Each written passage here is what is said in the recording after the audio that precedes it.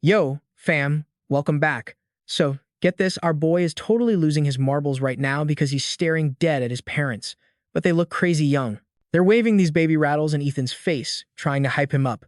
Like, what is even happening right now? Ethan is straight up confused. He honestly thought he'd already punched his ticket to the afterlife and respawned. But when Ethan tries to reach out to his mom, he realizes his hands are teeny tiny, and his body is basically useless. Looks like our boy didn't kick the bucket after all. Instead, he just hit the rewind button all the way back to when he was a 1-year-old diaper machine. That is some serious plot twist energy. Ethan's eyes are popping out of his head. This feels totally glitchy. How do you just time travel back to the start menu like that? Last thing he remembers, he was taking his final breath in the Abyss dungeon while Emily was sobbing and rambling about some miracle. Wait, did she actually pull off a legendary spell or something? She's got power levels rivaling the 12 thrones, so honestly, it wouldn't be a total shocker if she actually made it happen. But still, time travel? That's wild. Looking at his parents' stress-free faces, Ethan starts getting all choked up. The feels are hitting hard, guys. He never thought he'd see them again. In his past life, monsters took them out when he was just 6 years old. Since then, Ethan turned his trauma into fuel, becoming a total savage who lived just to slaughter every monster in sight. But now, he's got a second shot at life. And this time, he's gonna rewrite his destiny with his own 2 tiny hands. And so, Ethan's new life as a pint-sized toddler begins. Even though he's got all his memories and skills downloaded, the harsh reality is that physically, he's just a helpless rug rat. Basically, he can't do jack squat, except eat and sleep. But hey, it's his chance to turn things around literally and figuratively. Figuratively, he can dodge his tragic past. Literally, our boy finally learned how to roll over today. His big moment was hyped up by his #1 fan and personal cheerleader, Noah. Noah is his super cute older sister. But honestly, his memories of her are pretty fuzzy compared to how clearly he remembers his parents. There's only one moment stuck in his head in 4K resolution. The day the monsters attacked their family. She hugged him tight, using her small body as a human shield while sobbing, "Ethan, don't worry, I'll protect you." In this timeline, Noah is still the ultimate loving big sister. When she saw him roll over, she tackled him with a hug, rubbing her cheek against his and showering him with praise. "Oh my gosh, you're a genius, my precious baby brother." Noah is great, but she is definitely a little extra with the emotions. Time flew by, and suddenly Ethan is a 9-month-old who can sit up straight. That means it's time to start grinding and gathering mana. Mana is literally everywhere. Even if it's just a tiny bit, it's floating right there in the air. In his past life, Ethan's mana pool was basically empty, which made things seriously tough for him. So, if his baby body can handle it, he wants to start absorbing it as soon as possible.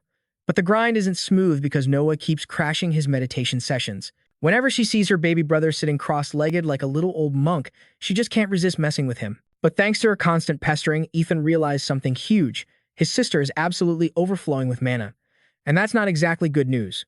If you have too much mana without control, you get mana condensation disease, which can totally wreck your health. Ethan isn't about to let that happen to his sis, so he decides he's got to teach her how to control that power. Poor Noah is totally clueless about the danger. All she wants to do is cling to her little brother and grow up together. Time kept zooming by faster than a greyhound on an espresso shot. Next thing you know, Ethan is 4 years old. He can do way more stuff now and spends a lot of time outside. You asking why? Because Noah drags him everywhere. She's basically a celebrity with the local kids and the neighbors. But unlike his superstar sister, the other Rugrats don't exactly roll out the red carpet for him. "Yo, Ethan, why'd you come?" "Nobody invited you." Speak of the devil, here he is. Check out the attitude on this kid. She clearly hates his guts. "I was dragged here against my will, you dummy, Minji." Ethan fires back. "I told you to stop calling me that. It's Ava, not Isabella," she screeched, almost blowing out Ethan's eardrums. Once Noah hit the playground, she immediately established her dominance as the boss of the toddler squad. The squad starts setting up a game of cops and robbers. Ethan is totally not feeling it. I mean, playing tag is kinda weird when you're mentally 36 years old. But then he catches a glimpse of his sister's beaming smile, and he thinks, maybe this isn't so bad after all. He decides to act his physical age just for her. The two of them ran around playing until the sun started to set. By the time they headed home, they were covered in mud from head to toe. But Noah looked absolutely stoked. Everything feels pretty chill. For now, they were just cruising along until they hit this sketchy alleyway and heard a low, menacing growl.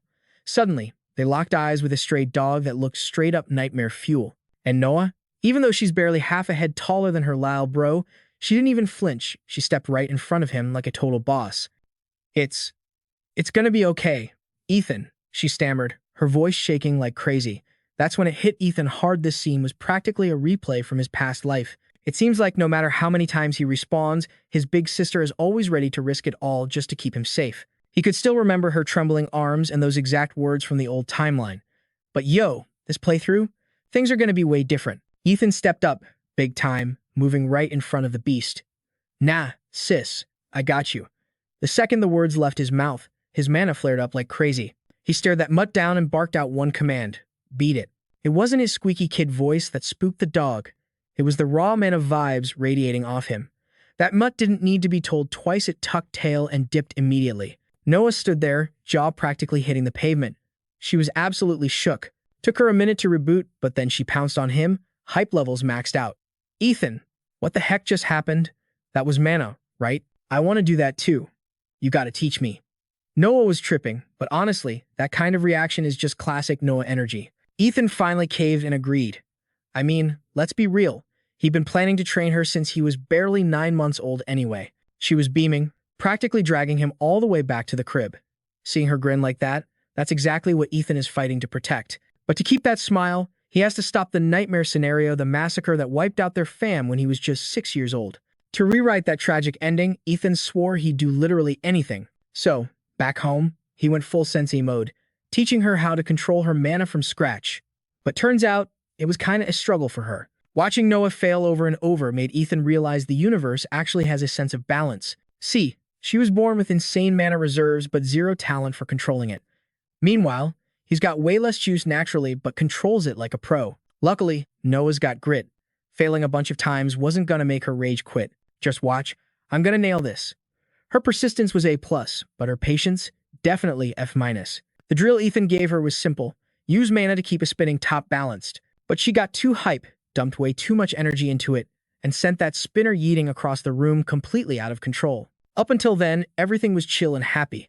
One night, while the fam was watching TV, Mom dropped the bomb. Since he's turning 6 next year, it's kindergarten time. No way, I'm not going, Ethan pouted, giving his best bratty performance. Excuse me, didn't you promise me? Mom countered. True, he had whined his way out of going earlier when he was tinier, but he did eventually pinky swear to start school when he hit 6. He couldn't believe it.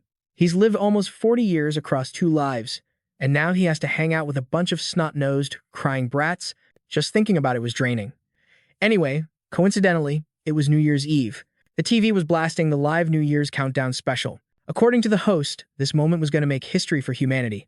The feed cut to a reporter broadcasting live from a helicopter. She claimed they were flying over the Dongmyo Shrine, the resting place of the ancient kings and queens of the Joseon dynasty. A new chapter in Korean history is about to begin, folks. Hearing that lady's voice made Ethan's head throb. A new chapter? Yeah, right, talk about overhyping it. Ever since humanity discovered how to use mana, everyone's been obsessed with trying to master it. They were so distracted they didn't realize that pooling all that mana together was basically a beacon. That's how the monsters started spawning in 1999. Right before the 21st century hit, the horror show began. People later called it the end of the century. The monsters broke loose and went on a rampage. It was a bloodbath. South Korea lost 30% of its population just like that. That's when humanity learned what true fear was. From then on, everyone lived in constant terror, never knowing when a beast might pop up next. In the blink of an eye, the government and the laws we knew, totally useless. The only thing that mattered was raw power. Basically, mana became the new world order. Real power in Korea shifted to the super rich, the chaebols, and the players with insane mana, guys like Ethan in his past life. With these new power players rising up, the old government got wiped out. But before things stabilized, the body count was astronomical. Comms went down everywhere. People in remote areas were sitting ducks, just waiting for the monsters to come make them dinner. But yo, right in the middle of all that despair, a tiny spark of hope finally lit up. That right there is the absolute queen, Emilia. Her face is literally blowing up every TV screen across the nation right now. She used to be a massive A-list celebrity, but talk about a glow-up now, she's the first-generation goddess protecting all of Korea. The reason she snagged that goddess title, she's got this insane ability to lock down mana explosions and scatter them like they're absolutely nothing. They call her ability White Grace. And the crew guarding the temples, they're basically the nation's swords, rocking the legendary title of the 12 Thrones. Now, on paper, the Mana Management Association is supposed to be the one calling the shots for these players. But let's be real, the actual heavy hitters went ahead and started their own guilds to run things their way. Amelia isn't just stopping monsters with that rare destiny gift. She's controlling public opinion too. That's how she became the first ever to claim a seat on the 12 thrones. It didn't take long for the rest of the big names to pop up and fill out the roster. These players are basically double-dipping, holding the throne title and running guilds. They're using the association's clout plus their own muscle to rule over every other player in the server. Right at this very second, Amelia is looking absolutely snatched in traditional gear, standing super serious in front of a magic orb at the temple. She's like, "Yo, gods of heaven and earth, slide us some of that power so we can protect this hood." The second she shuts her mouth, that orb just explodes with this blinding blue light. The glow spreads fast, blanketing the whole city before wrapping up the entire country like a giant shield. Cut to the news reporter in the chopper. From that bird's eye view, the blue magic looks totally epic. She's yelling into the mic, "Guys, you are seeing this live." A massive barrier just popped up right in front of us. This dome is literally mana-proof, covering all of Seoul right now. Sophia is losing it with excitement, sprinting to the balcony to get a better look. Ethan tags along behind his big sis, and okay, I gotta admit, the view is pretty sick. It's night, but the sky is glowing neon blue, way cooler than streetlights. Mom and Dad look up, clasp their hands, and start praying hard. Finally, we can chill in peace. Big thanks to the goddess. Every family on the block is doing the same thing. Sophia copies the rents and forces her little bro to put his hands together too. But he knows it's all cap. Praying won't help because gods, yeah, they don't actually exist. He remembers his past life clearly. When the apocalypse hit back then, all the so-called gods were already wiped out. As the blue glow fades out, Sophia is still focused, whispering, "Please, goddess, let our fam stay happy together." Ethan stares at his sister and cracks a little smile. Then he actually clasps his hands and sends a prayer to the goddess of time, begging for a happy run in this life. Boom. Time skip. Another year flies by, and our boy is now 6. The tragedy that destroys his family is creeping closer, but first, he can't escape the nightmare of kindergarten. Day 1, and this teacher named David is way too hyped to welcome him. Of course, the first thing they do is the introduce yourself segment. Ethan stands up there, looking at these brats, totally hating his life. "Sup, I'm Ethan, 6 years old. Let's hang later." That was it. Short and sweet. David keeps waiting for more, then awkwardly goes, That's a bit brief, huh? Don't you want to share more? I bet the squad wants to get to know you." But Ethan has zero interest in bonding with these toddlers, so he just shuts that down. Then the drama starts. He's stuck in the same class as Kim Min, aka Mia. The kid sees him and instantly starts screaming, "What are you doing in my class?" "Oh, hey Mia. You stuck here too." Ethan fires back just to troll him. Kim Min blows his top like a mini volcano. Dude has absolutely zero chill. Teacher David sees the beef brewing and jumps in to play peacemaker. After that awkwardness, it's finally free time before lunch. David thought Ethan would be a loner, but nope. The other kids are all over the new guy like ants on candy. They're hitting him with a million questions. "Where's your crib? How many in your fam? What's your vibe?" Ethan is getting a massive migraine. This is exactly why he hates kids. He barely manages to slip away. He wanders around the kindergarten and finds the reading corner. Finally, some peace and quiet. He grabs a random kid's book just to kill time. Turns out, there's a cute girl chilling there with a book too. He barely notices her until a gang of loudmouths barges in, wrecking the silence he worked so hard to find. Leading the pack is James, the head honcho of the playground bullies. Trailing him are his 2 lackeys, Robert and William. "Yo, you reading again? That's for losers. What's the fun in that? Yo, Emma, you got 0 squad goals or what? Why are you always chilling by yourself?" Choi Wook shouted, making sure everyone could hear. That poor girl, Emma, looked straight up, terrified the second she saw him.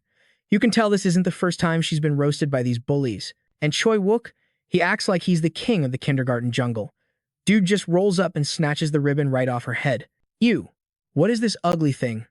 Emma jumped up, trying to grab it back. "Give it back. My dad bought that for me." But the kindergarten mafia wasn't going to let her off that easy. It ended with Emma crying and begging for her stuff back. Total cringe behavior from them. Choi Wook and his 2 minions were cracking up like it was the funniest thing ever. So immature. That's when Ethan, who had been chilling in silence, finally dropped a comment. Now, for a 6-year-old with an ego the size of a skyscraper, Choi Wook got triggered big time. Look at him. He is steaming mad. "Yo, what did you just say?" He glared daggers at Ethan. But this kid has zero clue he's messing with a literal scary grown man trapped in a toddler's body. If he knew, he'd probably pass out from fear right now. Ethan slowly stood up and walked over to Choi Wook. "I said, you're acting like a total baby. You think this is funny?" Choi Wook lost it. He balled up his tiny fist and swung it right at Ethan's face. Ethan didn't even sweat it. He just tilted his head and dodged. Smooth. You can tell Choi Wook has had plenty of practice beating up other kids, though, but punks like this need a serious reality check. Bam! Ethan landed a kick that sent the kid flying backward to eat dirt. Then he grabbed the red ribbon and handed it back to its owner. Here you go. Don't let those losers snatch it again. Meanwhile, Choi Wook was getting helped up by his little lackeys. His butt was probably hurting like crazy, but his pride hurt more. I'm gonna make you pay for this. Classic villain line. Ethan just shook his head. He couldn't believe a 6-year-old was actually talking like a mob boss. He turned around and gave the kid a death stare.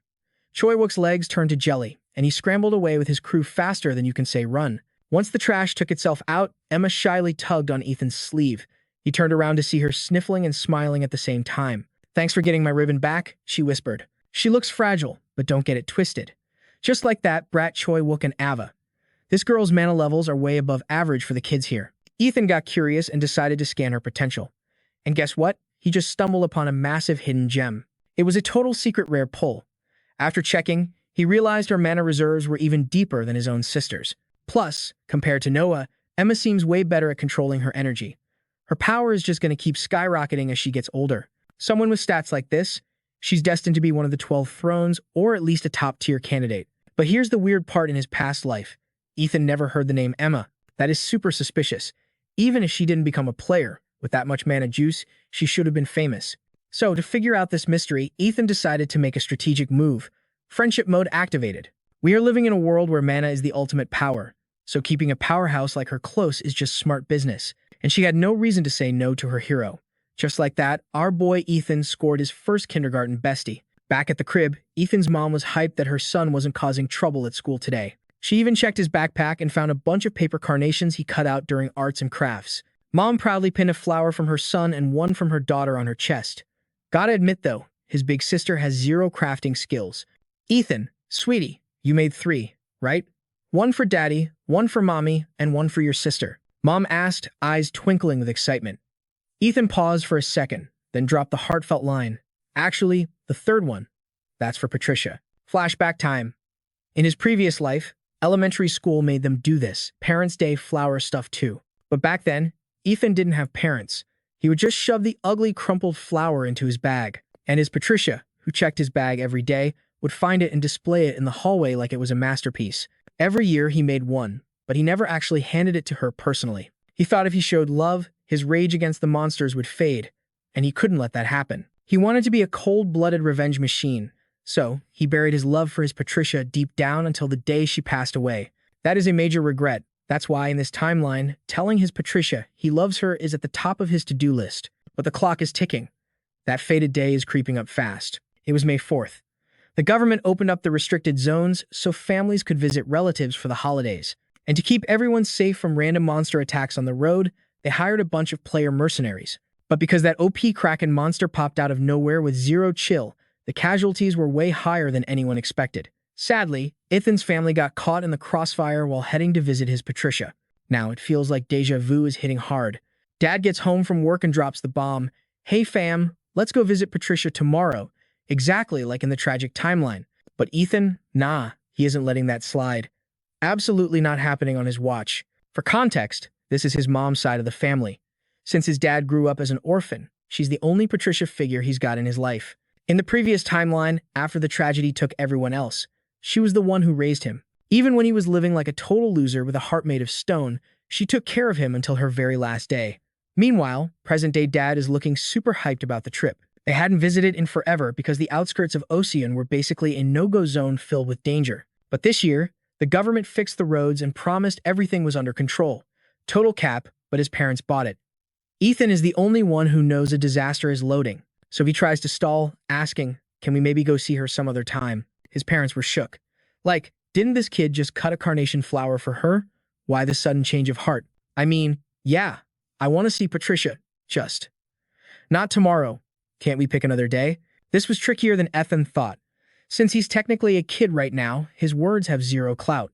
He has to play the part perfectly so his parents don't get suspicious. If he pushes too hard against going tomorrow, they're going to start asking questions. So Ethan turned on the acting skills. Since Children's Day is around the corner, he pulled the I want to go to the amusement park and ride the Viking ship card. They said the park isn't even that far from our house. His little sister, Sophia, immediately backed him up. The parents were just happy to see their kids actually excited about something for once. Before this, both kids were too terrified of the monsters outside to ever want to leave the house. With the kids teaming up, the parents caved. Plan B, amusement park tomorrow instead of Patricia's. Mom even offered to pack a lunch. What do you guys want to eat? Sandwiches and fried chicken. Sophia was jumping up and down with joy. Ethan let out a silent sigh of relief. Mission accomplished. Even if he couldn't keep the Kraken locked up, he at least stopped his family from running into it. First step to changing the future? Check. But there was one thing Ethan forgot about. The butterfly effect. Turns out, his little detour messed with the timeline way more than expected. Suddenly, Mom's phone rings. I don't know what the person on the other end said, but her face went pale, and she looked like she was about to burst into tears. She hung up and dropped the bad news. Patricia just collapsed. This made zero sense to Ethan. In his past life, Patricia was healthy as a horse. Either way, his plan was officially ruined. With her mom hurt like that, there was no way she wasn't going to visit immediately. Dad insisted on driving them. Seeing Ethan's dark expression, Mom assumed he was just salty about canceling the amusement park trip. She kneeled down to look him in the eye and tried to comfort him. Ethan, sweetie, Patricia isn't feeling well. I know you really wanted to go to the park, but can we save that for another time? Ethan was spiraling. He tried to fix the future, and Patricia got hurt because of it. If he keeps messing with the timeline, things might get even worse. Was there really no way to stop his family from walking right into that Kraken? If he can't save them, what was the point of coming back to life? He was stressing so hard he could barely breathe. After thinking it through, it hit him. The only variable in this timeline is him. He's not the same useless kid anymore. He's been stacking mana since he was 9 months old and has all his battle experience from the previous life. If he can't stop the encounter, there's only one option left. He has to fight that monster himself. Before we get into the action, let's break down the Mana Association's monster ranking system. Rank 9 is for the pests that pollute the environment or spread diseases. Rank 8 includes monsters that pose a physical threat to everyday life. Rank 7 monsters commit mid-level crimes like robbery or murder. Rank 6 are the ones that can shut down city administration tasks. Whether solo or in a group, monsters that invade human territory or have that level of firepower fall into Rank 5. Rank 4 monsters can control swarms, harm people, and actually threaten the human economy. Rank 3 is where it gets scary. These things can paralyze government operations and are treated as living disasters. And even higher is Rank 2.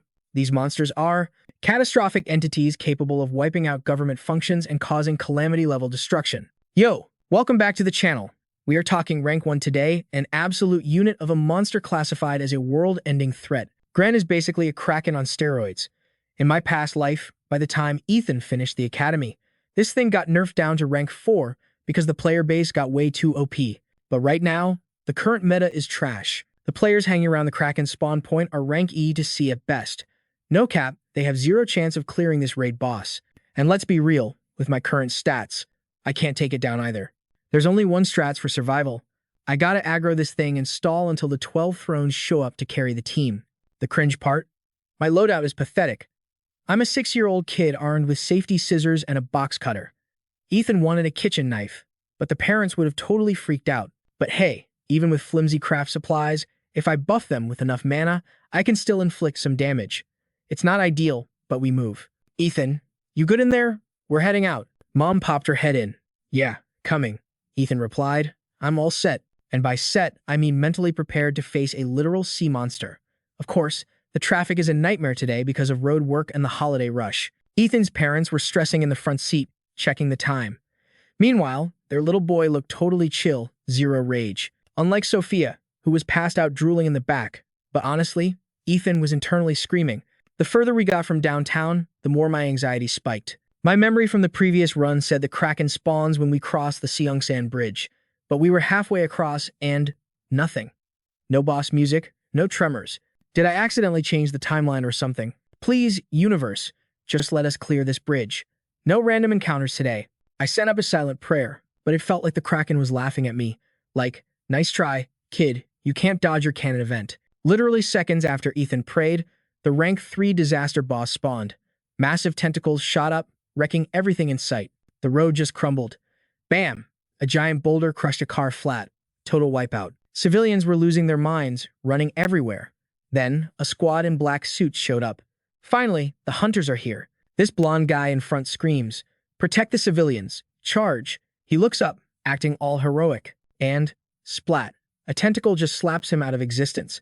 Guy is barely moving, hand trembling in the air. His squad saw that and instantly lost morale. One guy yelled, "You cowards! If you bail, we're all dead." Camera cuts to Ethan's family inside the car. Ethan's dad's voice was shaking. "We gotta bail. It's chaotic out there, so stay sharp. Don't worry. Trust Dad. If we keep cool, we can evacuate safely."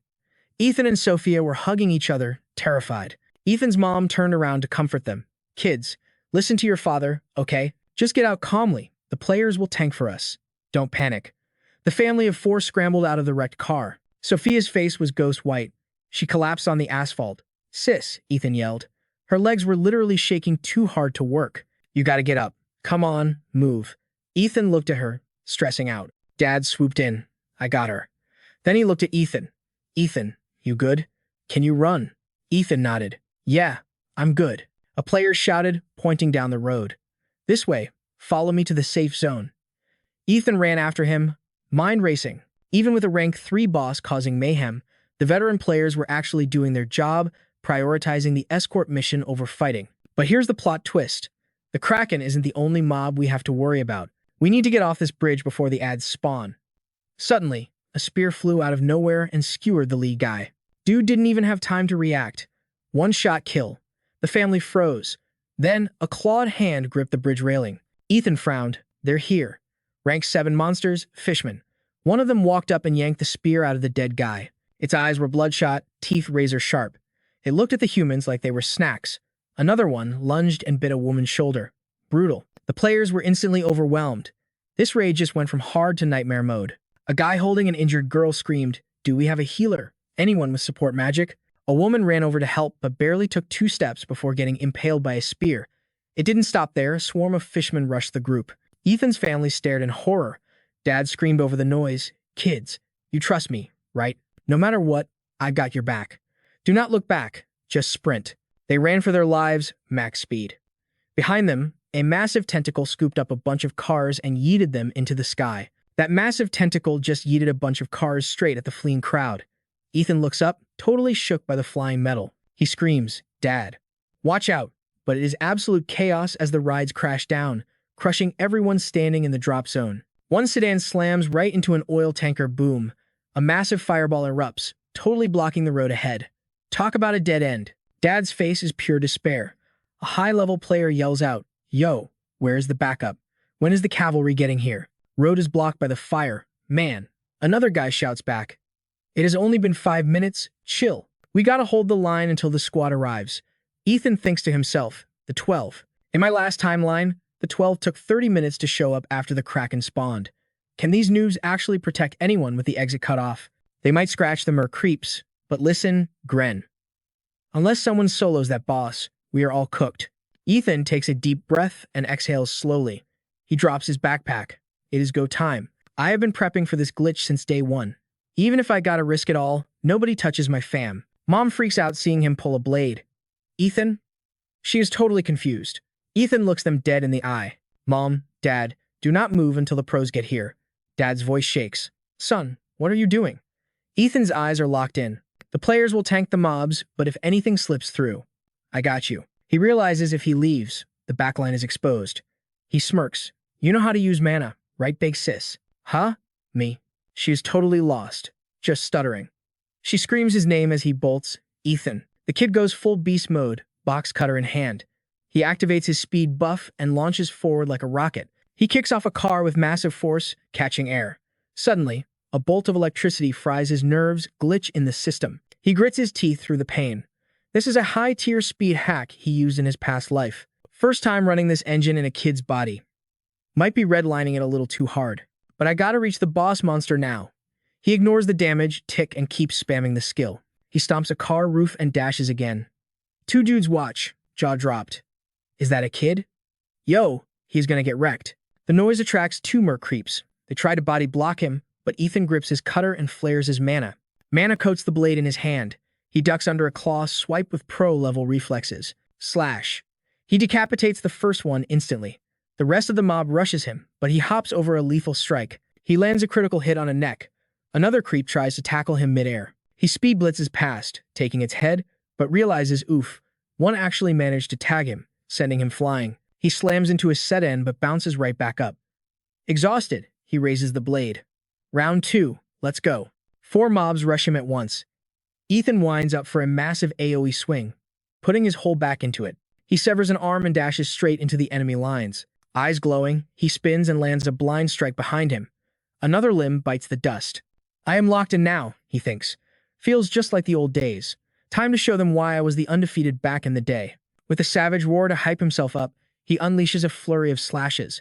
The whole mob gets deleted instantly. He sticks the landing, but a camper hiding under a car opens its nasty mouth to bite him. Ethan hops the bite and drives the blade straight into its skull. Sit down. Another sneak attack from behind. A spear flies, but Ethan intercepts and slices the monster clean in 2. But his box cutter finally snaps. Trash durability, he scoffs, tossing it. Guess it is time for the backup plan. He pulls out scissors. No worries. He snaps them into dual daggers. Ethan hits the turbo button again and zooms off. He skids to a halt on a car roof. The massive tentacle boss is right there in front of him. He squares up. I am taking this thing down with office supplies. The monster raises a tentacle loaded with cars to smash him. Ethan hits the gas to dodge. He steps right onto the tentacle and runs up it like a vertical highway. He launches himself sky high, staring straight into the monster's ugly mug. He stabs both blades in and surfs down the beast's skin, carving a massive gash. Ripping one blade out, he strikes again with max power. Another tentacle swings in, so he lets go to freefall to safety. He hits the ground with a perfect superhero landing. 0 damage taken. He looks at the bent blade. This gear is toast, he thinks, tossing it without a second thought. He grips the last blade tight, all in on this one. Is my mana bar seriously blinking red right now? Ethan darts to the side, barely dodging a massive tentacle slam. Instead of retreating, he goes full parkour mode, running straight up that slimy limb. He ducks under another swipe, smooth moves. Then he dives down, raising his giant scissor blade high. Ethan screams like a beast, putting every last ounce of strength into this strike. But out of nowhere, wham, a tentacle blindsides him. He couldn't even react. He takes a direct hit to the face and goes plummeting down. Ouch, that's gotta hurt. He hits the ground and immediately backflips to safety. He's gripping that blade tight, but let's be real, the guy is running on fumes.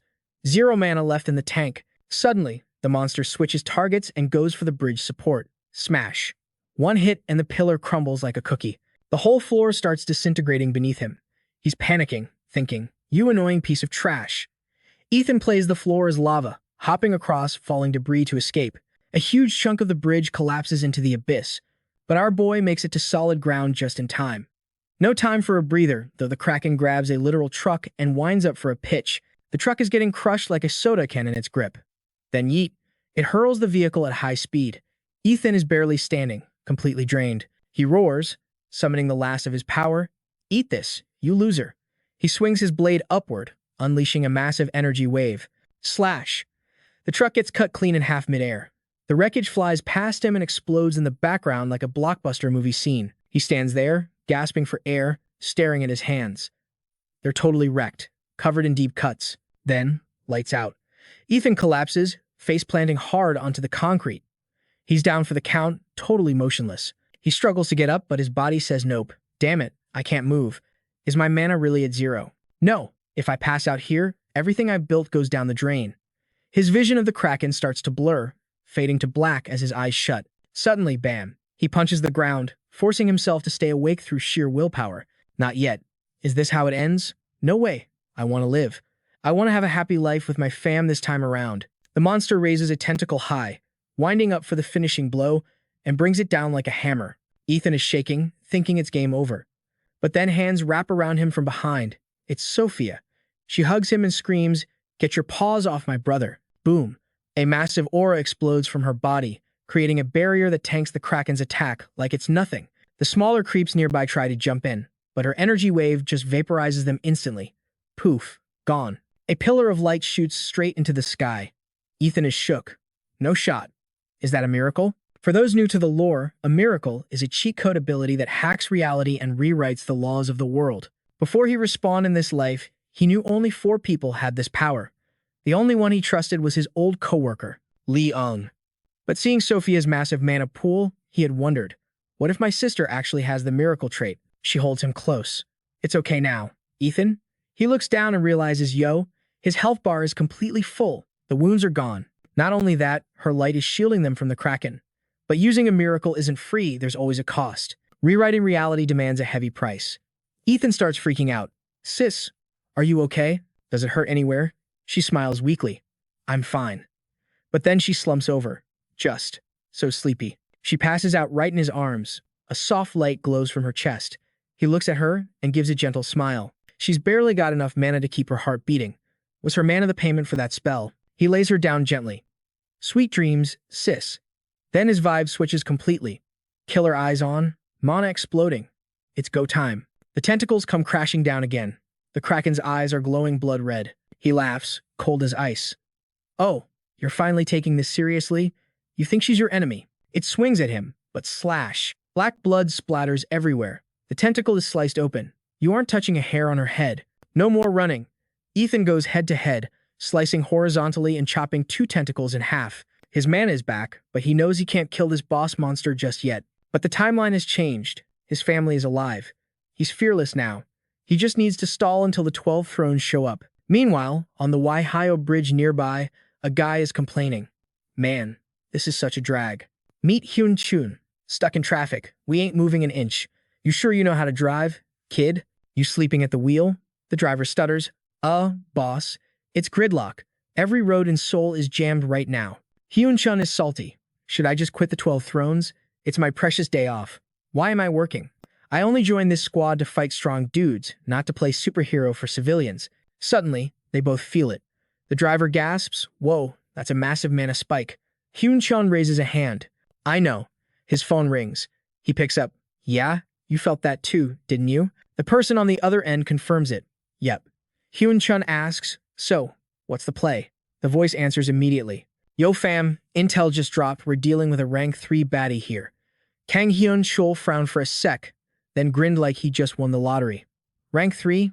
Let's go. Where's it at though? The driver was shaking in his boots, terrified. Like, there's a monster loose and this dude is hyped.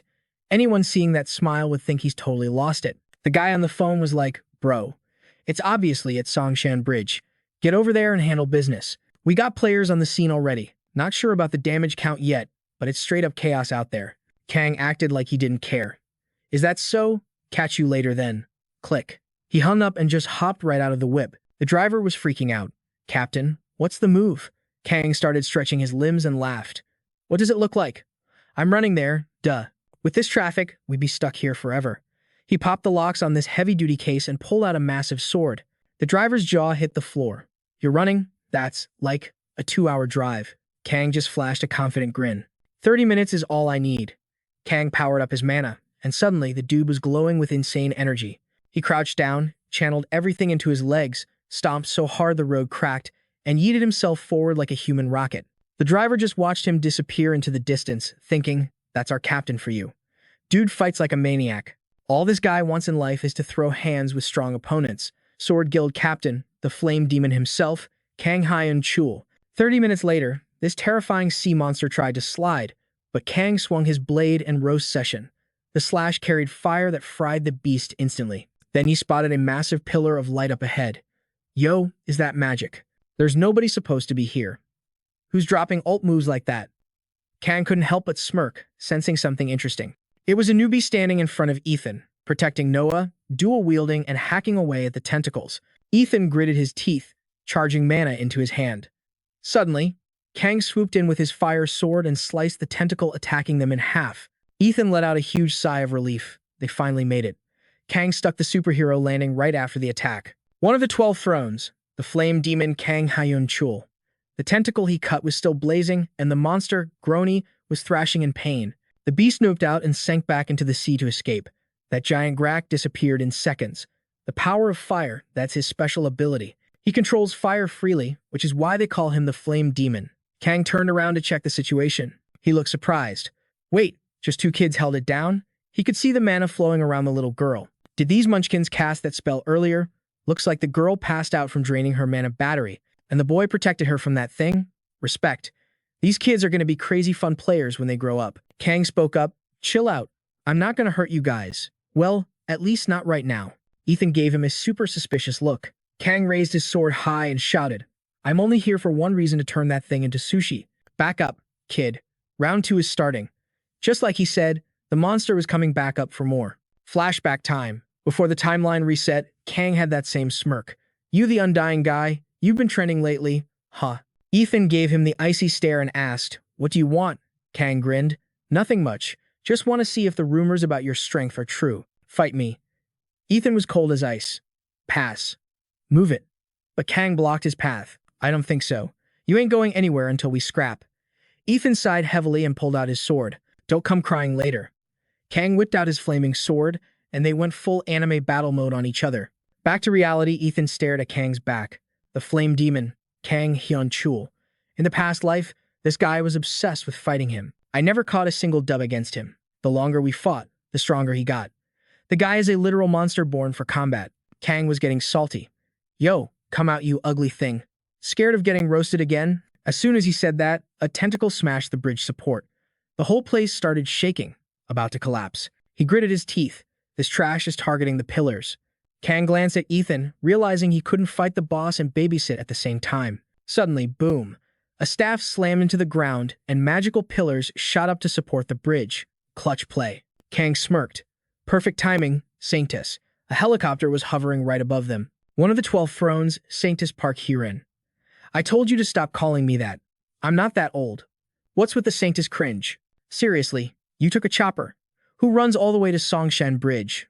Kang pointed and laughed. Hey, as long as I get to the party, right? Park Herein sighed. Yeah, you're always right. Rescue team is inbound, so just focus on taking down Grony. Focus on the kill. With her support magic, Kang instantly got a massive power buff. He got grumpy about it. I don't need your buffs. Herein snapped back. Shut up. You get a buff and you still complain. Kang shouted. Fine. You handle the daycare then. She immediately turned her attention to Ethan and the others. Park Heron hollered back. On it. But yo, the water started vibing weirdly. Boom. Kraken's back, waving those creepy tentacles like it owns the place. Hoon Cheon just cracked up, looking all hyped. Finally showed your ugly mug. He sprinted to the bridge's edge and launched himself like a human cannonball. Splashdown. Massive explosion. But peep this, under the surface, there's this glow up. That's Hoon Cheon's fire lighting up the deep. Dude is literally burning underwater. He surfaces looking like a boss, enveloped in flames and walking on water like it's a sidewalk. Every step he takes leaves a fiery footprint. The Kraken wasn't having it and swung a tentacle straight at him. Hoon Sham looks up, totally unbothered. The tentacles knotted up, coming at him from 4 different angles at once. Trap City. He gave a savage smirk. Weak sauce. He raised his sword high. Get wrecked. Loser. Wham! He slammed that flame sword down, unleashing crazy high temps. The Kraken got roasted literally. Screaming in agony, thrashing around. Hoon Cheon just stared daggers at it as his flames faded out. Ice cold. Unha was buzzing. Finally, the big bad squid is taking a dirt nap. Chopper touches down and Park Heron rushes out, panicking. Hey squad, you good? Don't trip. I'll drop a healing spell right now. Then she froze. These kids were spotless. 0 scratches. She's thinking, wait, was that magic from earlier a straight up miracle? A miracle healed them? That's sick. Park Heron couldn't help herself. She reached out to check. Unha's vibe switched instantly. Don't. His eyes were screaming murder. Do not touch her. Heron turned pale. The intensity was real. How does a kid have that much killer aura? She was shook. Who even are you? By then, the rescue team was swarming. Park Heron shook it off. Medics are here. Let's get you to the hospital. Yoon-ha scooped up Yoon-ah and looked up. Breaking news, at 5 p.m. today, a giant octopus monster crashed the Songshan Bridge party. Tragically, people didn't make it. Rescue ops are underway, and the goddess administration dropped a statement about the tragedy. Yoon-ha sat there, zoning out at the TV, looking totally bummed. Yoon-ah was still out cold in the next bed. He remembered she was running on fumes, total mana burnout. 1 mana shot and she'll bounce back. Don't sweat it. He cracked a small smile. It's over. No one died on his watch. I actually changed the timeline. Suddenly, a voice snapped him out of it. Unha. No Unha. He whipped his head around. It was the Rents. Mom and Dad looked like they were about to have a meltdown. Unha started sweating bullets. I'm so dead. Unha looked down, avoiding eye contact. His mom spoke up first. Baby, are you hurt? He mumbled, Nah, I'm good. Dad chimed in, and Unha pointed. She's just crash-napping from low mana. She's getting treated. Dad let out a huge sigh, then his face went red. Rage mode engaged. No, Unha, why did you bail and ignore us? Unha shrank back, muttering sorry. But inside he was like, wait, Why am I apologizing? I saved the fam. This is the best ending possible. Everyone survived, so I shouldn't feel guilty. He slowly looked up. Yoon-ha froze. Their eyes weren't just mad. They were terrified of losing him. Mom looked like she was going to lose it. Yoon-ha was confused. They didn't care about the win. They wanted to know why he ran straight at a giant monster like a lunatic. I know how much it hurts to lose family, but I just did my own thing without thinking about how they'd feel. Stuttering, he finally got it out. I'm sorry. I messed up. Won't happen again. Tears started flowing. Mom smiled through her own tears and reached out. Come here, you. He dove into her arms. Dad wrapped them both up in a bear hug. Don't ever scare us like that again. You have no idea how worried we were. Eun-ha was sobbing now. Okay, no more fighting monsters for a bit. Time to live like a normal kid. That's what they really want from me. Next morning at the hospital, Dad laid down the law. Eun-ha, we're doing paperwork. You sit right here and wait. Do not move. He nodded like a good boy. Got it. Even if the world ends, I'm staying put. Eun-ha thought, yeah, their trust in me is in the toilet. So, just sitting here, Eun-ah was still snoozing. Bored out of his mind, he popped a snack in his mouth. Instant bliss. Oh man, that hits the spot. He reached for more empty bag. Seriously, I burned so much energy. My body is screaming for sugar. Suddenly, a hand extended a cookie. Eat up, kid. Eun-ha grabbed it, beaming. Yo, thanks. He looked up and froze. It was Hoon-chan. Eun-ha's jaw dropped. The guy just casually opened the wrapper. What? You got beef with chocolate cookies? Hoon-cheon smirked and held the cookie up to the kid's face. Ethan's just chilling with a cookie in his mouth, thinking, is this dude really about to croak? Because he looks totally fine to me. Honestly, he should be losing his mind right now, unless he was already back crazy from the start. Hun-cheon gives a smirk and asks, Yo kid, how old are you? Ethan keeps it cool and answers, I'm 6. The guy crosses his arms, surprised. 6. Dang, you're tiny. What about your sister? Ethan replies, she's 10. Hun-cheon presses on, name. Ethan frowns, super suspicious. Why do you want to know her name? The guy points a finger.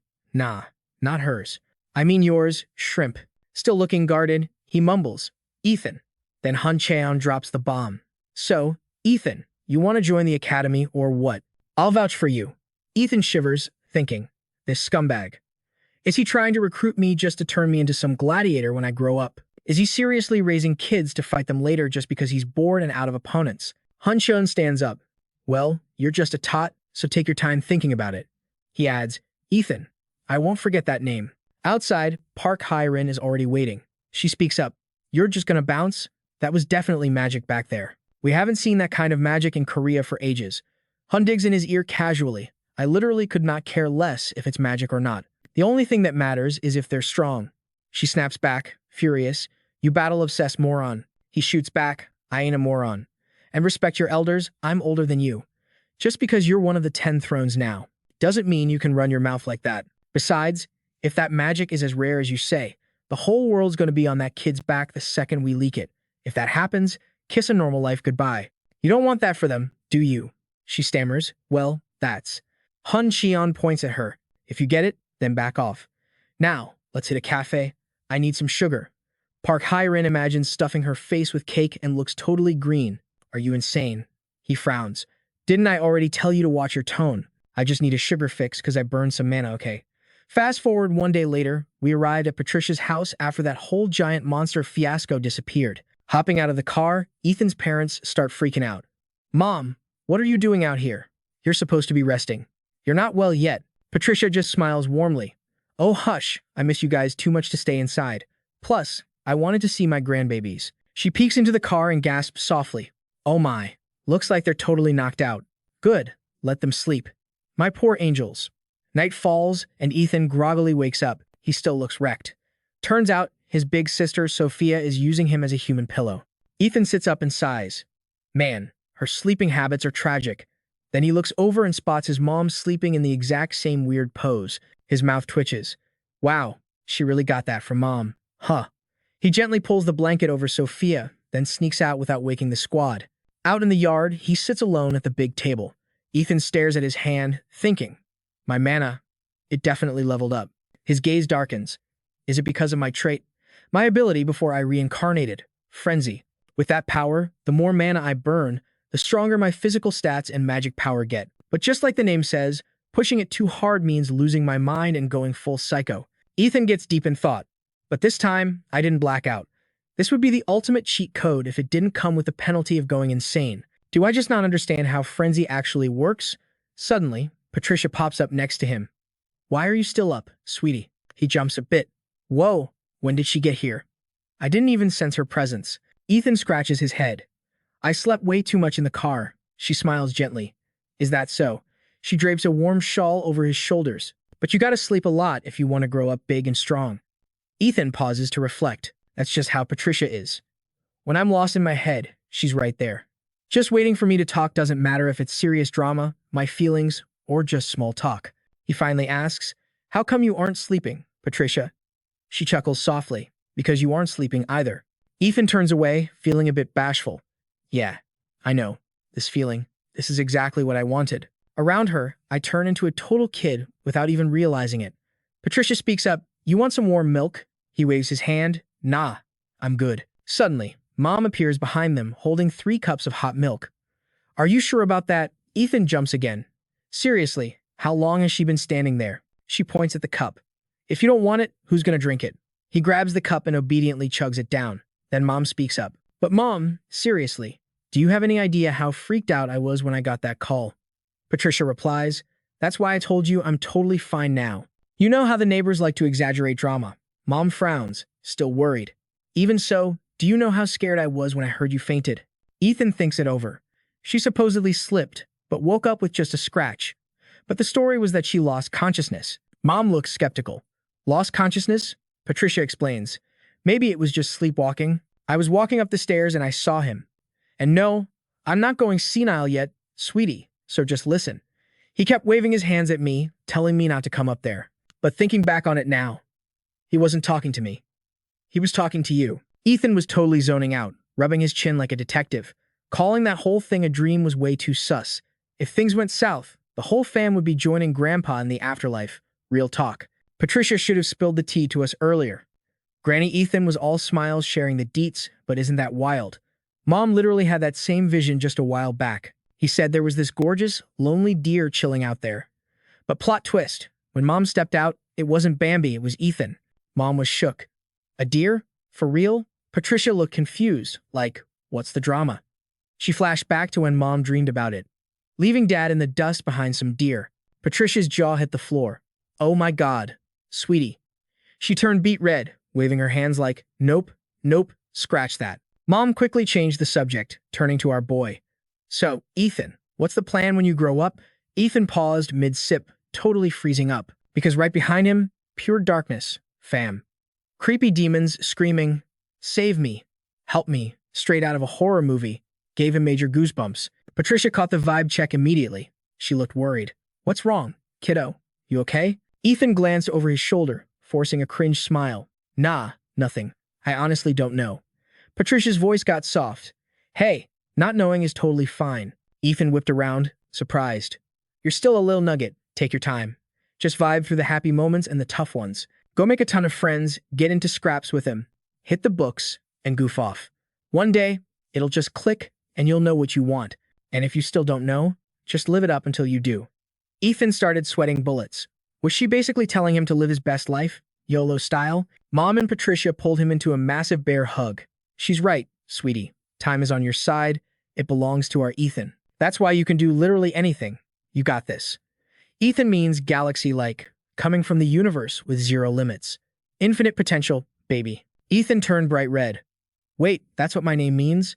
Patricia looked at him with heart eyes, super affectionate. Mom's gonna be your biggest fan, no matter what. Patricia chimed in, and I'm Team Seon-ah all the way. Shout out to Patricia. Suddenly, Sophia yelled from inside, I want milk too. Everyone cracked up. Sophia, you finally awake? Come get some leftovers. She beamed, yelling, yes, yes. Ethan watched them, grinning like a fool. But mid-convo, a memory hit him like a truck. He handed over some flowers. Here, Patricia. She was totally surprised. Gee, thank you, sweetie. I'm putting these on the shoe rack to show 'em off. Ethan thought. Near the entrance? She just wants to flex on the neighbors. She doesn't know the truth, right? Whatever. I don't even care. Let's just make some dope memories together. Patricia, thanks for raising me. A soft image of his kindly Patricia popped into his head. One afternoon at the house, Dad's voice boomed out. Yo, family meeting. Ethan, Sophia. Guess what? You're getting a sibling. Both of them gasped. Say what? Sophia was hyped. Another baby? For real? Yep. A new player 3 is joining the game. Suddenly, Mom looked at Ethan and saw him literally shaking. She touched his shoulder, worried. Ethan. He looked up, bawling his eyes out. Thanks, Mom. Thank you so much. This is the GOAT moment of my life. The absolute best. Dad scratched his head. Awkward. Kid, chill. People gonna think you're the father acting like that. The whole fam burst out laughing. Wholesome content. Cut to do in kindergarten. 3 little girls came sprinting in. Pochi's here. Did you miss Mommy? Ethan, wearing dog ears, was on all fours. Totally dead inside. No Ethan. Current status, 7-year-old walking calendar. The kid started patting his head. Is Pochi sad? Why you crying? Don't cry, Pochi. He turned red, furious. I ain't crying, you noobs. Damn it. Suddenly, Min piped up from the side. I don't get why you guys think Pochi is cute. I wish we could just dumpster him. Look at that mutt. Ethan gritted his teeth. Min, that witch, always roasting me whenever she gets a chance. She huffed. Want to get yelled at? I'll snitch to the teacher. Ethan remembered getting caught napping earlier. This is driving me nuts. I was sleeping peacefully and got tossed into this monster pit. Just then, another girl walked in. Hey kiddos. Honey, Daddy's home. While the toddlers were distracted, Ethan hit the dash. Peace out. Outside, Ethan ripped off the ears and sighed. Man, I'm beat. Then he spotted someone, Hajang, sitting alone with a book. He hid the dog ears. Yo, watch a reading? She smiled. Sherlock Holmes. I'm totally obsessed lately. He rubbed his chin. Sherlock, huh? Isn't that where he and Professor Moriarty fall off the waterfall and die? Hajang went pale as a ghost. Excuse me? Ethan flinched. Crap, spoiler alert. Her face crumpled like she was gonna cry. You are so mean. I haven't even finished it, he laughed nervously. My bad. But hey, he comes back to life in The Return of Sherlock Holmes. That just opened the floodgates. Ethan, you're the worst. Realizing he messed up, he bailed. Mission abort. Sorry, seriously, my bad. Ethan ran off to find a new spot, but stopped dead. A voice caught his attention. No biggie, just another nosebleed. So unfair. Freaking heck. Next time, I'm gonna wreck you. Some kid looked up and locked eyes with Ethan. Perfect timing. I was just trying to figure out who the alpha of this class is. The other kids started whispering. Ethan's finally gonna fight? Who's stronger? Ethan smirked. What kind of trash TV are these toddlers watching? Don't forget to subscribe to see who wins. The squad started circling up around the two of them. Michael dramatically whipped out his plastic blade. He pointed it right at Ethan, dropping that this town ain't big enough for both of us vibe. I'm ending our destiny right here, bro. Ethan gripped his sword, totally speechless. Like, are you serious right now? 2 goons behind Michael started hyping him up. Finish him in one shot, dude. Show him who the real alpha is. Ethan just smirked at these rugrats. Then some kid screams from the sidelines, take Ethan down. I'm sick of the girls simping over him. Ethan thought, wait, that's your beef? Seriously. Minji started shouting too. Ethan lit up finally, some support, or so he thought. She makes a throat-slitting gesture and mouths. Drop dead. Ethan let out a heavy sigh. Right, classic Minji behavior. He felt a little salty. 0 fans in the crowd. He looked at Emma for hope, but she just burst into tears, screaming, I hate you, Ethan. That hit him right in the feels. He gripped his plastic sword tight. Fine, if I'm gonna be a loner, I'll be the villain. His eyes went dark. You guys asked for this. In his head, they were gladiators in a coliseum. The kid charged in, screaming, die, you demon. Ethan stood completely still, ice cold. He gently parried the kid's attack like it was nothing. Then bam! With a massive smack, he sent Michael's weapon flying. The sword spun in the air while the kid just stared up, helpless. Ethan didn't waste a second. He dashed past, slashing across Michael's waist in one smooth motion. The enemy sword hit the dirt right as Ethan struck his pose. He didn't even look back at the explosion, just slowly sheathed his blade. Pure main character energy. Michael clutched his stomach, trembling. Impossible. I would have won if I released my sealed powers. The kid coughed dramatically and flopped to the ground. Game over. Ethan stood there, soaking up the awe of the crowd. He turned back with a smirk. Good game. Nice fight. Suddenly, the mood flipped and the kids went wild. Whoa, Ethan is cracked. Did you see that? It's 'cause he plays house all the time. Yeah. Only Ethan could pull the Excalibur. Ethan blinked, totally confused. Say what now? Huh? They pointed at a toy sword jammed into a pile of Lego bricks. Nobody's ever been able to pull the Excalibur out. You got this, bro. Ethan scratched his head. Guess I'll give it a shot. He stepped up and grabbed the hilt. Yoink! He pulled it out effortlessly. The crowd erupted. He got the Excalibur. Ethan is the GOAT. Ethan, Ethan. He was dying inside. Please, stop. Cringe overload. Cut 2. A phone screen flashing, breaking news somewhere nearby in the park. Breaking news, a rank 7 goblin has been spotted. The Mark Roner Knights are on the scene, but reports say 2 of the goblins managed to slip past the perimeter. The Mana Bureau suspects they're hiding in high-traffic areas. If you see something, say something immediately. Back on the playground, the kids were playing freeze tag. Freeze! Minji tagged a girl to unfreeze her. Ethan watched from the sidelines, letting out a massive breath. He slumped under a tree. I am literally deceased. How do these kids have so much energy? He crossed his legs and pressed his hands together. Since the timeline has shifted, I need to stack up mana every single chance I get. Eventually, the whole world's gonna run on mana. I need to be ahead of the curve before everyone else catches on. Ever since that glitch, my capacity has definitely increased. Suddenly, 2 kids interrupted his grind. Yo, Ethan, you done recharging? Come play with us. Ethan thought. Do these kids have infinite batteries or what? Their stamina is actually terrifying. Just then, Mr. Tao walked up with a grocery bag. Hey crew, who wants ice cream? The game stopped instantly. The swarm attacked. I want melon. Watermelon for me. Ethan watched with a grin. Classic kids. Mr. Tao was getting mobbed. Easy. Easy. If you haven't grabbed one yet, come on up. Suddenly, 2 hands grabbed the same popsicle. Ethan and Minji locked eyes. Let go. Back off, you pig. This is mine. I touched it first. Why don't you let go? I said I was first. Oh my god, you're a boy. Why are you being so petty? What does being a dude have to do with ice cream rights? Mr. Tao looked exhausted. He snatched the popsicle away. All right, enough. Didn't I tell you guys? Friends don't fight. Crack. He snapped the twin popsicle right down the middle. He handed them each a piece. See? Problem solved. Sharing is caring. They completely ignored him and started chanting. Rock, paper, scissors. Winner takes all. Mr. Tao lost it. I said share, you little brats. They both turned pale instantly. Yes, sir. Behind them, Emma piped up. Teacher, where's On Hyuk? Mr. Tao blinked. Michael, I'm not sure. Maybe the garden? Minji replied coolly. I bet he's over there swinging that plastic sword around again. Why is he always such a loner? Ethan thought to himself. Special training has to be kept secret. Respect the grind. Minji rolled her eyes. What? Why do you want to deliver it to him? If he wants snacks, he should come get them. Emma blushed. But it's sad if he's left out while we're all eating together. Minji shook her head. Emma, your only flaw is that you're way too nice. Mr. Tao smiled.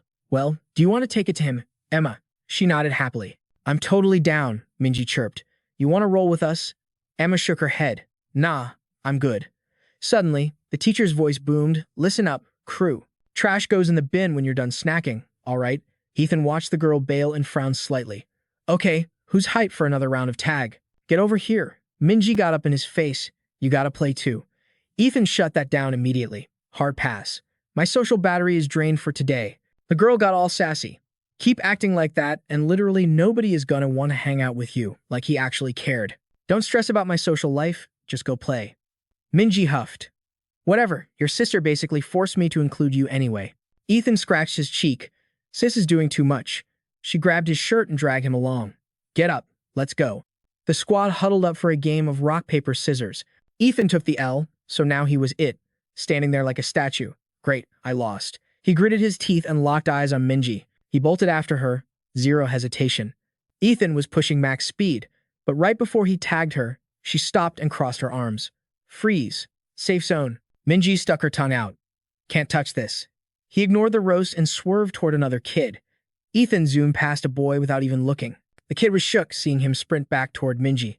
She was daydreaming and looked up just in time to see a blur. Ethan moved like a literal glitch in the Matrix. He whipped around, smirking. Tag. He tapped her shoulder to break the freeze. Minji gasped. No way. The curly-haired kid saw the play.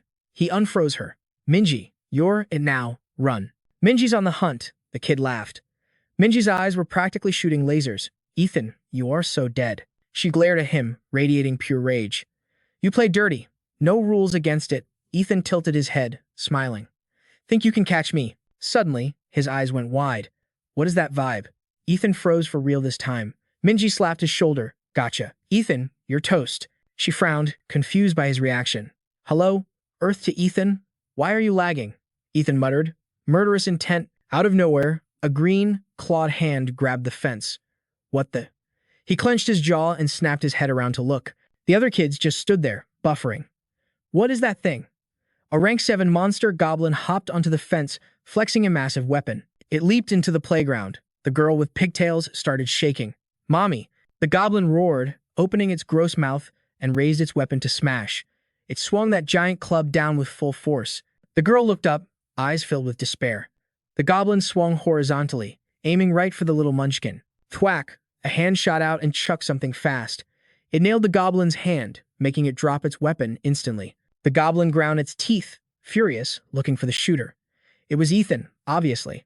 But behind him, another goblin was creeping up. Ethan sidestepped like a pro gamer. He frowned. Man, these guys are such a drag. Ethan gripped his popsicle stick. Gotta waste him and call for backup. He lowered his stance, ready to throw hands with the beast. In the distance, Mr. Tao came sprinting like his life depended on it. He slammed a broom right onto a goblin's head. Bonk.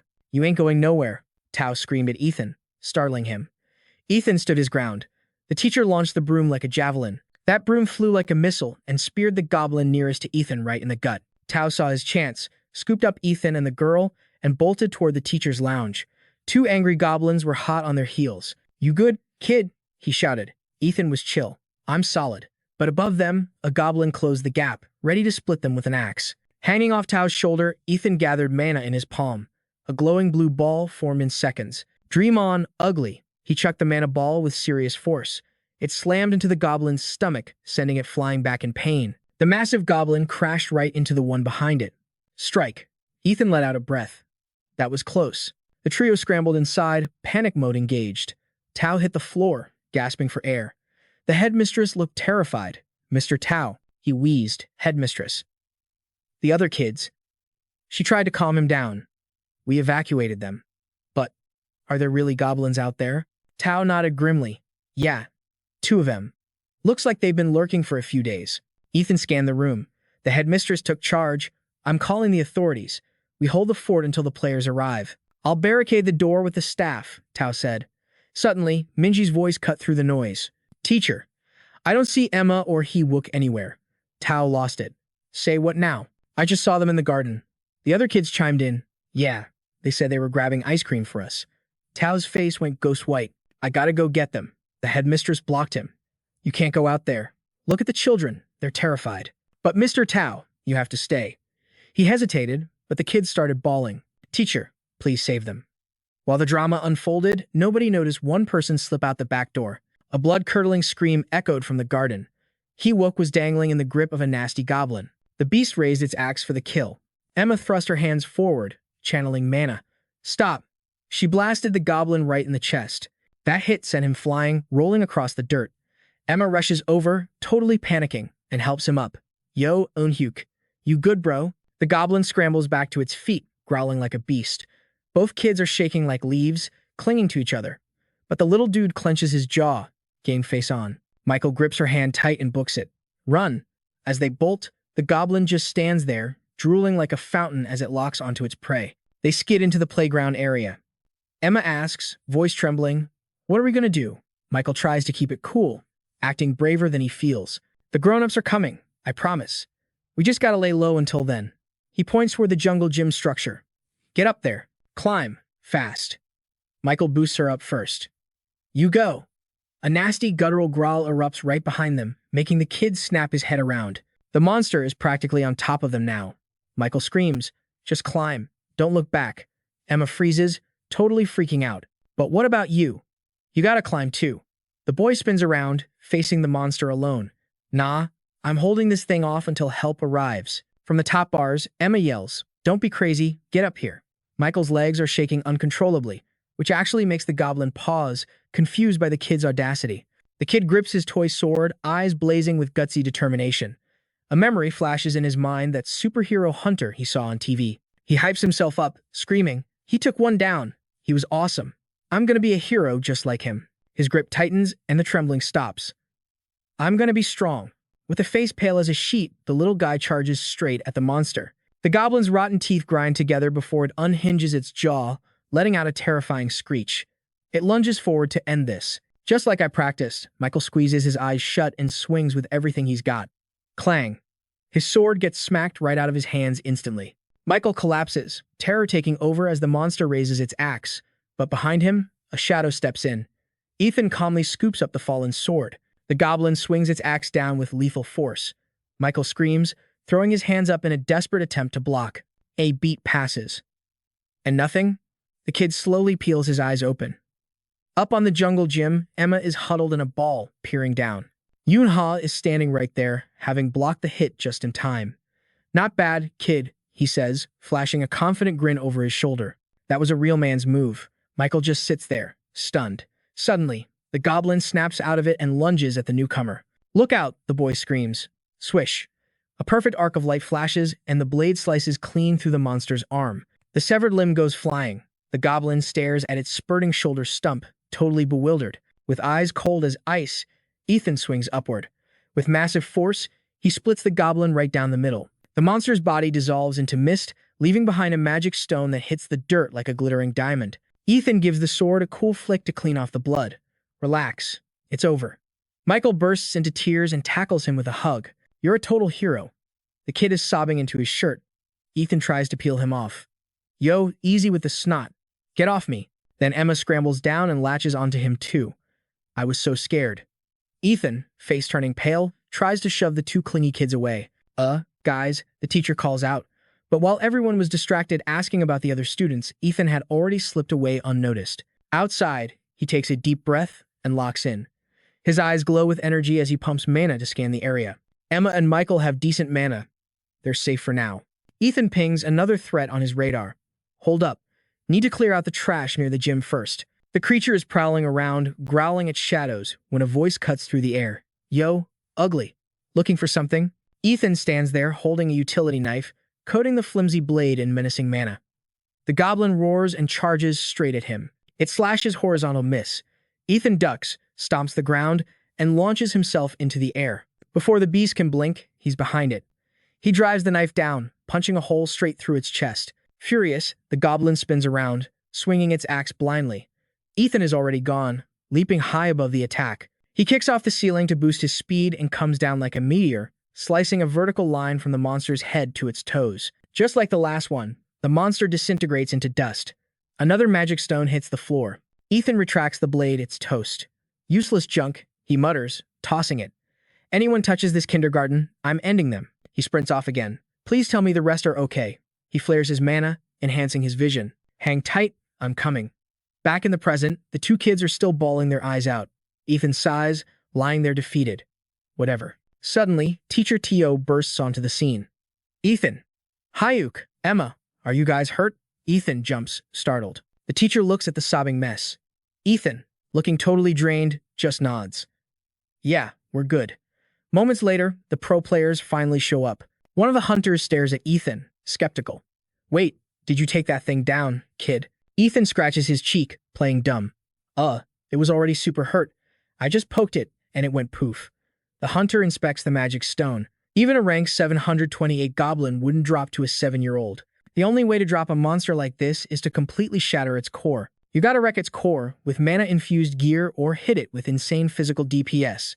He frowns, looking serious. "But yo, what about the mob in the hallway?" Ethan comes up with a quick cap. "Probably got wrecked by the one outside. Friendly fire, maybe? They threw hands, weakened each other, and you just finished the job. Guess they weren't besties." The player still looks skeptical. "Yeah, I guess." Cut to the award ceremony scene. We at the administration deeply apologize to Doe and Kindergarten for the recent glitch in the system. We promise to up our security game from now on. And now, give it up for today's MVP. Thank you, no Ethan. He accepts the Brave Kid certificate. Teachers and friends in the crowd are going wild, but he's having a flashback to his parents roasting him. Is the bridge incident not enough drama for you people? Write an apology letter right now. Ethan holds the paper, shaking like a leaf. So cringe. Someone whispers, "Smile, Ethan." He forces the most awkward grin ever. Fast forward to Do in preschool. Parents are swarming the place for pickup. Once upon a time, there was a Snow White with skin like a filter. Snow White Hyang. She had a heart of gold, So the 7 dwarves in the forest were total simps for her. The kids are totally in the zone, and Mr. Tao is working the mic as the narrator. Deep backstage, Ethan and Michael are waiting. The kid is freaking out. Captain, I'm glitching out here. What do I do? I blanked on the script. Ethan frowns. Bro, are you serious? You have literally 1 line. Right. You shouldn't eat it. Michael suddenly remembers. Oh yeah, you're the goat, Captain. You remember everything. Ethan sighs. The kid changed so much after the monster raid. Michael used to call him Warrior, but they agreed on Captain now. Michael points at himself, grinning with confidence. Watch this, Cap. I'm gonna show you how I slay. Ethan looks confused. Weird flex, but okay. Back on stage, Min-ji struts in playing the witch. Princess, check out this red apple. Looks bussin', right? Ha-yang, acting as the princess, gets hyped. So pretty, it looks dullish. The dwarves rush in to stop her. No, princess, don't take candy from strangers. That's right, that apple is sus. Don't eat it, princess. Michael starts shaking, then he screams. That's right. Michael points and yells so loud he jump scares the kids next to him. Even Tao, narrating, freezes up at the chaos. Dead silence on set. Then the whole audience bursts out laughing. Ethan sighs from the wings. Dude's acting like a robot. Min-ji gets mad and yeets the apple hard.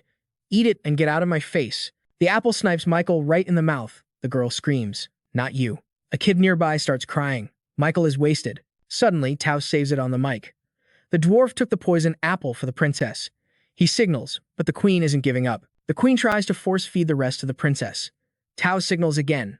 Min-ji goes pale. Total panic mode. She shoves the apple straight into Ha-yang's mouth. You, eat it, and get out of my life. Ha-yang reaches out. Mommy! Min-ji breaks character and screams back. I ain't your mom. I'm your stepmom. I told you to stop calling me that. After a second, the girl's cheeks turn bright red. Ha-yang gets dizzy and passes out. While the crew drags Michael off stage, Tao taps Ethan's shoulder, looking hopeful. Ethan. The teacher's eyes are watery. You're my only hope. Kid, don't let me down. Let's see whose class wins the bet today. Ethan mentally curses the teacher. This guy is unreal. It's showtime. Ethan slowly walks out. He approaches the spot where Ha-yang is lying on the flowers. Suddenly, a voice from the crowd makes Ethan freeze. Is that him? Kid looks scary. Is that the monster slayer? No way. The city rewarded him, right? But a kid soloing a monster? That thing didn't hesitate to end humans. He's like an immortal player. The vibes get weird. Ethan's mind goes blank. Suddenly, his sister Sophia screams his name. No, Ethan. He shudders, snapping back to reality. Down below, Sophia is standing with mom and dad, waving like crazy. Ethan, over here. His parents are hyping him up too. Our son is the GOAT, looking handsome. Ethan, mom's right here. Hearing the fam, he pauses, then cracks a genuine, happy smile. So embarrassing. He relaxes, and his legs start moving again. Ethan stands tall over Ha-yang, who's sleeping peacefully. Ethan takes a deep breath and exhales. He crouches down and touches her forehead. How is there someone this gorgeous in the world? He leans down and plants a soft kiss on Ha-yang's forehead. Her cheeks flush red, and her eyes flutter open. He grabs her hand, helping her up like a gentleman. The crowd goes wild, applauding his performance. Ethan and Ha-yang bow to the audience together. Michael and the crew rush the stage. You did it. No, Ethan. Come here. Everyone piles in. They hoist Ethan up crowd surfing style. He turns pale. These guys are dangerous. I'm gonna fall. Suddenly, a pair of hands snatches him up. It's his dad. No. Great job, son. Next thing he knows, he's riding piggyback on his dad's shoulders. That's my boy. Obviously. The old man cracks up laughing. Right? Just then, Mama No walks up, cradling the newborn baby. Ethan looks confused. What's up, Mom? She flashes a smile and drops the big question. Have you figured out your dream yet? Ethan pauses to think. She asked the same thing last year. What do you want to be when you grow up? His vibe gets serious. I honestly don't know. Still got no clue. Watching everyone vibing and having a good time, he realizes one thing. I just want to be happy. I won't let anyone mess this up. So, with a big grin, he wraps his arms around his dad's head and shouts, Well, guess I'm gonna be a warrior. All right, Pops, put me down. His dad teases back. As you command, mighty warrior. Mom just watches with that super sweet, proud look on her face. That's right, my little Ethan. You do you. Mom is always gonna be in your corner, cheering you on. Time flies, fam. Ethan is already starting school. Big congrats to all the new students entering the Elemental Academy. It is a beautiful spring day with flowers popping everywhere. Goddess calendar, year 3. Our boy Ethan is now 8 years old. Minji pipes up from behind, "Yo, why are you being so cringe?" The principal is literally giving a speech right now. Ethan is totally lost. "Why are you obsessing over it?" Emma, standing next to them, whispers, "Guys, chill. Teacher's said to be quiet." Meanwhile, Michael is hyped up. "Boss, there's gonna be tons of strong kids here. When do we show him who runs this place?" Ethan keeps his voice serious. "I'm not you, so quit acting reckless." The kid just beams. "That's my boss. Always worrying about my safety." Ethan is literally speechless. This kid is too much. The speech drones on. "We hope you all enjoy your time here at the academy." Michael won't stop bugging him, and Ethan is already drained. "Man, I'm exhausted already." They head down the hall to their classroom. Minji stands up, overflowing with confidence. "Hi everyone. I'm Ava from the He District. I enrolled at Duan Academy just like everyone else. I just want to have fun and make a ton of friends. I love movies and music." Ethan thinks to himself, "Girl, why is your intro so long?" The teacher on the podium gives an awkward smile. "Okay, Min, we are short on time, so let's save the rest for later, all right?" It is the first year, class 4, with Miss Gina as the homeroom teacher. Minji sighs and sits down, feeling all the eyes on her. "Sorry, I got carried away." Miss Gina speaks up. "Next up, no Ethan. Please introduce yourself." He stands up immediately. "Hey, I'm no Ethan. I'm a student here at Duan. Let's get along." The teacher smiles and asks, "Ethan, is that it?" He nods. "Yup." Miss Gina flips through her list. "All right. Next is Dong Emma. Go ahead, sweetie." She stands up, looking super shy. Emma squeezes her eyes shut and tries her best to speak, but only a squeak comes out. Her mind is totally spinning. Ethan watches her struggling and starts thinking back to a visit at her house. Her dad, So-kun, had welcomed them. "So glad to meet you kids. I'm Emma's father." Ethan had gone there with the daycare crew. "Hello, sir." The man smiled warmly. "Was it hard finding the place? I'm gonna whip up a delicious lunch for you guys. Anyone thirsty?" Ethan eyed So-kun with a bit of suspicion. "Is this really Emma's dad? I feel like I've seen him somewhere." The other kids swarmed him excitedly. "I want mango juice." "Me too." "Mango." "Uncle, I want yogurt." "Dad, can I have yogurt too?" Then he turned to Ethan. "How about you, Ethan?" Ethan pointed to himself. "Me? I'll take a double shot, banana milk, please." A feast was laid out, looking straight up gourmet. One kid couldn't wait and shoved food into his mouth. "Oh my god, this is so good. Is this bacon?" "It's amazing." Minji smirked proudly. "See, told you guys. Emma's dad is a master chef." Michael looked confused. "Why are you bragging?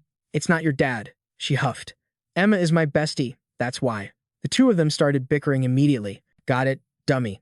I told you not to call me that." "Fine. How about Piggy Minji?" Ethan side-eyed the two fighting, took a sip of his drink, and thought, what makes this stuff so good that these kids are losing their minds? The moment it hit his tongue, his eyes popped open. Whoa, what is this stuff? He could feel his mana surging like crazy. Unbelievable. This is a straight-up potion. Like those high-end mana recovery elixirs used by pros. Monster hunters always carry these because running out of mana means game over. Emma noticed his weird expression and asked, "What's wrong? Is it gross?" Ethan smiled. "Nah, it's actually really good." "Hey, Emma, what's your dad's name again?" She blinked. "My dad? He's in the kitchen making drinks. His name is Dong Seo-kun." Hearing that name, Ethan froze. His eyes practically lit up. "Emma, let's be best friends, okay?" Ethan chuckled to himself, scheming. Dong Seo-kun, the guy who revolutionized the potion industry. His extraction skills are legendary. He can pull mana out of the best ingredients. In the future, this guy becomes the absolute kingpin of the potion market. Working for the Alice Group, one of Korea's top 3 giants. Wait a sec though. I swear I remember him being childless. Then it hit him. Oh, right. She's alive because I saved her. Ethan placed a hand on her shoulder. "Listen up, Ha Jiang. If anyone tries to mess with you at school, you come straight to me. I got your back."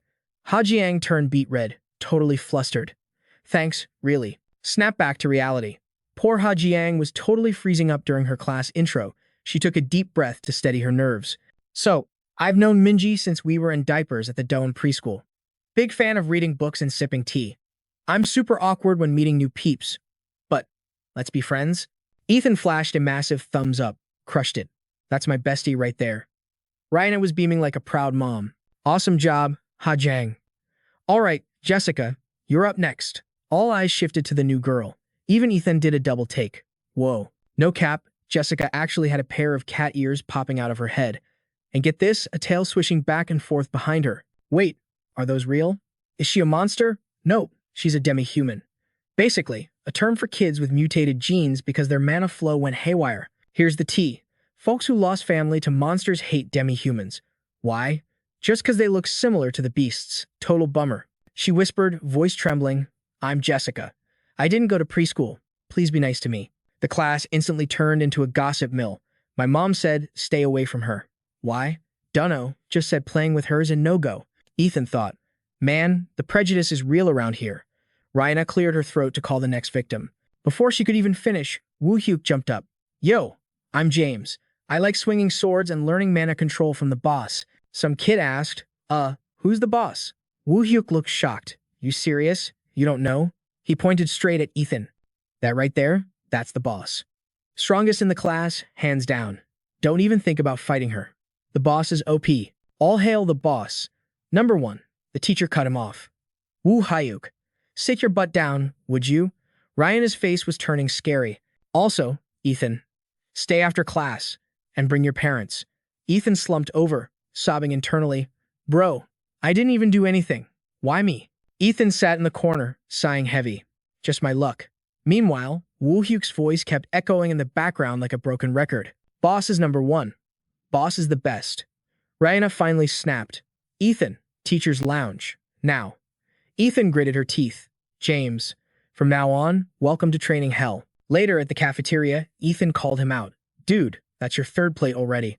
The lunch lady's gonna memorize your face at this rate.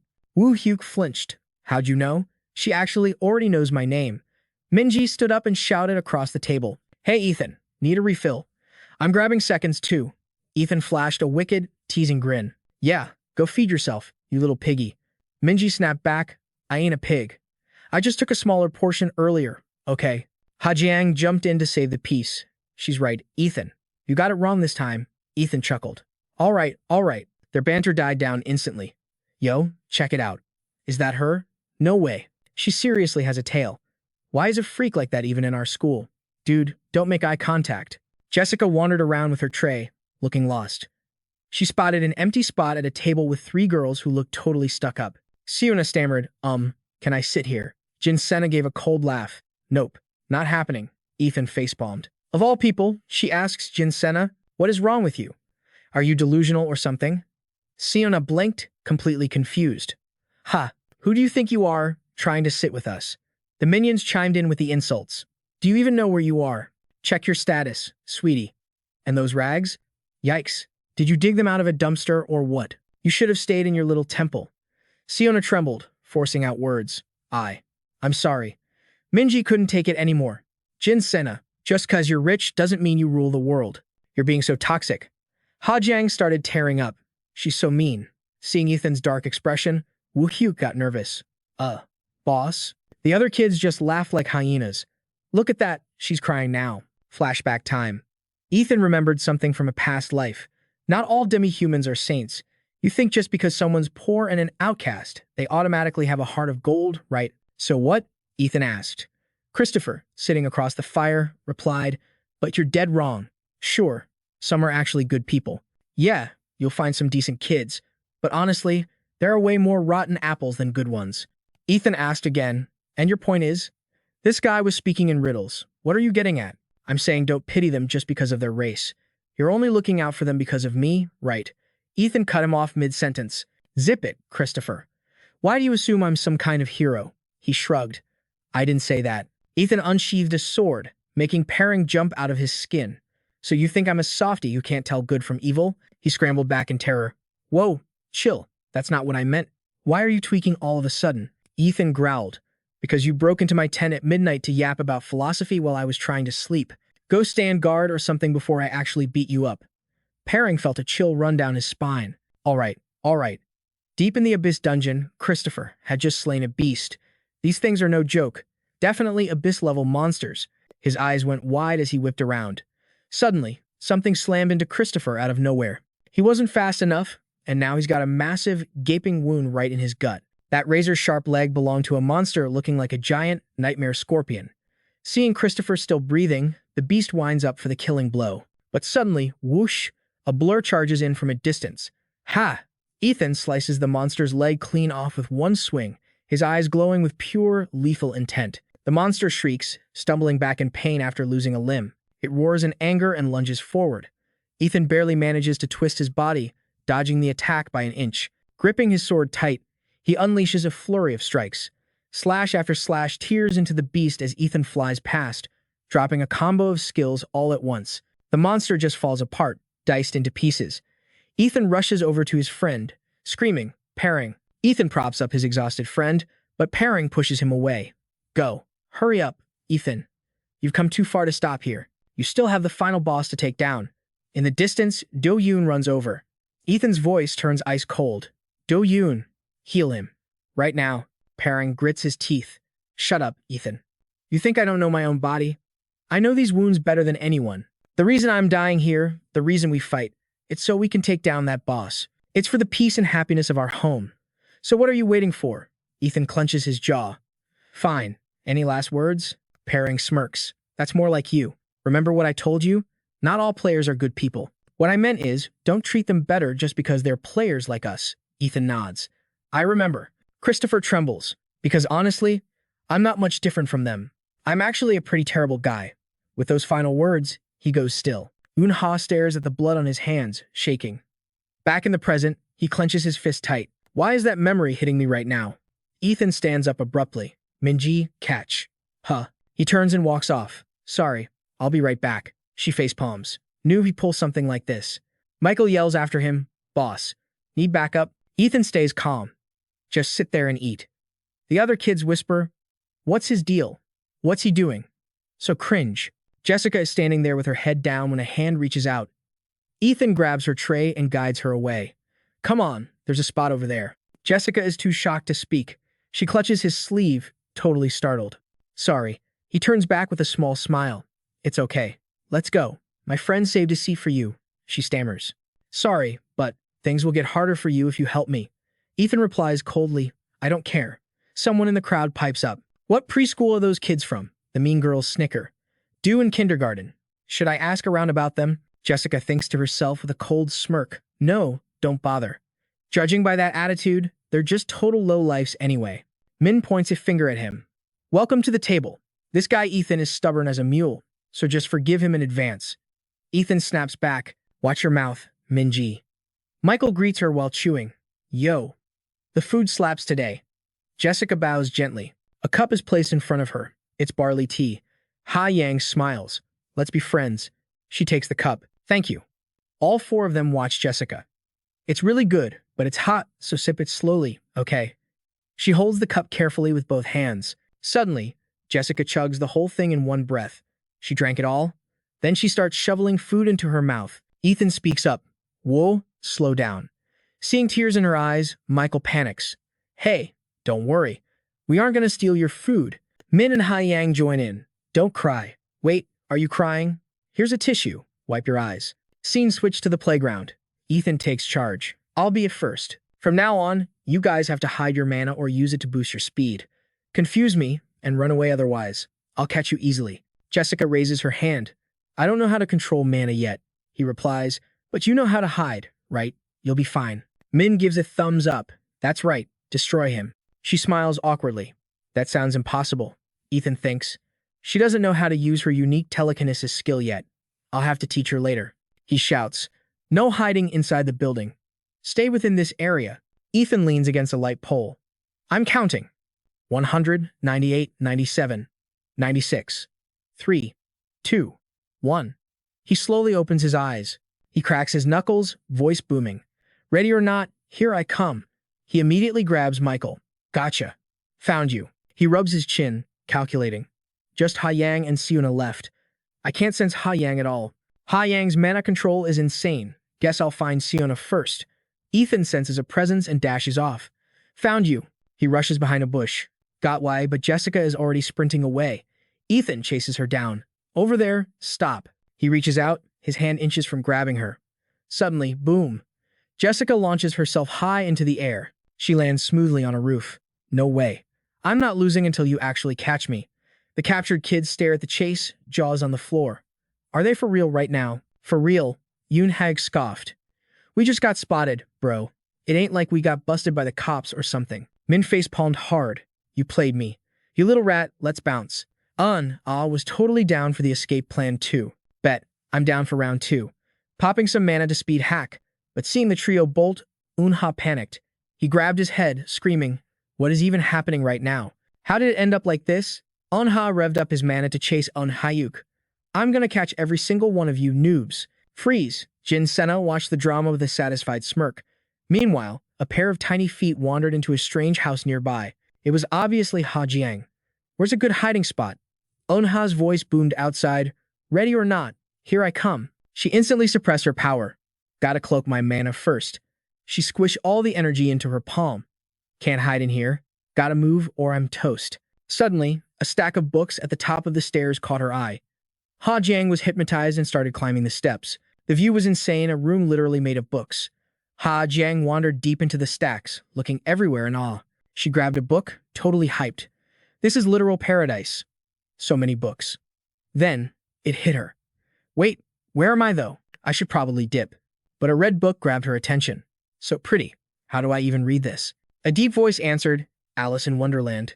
Out of nowhere, an old dude was standing right behind Ha Jiang. He gave her a cold stare, and Ha Jiang looked up, shaking like a leaf.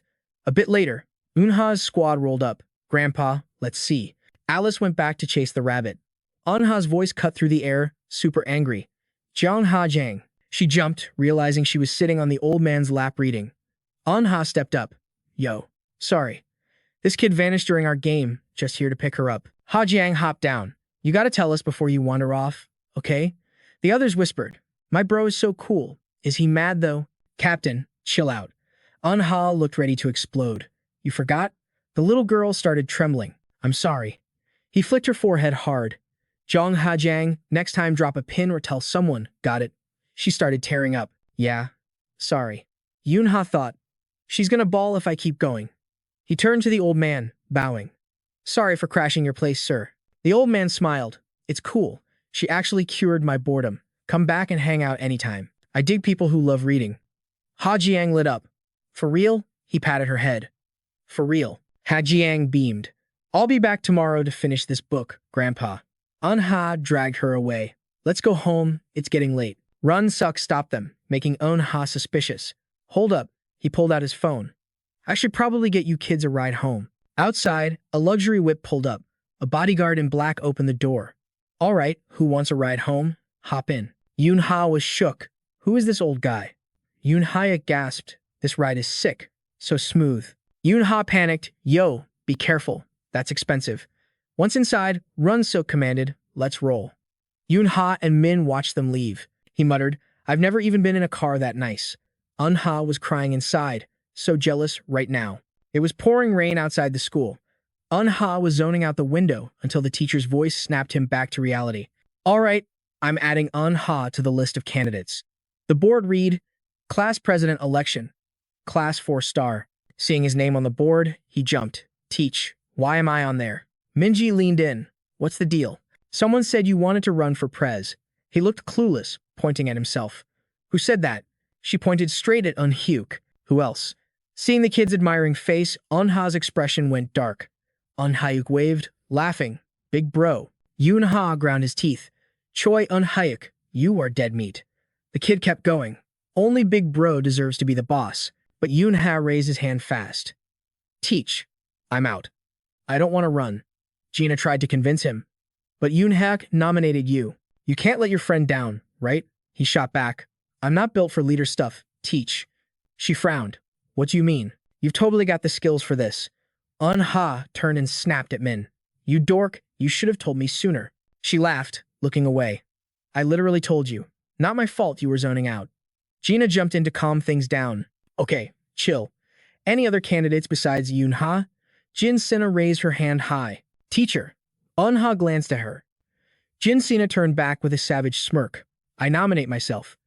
Eun-ha saw her face and scowled. Next day, huge boxes of food showed up. Jin-sina announced, my dad bought these. Dig in, everyone. The kids swarmed the desk. Sena is the goat. Burgers, burgers. Lunch is lit today. Her sidekick started handing them out. Seon-ah says if she wins, we get burgers once a month. Vote for Seon-ah. Eun-hwa's squad stood off to the side, watching the chaos. Someone shoved a burger in his face. Eun-hwa stood there, hands in his pockets, staring at Seon-ah without saying a word. She smirked. Thanks for the vote, loser. He let out a cold huff, annoyed. I'm not eating that trash. Eun-hwa spun around and walked away without hesitation. Yo fam, Seon-ah here, flexing that class prez status. Seriously, check the size on this guy acting like he's 40 when he's barely out of diapers. Suddenly, a wild Eun-hyuk appears. Dude's got laser focus on a burger like it's the holy grail, eyes literally sparkling. He tries to pass the leftovers, but Min and Ha-jang are like, hard pass. I ain't a charity case, bro. I'm good. You eat it. Our boy watches from the sidelines, brows furrowed. All right, bet. Let's see how this plays out. Cut to the great outdoors. Spring vibes, mountains, the whole deal. Teacher hits us with the loud, listen up, squad, roll call time. She's shouting names, hands are flying up. Then she locks eyes with Seon-ah and Eun-hwa. Prez and VP, you're on duty. Help a teacher out. Class 4 to 5 represent. Seon-ah's grinning like she won the lottery. You got it. Meanwhile, Eun-hwa is grinding his teeth like, ugh, seriously? Yes, ma'am. Roll call done. She leads the pack up the trail. We hike until we hit this old temple. Pit stop. Leg day is over. Time to grub. Eun-hwa cracks open his lunchbox, but it looks like it went 12 rounds in a washing machine from the hike. Random girl gasps, whoa, that looks fire. Eun-hwa blushes, thinking, when did Eun-ah whip this up for me? Min slides in with a shade. Your sis is obsessed with you, huh? Must be nice. Eun-hwa goes full tomato mode. Shut it. What you got? Min flexes a Japanese-style bento. Then someone spots Ha-jang's spread. Dang, Jang. That lunch is too pretty to eat. Nutritionally balanced and Instagram ready. Eun-hwa rubs his chin. Classic Ha-jang. Overachiever much. Eun-hyuk shouts, field trips equal cup noodles, baby. Minji looks at him confused. Cup noodles? Did you forget to pack real food? He pulls out the styrofoam cup. Mom said these are the goat, he claims. Everyone looks at him with those bless your heart eyes. Bro, just say your mom didn't want to cook. Eun-hwa pats his back. Fair point. Internally, he's thinking, note to self, cut back on training and learn to cook. Smash cut to the deep woods. Some dude in a black tee is sprinting for his life. He's running and dropping F-bombs. What the heck is this? Trip. He faceplants over a root. Monsters? Here? No way. He hits the dirt hard, covered in mud. Groaning, he tries to crawl away. Total nightmare fuel. He freezes. A paw slams down. Boom, 2. Level 7 hunting dogs right in his face. He scrambles back, screaming, somebody help me. But wait, there's more. A level 6 hellhound creeps up behind him. He looks at the pack, closing in, totally hopeless. A blood-curdling scream rips through the forest. The dogs tear into him. Suddenly, one growls and stops. Zap! A bolt of lightning hits the dogs, making them yelp in pain. They back off, terrified. But the hellhound barks an order, and the pack snaps back to attention. It opens its nasty, razor-filled jaw and howls toward the south. New target acquired. Back with the squad, Eun-hwa's class is vibing, clueless about the horror show. Hyuk gets hyped. All right, open on 3. 1, 2. Eun-hwa's just glad he brought a change of clothes. On 3, everyone flashes their scavenger hunt papers. Hyuk looks at his result and groans. Man, I got nothing. Total bust. Seon-ah pouts. Me neither. Eun-hwa shrugs. Just let it go, guys. Hyuk yells. No way, big bro. I need that treasure. Eun-hwa rolls his eyes. What are you? A pirate. Chill out. Min clenches her paper, eyes blazing with anime protagonist energy. We gotta go deeper into the woods. Hyuk gets his second wind. Let's do it. All right, let's roll. Eun-hwa stares at Min. You too? Seriously, Min Jae, you're hopeless. Ha-jang chimes in. I'm coming too. Seon-ah shrugs. Whatever, I'm down. Eun-hwa turns around. Cool, have fun. I'm out. Nice knowing you guys. He tries to bounce, but Min grabs him. Where do you think you're going? Eun-hwa mutters a curse under his breath. Cut to the whole squad of 5 trekking deeper into the mountains. Eun-hwa is dragging his feet. I want to go home. This isn't a picnic, it's extreme hiking. Why Mount Buchan? Yongbuk is way closer. Plus, this path leads straight to the Eungbu district. Suddenly, a scream echoes from behind. Everyone freezes. Seon-ah asks, what was that? Ha-jang looks around. Is something wrong? Eun-hwa's face goes stone cold. He holds up a hand. Quiet. Something massive crashes through the bushes right in front of them. Min-jae points, hand shaking like crazy. What is that thing? She's staring right at a hunting dog. The massive beast steps into the light. Yoon-ha grits his teeth. Damn it, is today that day? The Mount Buchan flower viewing tragedy. The barrier was supposed to be solid, but somehow, monsters from Eunbu broke through and headed south. It was a massacre. Tons of casualties. A total nightmare. The beast locks its predatory eyes on the group. Min-jae sees that bloodthirsty look and stumbles back on instinct. It sees an opening. The monster lunges straight for Min-jae. She screams, backing away as it flies at her. Yo, out of nowhere, Min-jae totally loses her balance and hits the deck. And boom, this gnarly hound is instantly in her face, baring its fangs, ready to tear her apart. Min-jae is freaking out, eyes shut tight, screaming her head off. But hold up. Just in the nick of time, a shadow swoops in from behind her like a superhero. It's Ethan. He lands a savage kick right to the beast's ribs, sending it flying. That thing smashed into the ground hard. Bro didn't even let it recover. He jumps right on top of it, looking like a straight-up demon, clutching a fork. He channels his mana into the cutlery and aims straight for the skull. Next thing you know, it's a total gore fest. Ethan goes ham, stabbing that monster over and over again with the fork like a maniac. The other four are watching this scene and they are shook, like absolutely terrified of their own friend right now. Once the beast is toast, he tosses the bent fork aside and straight up incinerates the corpse with magic. He checks his work, turns around, and is all casual like, "You good?" Min-jae is still traumatized, shaking like a leaf. She stammers out, "Yeah, I'm chill." Hyuk steps up like, "Boss, we should be asking you that." Ethan's just like, "Say what?" Hyuk keeps it real. "I dunno, man, but that wasn't the boss I know." Ethan wipes the blood off his face and lies, "I'm fine, just a little stressed, you know?" Inside, he's thinking, dang, Hyuk is spot on. When I'm in kill mode, I turn into a mindless zombie, just grinding XP and slaughtering monsters. He looks at his bloody hands, realizing he showed them a side they were never supposed to see. Suddenly, a bunch of screams snap him out of his emo moment. Eunhu spins around. "What's the play here?" Min-jae's panic mode kicks back in. "What do you mean? We gotta dip. Run." Ethan agrees, but his gamer brain starts analyzing. These hounds are pack hunters, swarming down the mountain like a Zerg rush. He can't carry everyone. There's only one strat left. Ethan turns to the squad. He gets super serious. Listen closely to what I'm about to say. Meanwhile, cut to mid-mountain. Someone lays a handkerchief on a rock like a diva and says, "I'm taking a break right here." It's Jin Senna, ignoring the vibes, scrolling on her phone. She tells her crew, "You guys go hunt for the treasure without me." The trio is like, "Us? Alone?" The chubby girl looks super awkward. "No way." The glasses kid scratches his head. "Can't we just chill with you?" Senna gives them the death stare. They immediately cave and start searching again. The blue-haired girl is like, "Never mind, we're out." The chubby girl chimes in too. "You just relax, Senna." Satisfied her minions are working, Senna goes back to her phone, but then screaming. She looks up, totally annoyed at the noise pollution. She sees her three lackeys sprinting back down the hill, terror on their faces, screaming bloody murder. Senna's expression goes dark, she is not amused. What is their deal? Then she spots it, a pack of hounds sprinting towards her like they haven't eaten in weeks. Senna freezes. Monsters? Before she can even react, her so-called friends bolt past her, leaving her in the dust. One hound sees an easy snack and pounces. Senna screams for her life. "Somebody help me." She's crying, totally hopeless. "Save me." She shuts her eyes, tears streaming down, ready for the end. Bang. Out of nowhere, a bullet rips into the hound's gut. The beast drops to the ground, twitching and whimpering. A familiar voice hits her ears. "Huh? You?" Senna looks up, confused. It's Ethan. Dude is dual-wielding sword in one hand, gun in the other. He walks up and says, "If you want to live, get off this mountain." Now, Senna's still in shock, like, huh. Ethan stays ice cold.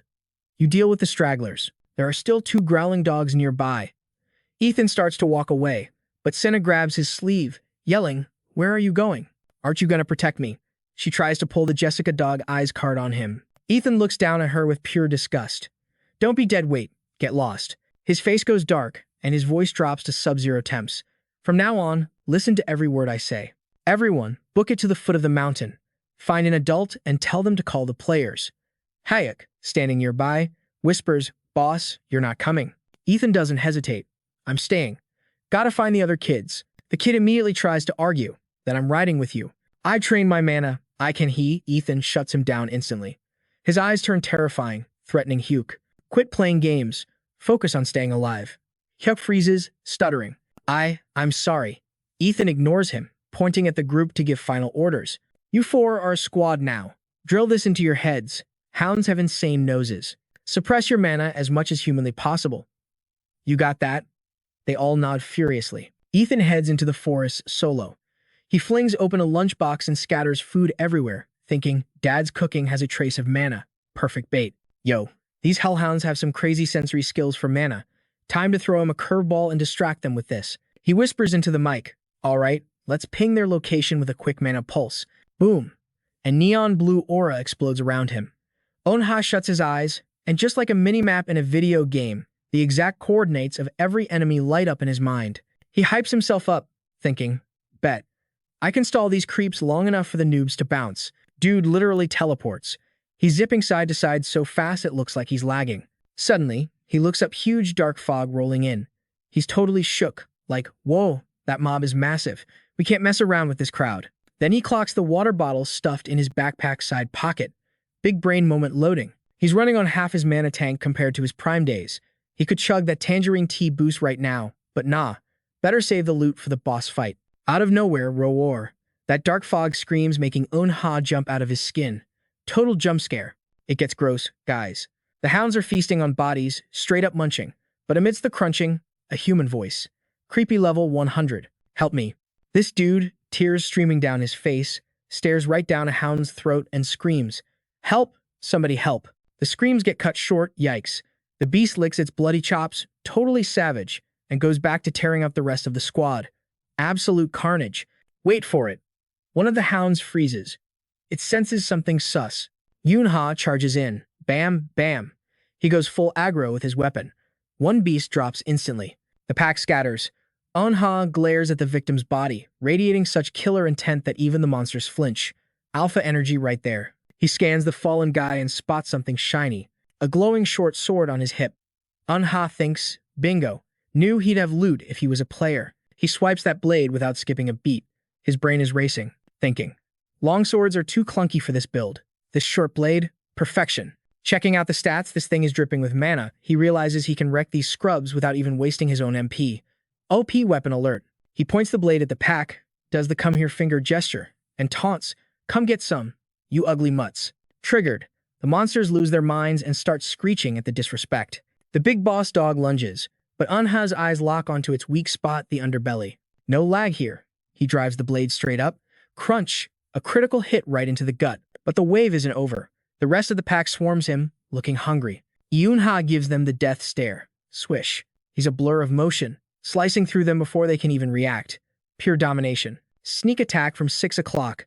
But Seon-ah's reflexes are god tier. He ducks, and the beast bites nothing but air. Miss me. He spins around. Shank. Buries the sword deep into the monster. Rips the blade out messy. But there's no break time. The rest of the horde is drooling and charging in for a bite. Seon-ah slams his hand on the ground. Flash. A blinding light erupts. Blast off. The shockwave launches him straight up into the sky like a rocket. While he's floating, he looks down at the confused puppies. He charges his blade, and it starts glowing with insane power. Target acquired. He channels all that juice right at the mosh pit of monsters below. Pew pew pew. It rains down like a meteor shower. Dozens of light beams streak toward the ground. The monsters are screeching as the lasers tear them apart. Total wipeout. It's a bloodbath down there. Seon-ah sticks the landing, superhero style, and immediately dashes back into the fray. He's not done yet. He blazes a trail of light, weaving through them so fast it looks like he's drawing with neon. Check this out, he literally sketched a glowing star trap around them. Seon-ah sprints out of the kill zone just in time. K-boom! The star detonates, sending monster parts flying everywhere. Fireworks, baby. Dust settles. Silence. Seon-ah is standing there, looking at the crispy critters, shaking like a leaf. She's totally freaked out. Then a voice calls out, yo, what happened here? Was that you? Seon-ah strolls up, strapped with a gun in one hand and that sword in the other. He's like, if you want to keep breathing, get down this mountain. Now, Seon-ah collapses onto a rock, still shivering. She glances at him, then looks back at the chaos, mumbling something. I carried my weight, she says. The rest is on you. But heads up, guys, more monsters are watching from the shadows. Cliffhanger. He turns to leave, but Seon-ah instantly latches onto his arm like a vice, screaming, yo, where do you think you're going? Aren't you supposed to be my bodyguard? Her eyes are totally watery, trying to guilt trip Ethan into staying. But my guy is ice cold. His eyes go dark, and he drops the hammer. Quit bugging me and get lost. That hit hard. Senna's hand shakes as she lets go, but he just keeps roasting her. The enemy is practically here. That old dude you're with is knocking on death's door. Go fix him up. Ethan drops the mic and bolts. I'm out. Suddenly, Sena whispers, I want. Her eyes shadow over as she watches his back fade into the distance. I want to go with him. Meanwhile, Ethan is sprinting full tilt into the void, radiating this chilly, dangerous aura. He rushes in, but a wall of black fog blocks him. He doesn't flinch, just smirks. Found ya. Down below, a massive pack of hounds, and leading them is a huge level 6 monster, a hellhound. The beast spots him and lets out a savage roar, dark energy swirling around it like a tornado. That black fog tries to swallow him, but bam! A flash of light cuts through, and Ethan starts talking smack. Marked or not, his eyes go terrifyingly cold. You're toast, doggy. Boom! Beams of light rain down from the sky like an airstrike. The hellhound senses the bad vibes and backflips away, but the minions get fried, howling in pain. Ethan sticks the landing, giving a creepy smile as he eyes the boss dog up on the ridge. He stands up, locking eyes with the big bad wolf on the hill. The thing screams in pure rage. The leftover mobs try to jump him from behind. He dodges sideways, smooth moves, missing their claws by an inch. He stabs the sword right into them. Then, swapping modes, he pulls his gun, blood dripping from the blade. He unloads the clip into the hound right in front of him. Ruthless. Ethan spins around as the pack rushes him like they want him for dinner. He grits his teeth, looking just as savage as them. He blitzes through, slashing and stabbing. The hounds shriek as they get sliced up. Suddenly, a burst of fire erupts, roasting the whole pack. Crispy. Ethan pauses, staring down the hellhound boss while the other beasts circle him, waiting to pounce. He raises his gun, muttering, "This is such a drag." Meanwhile, the 4 kids are hustling down the mountain, remembering the plan. You guys got the memo? These hounds are tanks. You need to suppress your mana to 0. Got it? Everyone agreed. Roger that. Back to the present, the squad suddenly freezes, a fork in the road. Michael whispers, "Ha-Jiang, which way do we go?" Ha-Jiang is panting hard, barely keeping it together. I'm exhausted, but I gotta keep moving. Ethan's voice echoes in her head. Listen. Ha-Jiang, Seon-ah, you two are the navigators. Ha-Jiang takes point cause, her senses are sharp. Seon-ah, you back her up. Everyone else, follow them. Suddenly, Ha-Jiang's eyes glow. She hypes herself up. I can do this. She senses a dark vibe. Something sketchy is coming from the left. Seon-ah remembers the advice too. Her radar is top tier for monster detection. She nods, backing Ha-Jiang up. Yeah, the vibes on the left are totally off. Min chimes in immediately. All right, I know we're gassed, but we gotta run. They sprint down the other path. But Michael looks stressed, a thought popping into his head. Why though? Where are all the other players? A terrifying growl makes him whip his head around, but a small hand grabs him tight. Min shouts, don't look back, just run. She remembers Ethan's orders. Min-ji, make sure these idiots don't do anything stupid. She'd asked, is that it? Ethan patted her head, teasing, you dork. She yelled back, but he just said, yeah, that's it. End flashback. Min-ji clicks her tongue, annoyed but running for her life. Suddenly, a massive shadow blocks their path, oozing dark energy. Ha-Jiang freezes. Wait, something's in front of us. The 4 of them stop dead, staring at the growling darkness. Yo, out of nowhere, this hairy, massive foot stomps into the frame, and I'm talking beast mode, huge horns on its back and everything. Min-ji takes one look at this nightmare fuel and looks like she's about to pass out, letting out a tiny squeak. Blink and you miss it, a giant hellhound materializes right in front of them. The thing opens its jaw and lets out a roar that would shatter glass. Then it starts howling at the moon like a siren, literally calling for backup. Michael is totally confused by the behavior, whispering, what's the play here? But Min-ji, looking absolutely shook, points and yells, heads up, look. Over in the distance, yeah, the whole squad of hellhounds is rolling up on them fast. Same story on this side, they are completely surrounded by a wall of howling beasts. The circle is closing in on the 4 kids, tight. Michael is sweating bullets, scanning the area for any kind of exit. Suddenly, a core memory unlocks something Ethan told him back in the day. Listen, Michael, you're the only one who can protect the team. You're the strongest, so you gotta be the main DPS. You have to tank the monsters on the road. Back in the flashback, Michael daps up Ethan, voice filled with main character energy. Bet. I got this. Snap back to reality. Michael is gripping a long sword, thinking to himself, big bro, hope I'm ready for this level right. Another memory flashes Ethan watching him grind during training, shouting, "Don't close your eyes. Pick up the pace. Let's go." And Michael is counting reps like 567, 568. He shakes off the flashback just in time to see a wave of hellhounds rushing him. Zero hesitation. He swings that sword like a pro. Whack! One hit and the hound is yelping in pain, stumbling and crashing to the dirt. Michael sees the result and starts feeling himself way too early, grinning like, "Yo, I actually did it." Minji screams from the back line. "What do you mean, did it? Focus, you dummy." But the celebration is cut short. The pack starts growling again. They launch a full-on Zerg rush at Michael. The kid doesn't back down, though. He readies his blade, planning to keep the combo going. In a split second, he lands a few hits, leaving some dogs whining and sore. But he gets sloppy. One nasty claw swipes him right across the back. That stings bad enough to make him yelp. Smelling blood, the rest of the pack goes into a frenzy and lunges. They blitz past him, knocking the sword out of his grip. At the same time, they're using those razor-sharp claws to turn the poor kid into a scratching post. The other three watch Michael taking damage and start panicking. Minji screams out, "Michael!" Seon-ah is terrified, whispering to herself that these monsters are just playing with their food. But Michael, the kid, is stubborn. He refuses to fold, turning back to the hounds and yelling, "I'm not quitting, because I am." But the dogs rush him before he can finish his speech. Michael charges up a fist that's literally glowing with power, gritting his teeth for a Hail Mary shot. Right as a hound jumps in his face, he screams the rest of his line, the main damage dealer of this party. Boom. He delivers a massive haymaker right to the beast's jaw. The punch launches the dog backward, teeth flying everywhere. It looks brutal. Michael freezes, staring at his own hand like, "Wait, did I just do that?" But while he's distracted by his own strength, feeling like he just leveled up another hound season opening, it lunges with zero chill, slamming into him before he can react and knocking him flat. The squad watches him fly through the air and hit the ground hard, screaming in horror. Michael.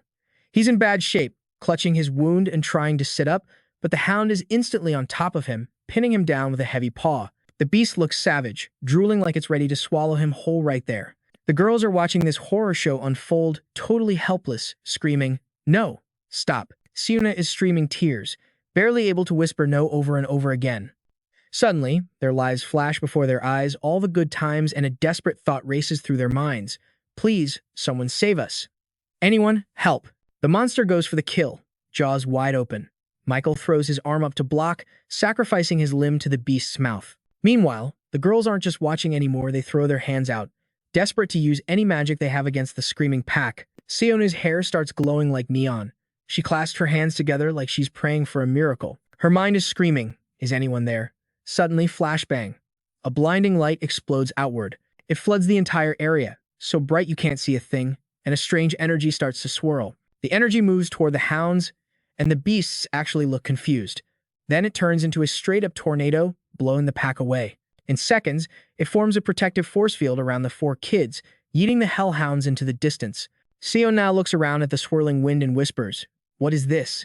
I don't think it's going to hurt us." Suddenly, Ha-young spots something and cries out. She rushes over to their fallen tank, screaming, "Michael." The three girls help him up, but then a voice drops from the heavens. "You kids must be terrified." Everyone looks for the source. And get this, there's a woman literally floating in the sky. The kids and the monsters are all staring up, totally stunned. She was literally walking on air, stepping light as a feather. When that red hair popped out, the squad of four down below was completely shook. She didn't waste a second, whispering soft but clear, "Yo, cover your eyes for a quick sec, kiddos." Sodu hit a pose, fan covering her mouth like a diva, and said, "Auntie's gonna take out this trash for you." Meanwhile, on the other side of the battlefield, the hellhounds were getting absolutely wrecked. Surrounded by flames, roasting the enemies, our boy Ethan reached for his flask and tossed his backpack aside. He cracked it open. Mountain rules. Gotta sip that rice wine for the buff. He chugged a few gulps instantly. His brain was still buffering on a strategy, implying he couldn't craft anything else just yet. Hydration check done, Ethan yeeted the flask behind him and started walking. Sword in hand, he hit them with that main character energy, saying, "You guys are totally cooked." The flask hit the ground right as he finished the line, drop the mic moment. Ethan blitzed the hellhound with zero hesitation. Blink and you miss it, he smacked that beast flying across the map. More mobs tried to sneak attack from behind. Ethan reacted instantly, spin-kicking them away and yelling, "Quit yapping and fighting like stray dogs." He was moving different, weaving side to side like a pro gamer to slice up the pack. One dog rushed him. Ethan didn't even flinch, just raised his piece, looked down on it like, sit down, and drop to the ground to secure the kill. No hesitation, he double-tapped that monster into oblivion. He didn't stop there, spinning around to square up with the next wave. His eyes were laser-focused, sword glowing and mixing with the dark blood of the enemies. In a split second, the hounds were sliced into confetti, bodies falling apart, black blood splashing everywhere, pure chaos. Once again, Ethan was speed running through them, ripping each one apart. He looked absolutely savage right now. Suddenly, he paused, gasping for air, stamina bar flashing red. He locked eyes with the boss hellhound, pointed his blade, and said, "You're next." His eyes lit up. Ethan dashed at the monster, whispering heavenly stride, but suddenly his body lagged like an electric shock hit him. Ethan grimaced, thinking to himself, "Am I seriously out of juice already?" But he kicked off the empty air itself, jumping up while screaming internally, "Yeah, I got this." The hellhound stomped the ground to charge up. Ethan didn't freeze, he dove straight in, thinking, "How about you taste this combo?" But the beast caught his sword blade right in its mouth. Seizing the moment, he whipped out his gun and popped off a few rounds at point-blank range. 2 bullets flew through the air. The beast realized the trap, staring daggers at Ethan. Our boy froze up, thinking, "Ah, crap." The monster opened its maw wide and unleashed a massive flamethrower attack right at Ethan. Reflexes on point, he rolled to the side just as the heat wave blasted past him. He didn't let up, grabbing the heater and unloading the clip into the hellhound. Bullets were connecting left and right. The beast howled in pain. Ethan landed, tossing the empty gun aside like it was nothing. He stared down the hellhound. Just a man and a beast, ready for the final showdown. Gripping his sword tight, he thought, out of ammo. It's melee time. My mana is almost 0, but I can still clutch this. The hellhound was still looking at him with pure rage. Suddenly, the aura around the beast vanished, replaced by creepy black orbs. A voice straight out of a horror movie spoke, "Arrogant human." Hearing that, Ethan hesitated. This thing still has HP left to attack. Sweating bullets, he thought. It has enough energy for an ult? Are those slash marks? Wait, that's not a normal attack. It's prepping poison smoke. The hellhound roared, "I will delete you." Ethan charged in rage. "I don't care what it is. I'm cutting through it." He swung wild, but his vision went pitch black. Surprise, he thought, didn't know it had poison damage. I just need to blow it away. He swung hard at the beast.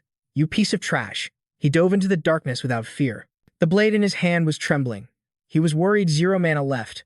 Brilliant golden light started to peel away. The clash between sword and beast sent Ethan flying. He stood up slowly, wheezing. "I used my last mana to tank that hit, and it still hurts this bad." Leaning on his sword, he had a flashback. "That jerk called me a madman. Looks like I'm about to crash." Christopher had said, "Ignore him. You know why they call him a berserker, right? It's because a madman's true potential only unlocks when." Suddenly, a blue aura exploded around Ethan. Critical condition is the only way to activate the passive. He powered up, shaking the literal ground. The hellhound stepped back in fear. Ethan screamed, "Now you're done," and rushed in like the wind. He threw himself at the monster. Game over. Ethan, looking absolutely feral, went in for the kill. The hellhound realized it way too late. Ethan sliced its leg clean off. The beast hit the dirt, terrified, staring right at him. Ethan was ready to rush in for the combo. The hound tried to block, running out of juice, but then boom, it whipped up a black sphere to knock him back. That orb was getting massive. Ethan scoped it out, like, "You call that stealth? Please. If durability is all you got, I'm smashing right through it. Like I told you from the jump, you got a memory or just a shrimp brain." He swung his sword and ripped that dark sphere apart. There's the ugly mutt hiding inside. Ethan glared at it, full rage mode, peeling the defense open. "See, told ya. You're cooked." Ethan unleashed one final strike, slicing straight through its neck. Clean cut. The hellhound's head rolled across the floor like a bowling ball. Ethan plopped down, letting out a huge sigh, and looked up at the sky. "It's a wrap. Just drop already," he muttered. Suddenly, the whole thing turned into golden ash and floated away. Seon-ah chuckled. "All right, kiddos, eyes shut. Big sis is gonna take out the trash." She snapped her fan shut with a smirk. Then she yelled, "You scumbags. Don't know how to play defense? What a joke." She popped the fan open, whipping up a massive tornado. She was totally chill. Still, no status report? Seriously. She extended her hand, looking smug. "You guys are so done." The twin tornadoes went into overdrive. Suddenly, this purple beam shot into the mix, bouncing back and forth like a pinball. The wind turned deep purple. Seo-yeon watched it with a confident grin, snapped her fan shut again, and checked on the kids behind her. She waved the fan a bit awkwardly as the whirlwind vanished. Then she got all flustered. "Oops, sorry guys. That was kind of scary. Huh. Don't cry. It's okay. Michael was like, "You're so cool." And Ha Young's eyes were literally sparkling. "You're amazing." Seo Young blushed. "All. Thanks." Michael pressed. "Who are you, though?" "One of the 12 thrones." Min cut in. "Hey, say thank you first, dummy." Michael froze. "Wait, for real? I just met one of the top-tier players, like, the best of the best?" Min scolded him for being rude, but Seo Young just giggled. "Are you guys holding up okay after all that craziness?" They must be freaked out, she thought. They look rough. Better check for internal damage. Suddenly, Ha Young started glowing. Seo Young was shook. What the? She ran over and bear hugged the girl, making Ha Young stiffen up. Seo Young cooed. "Wanna be a player, sweetie?" The girl looked confused. "A player?" Seo Young nodded. "Yup." Michael jumped in. "Hey, I'm the one who's gonna be a player." Seo Young sized him up. "This kid? Not bad." Then she squeezed them both in a hug. "You guys are adorable. Did you use telepathy to call me? Good job. I only found you because of that signal." Minji lit up, realizing she actually helped. She ran over and joined the hug. Seo Young ordered, "All right, head down the mountain. Rescue team is waiting." Min asked, worried, "Aren't you coming with us?" She smiled. "Got more people to save. Sorry. But don't worry. I've got eyes on you." Seo Young turned around just as a dark figure emerged from the mountain. Kang Cheon stomped over, looking swole. "Yo, why'd you leave me behind? You know how hard it was to get here?" Suddenly, Michael blurted out, "Big bro isn't back yet." Seo Yoon and Kang Cheon both paused, surprised. Flashback time. Ethan is unconscious. A voice echoes in his head. "When are you going to learn to take care of yourself?" "Ethan, if it wasn't for me, you'd be dead 10 times over." Do Yoon was yelling at him. "That monster tore you up. You trying to lose your mind or just self-destruct?" Ethan sighed. "It's my body. Why are you so pressed?" She gritted her teeth. "You little brat. Who do you think fixes you up?" Me. Whatever. If I'm driving this body, it's mine." Ethan was getting annoyed. "Why are you flipping out?" "Okay. I'm sorry. All right." Do Yoon glared. "Sorry. If you mean it, clear your schedule this weekend." Ethan raised an eyebrow. "Why are you so chill about this? Just listen to me, unless you want to die." He flinched. Okay. Just then, Ethan's eyes fluttered open. He bolted upright in a hospital bed. Checked his wrist weirdly. Not a scratch. Knock knock. Seo Yun walked in. "Hey there." Ethan turned. "Hi." Seo Yun beamed. "You awake? Hurt anywhere?" He looked suspicious.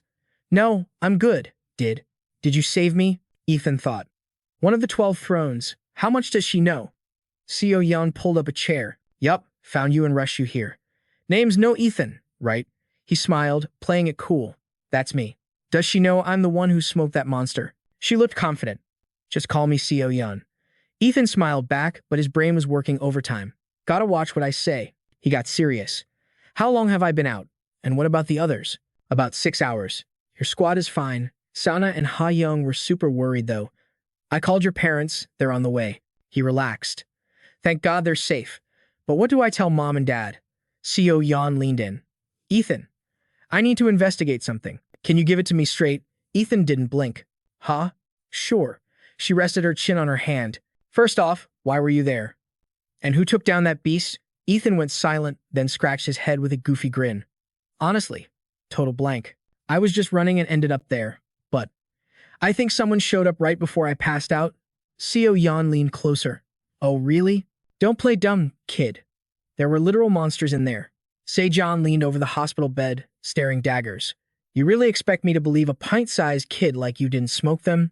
"Yo, why the intense glare?" Ethan shot back, not breaking eye contact. "If you're already convinced I wasted those beasts, what's the point of me trying to cap about it?" He waved it off like it was nothing. "Get real. How am I supposed to slay monsters? I'm still learning multiplication tables."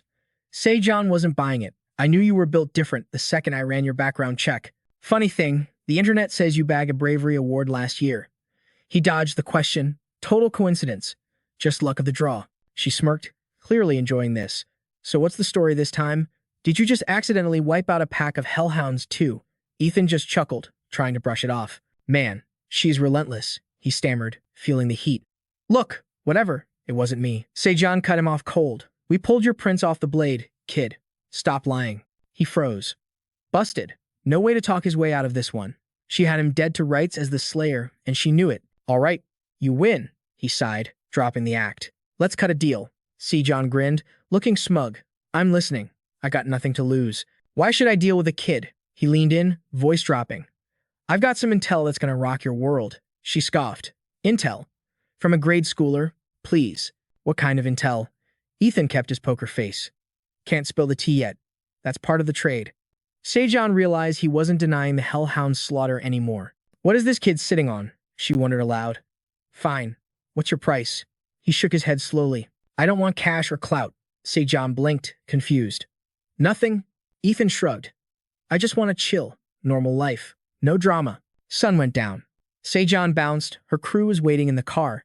She slid in and dropped the order. Dig up dirt on the heir of the Dangun group. She replayed the convo in her head. Focus on the heiress. I need to know her connection to the boss of the Ocean Guild. Specifically, my husband. I don't play games, kid, she had warned him. You gonna vouch for this info? He was cool as a cucumber. If I'm wrong, I'll sign up for your guild. No questions asked. Seon scoffed. You think anyone can just walk into Ocean? Ethan clapped back. Didn't you just accuse me of soloing a pack of hellhounds? I think I qualify. She narrowed her eyes. So basically, you win, regardless of how this plays out. Look at it this way, he said. You get to integrity check your hubby and potentially score a top-tier recruit. Back in the car, Seon stared out the window, processing. Can you run a deep dive on the Dangun Harrises? The driver raised an eyebrow. The Dangun family? Seriously. Everyone connected to my husband. Do it.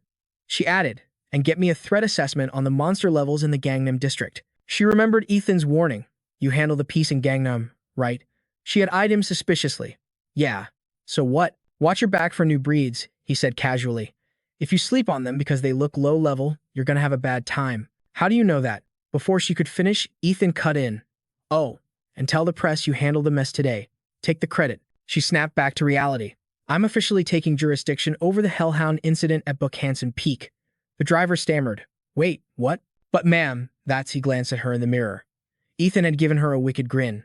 It's not like a little extra fame hurts your reputation, right? Besides, he added, I'm just an average elementary student.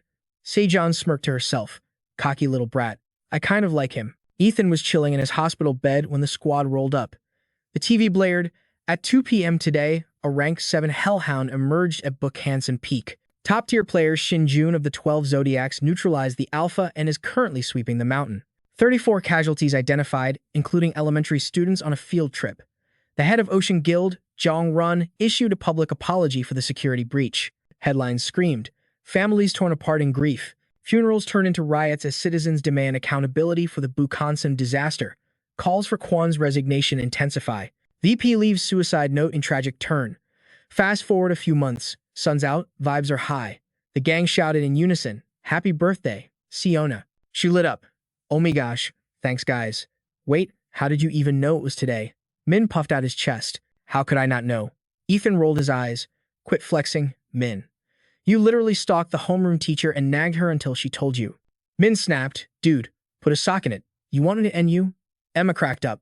Anyway, happy birthday, girl. Here, handmade chocolates. Seon-ah blushed. Aw, thank you.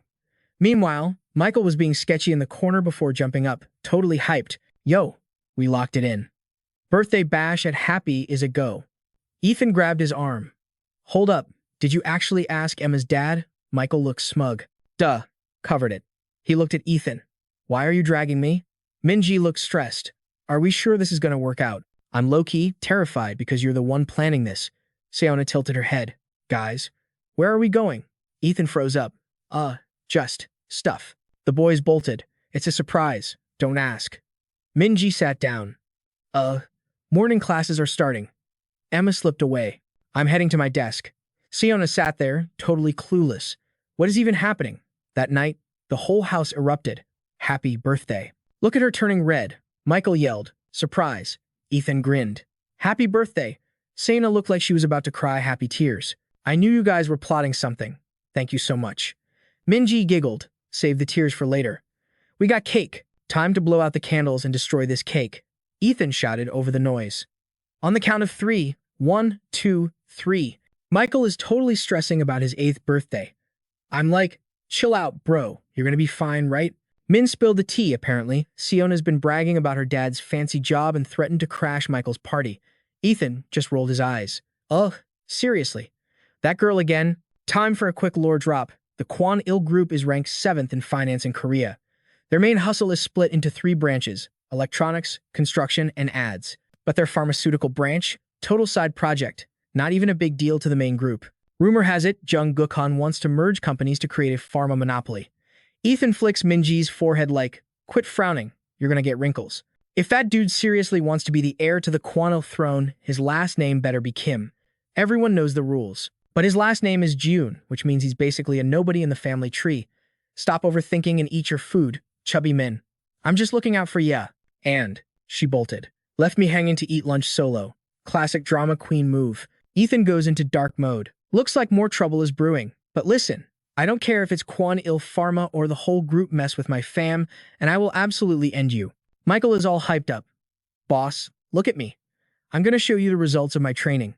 Ethan lets out a massive sigh. Dude, I don't need a show, just don't faceplant, okay?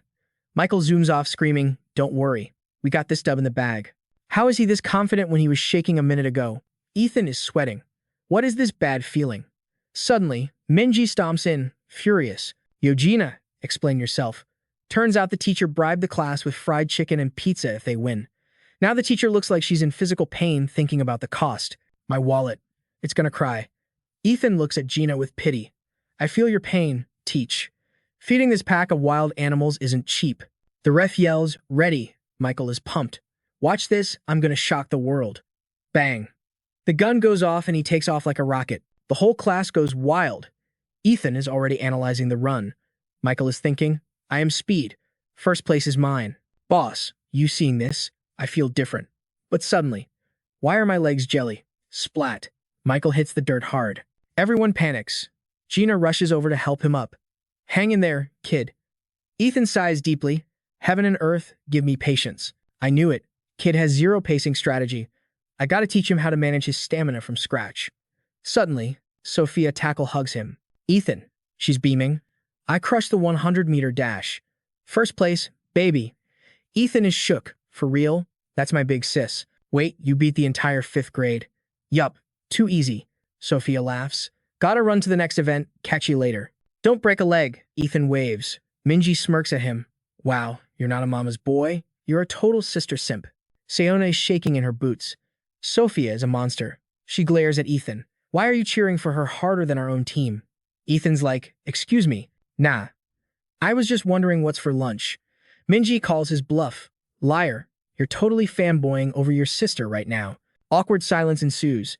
Ethan tries to change the subject. So, where is Emma anyway? Seon-ah points. She's over there. Emma waves excitedly. Found you guys. She's hanging out with Julieta and Bruno. Sis, I need a huge favor. She drags Julieta away. Come on, hurry up. Julieta is so confused. Next thing you know, she's chatting up the referee. The girls start laughing. Emma wipes the sweat off her forehead. Phew, crisis averted. Ethan asks, what did you need Julieta for? Emma grabs a water bottle. Oh, the American guy? Ethan is confused.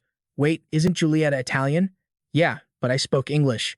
Universal language, baby. Ethan is impressed. Smart move. Emma explains, I just grabbed the first foreigner I saw. Ethan's thinking, wait, were you worried she'd scam them? Dang, Emma leveled up. When I first met her, she was a total crybaby. Now, she's handling business like a pro. They grow up so fast. Ethan slumps over. Meanwhile, Michael looks like a complete zombie. Is this what a potion hangover feels like? Be more like Emma, dude. Ethan rallies the troops. All right, squad, meet up after lunch. Ethan walks over to the group. Sup, guys. He sits down. My mom packed some goodies for the crew. Dig in. Emma munches away. Thanks, Ethan.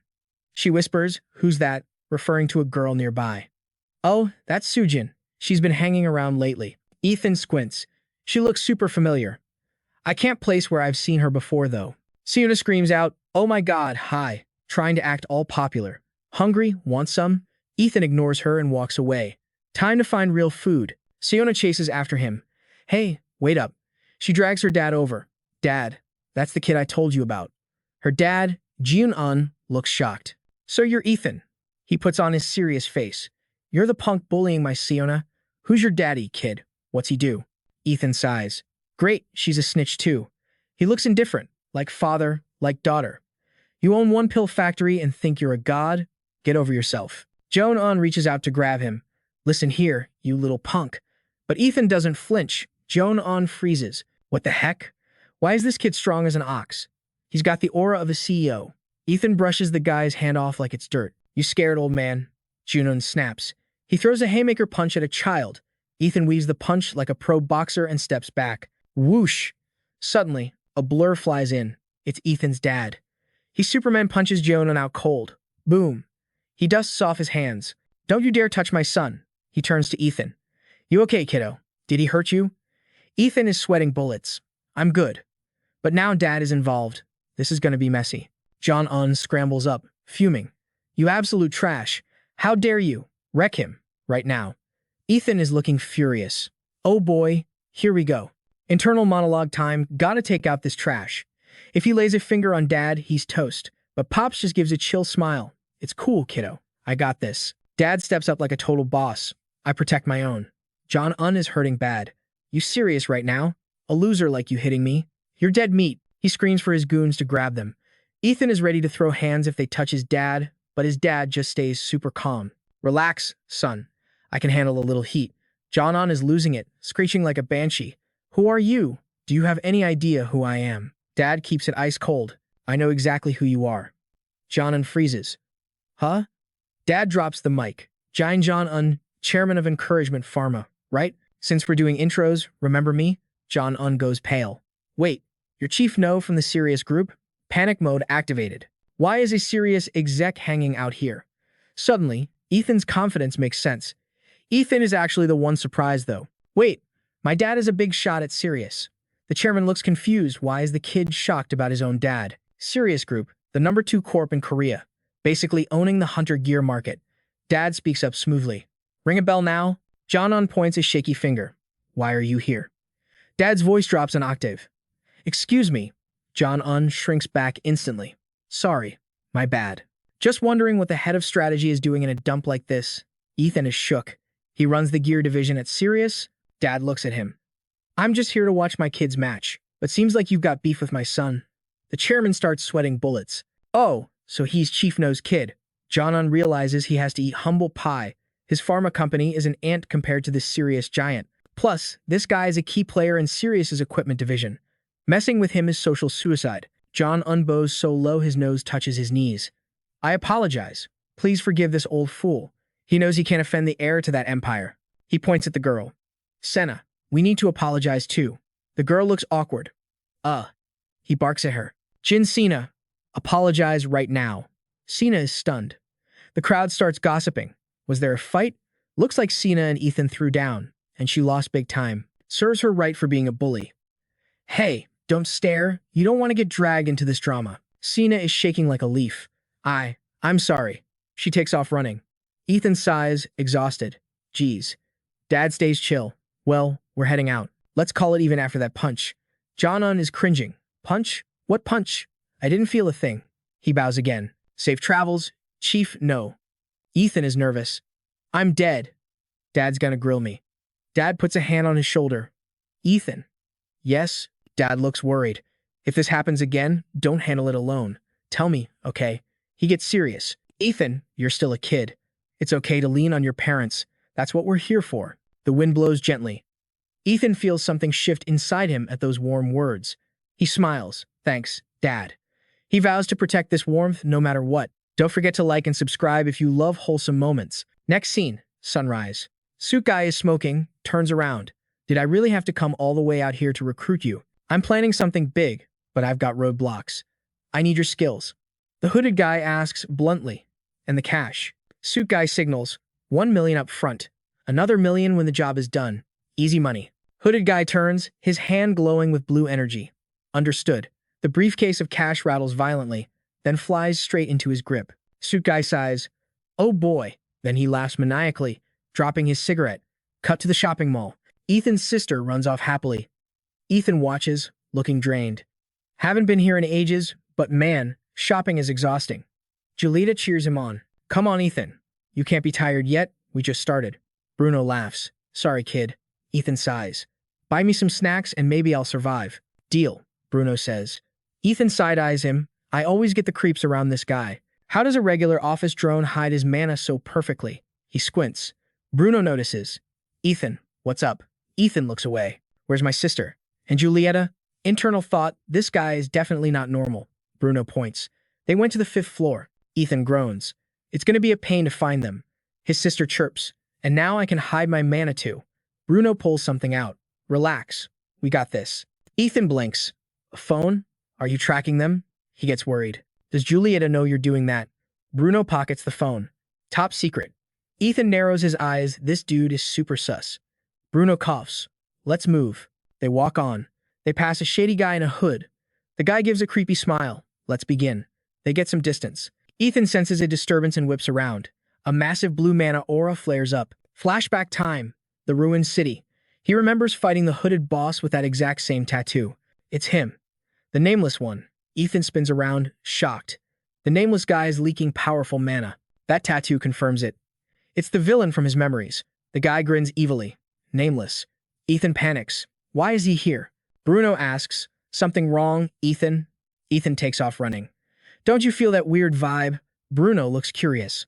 Huh? He looks back and forth. Dad would be worried right now. Yeah. Bruno explains. There are 3 people with weird scents nearby. A bald guy and a nameless one.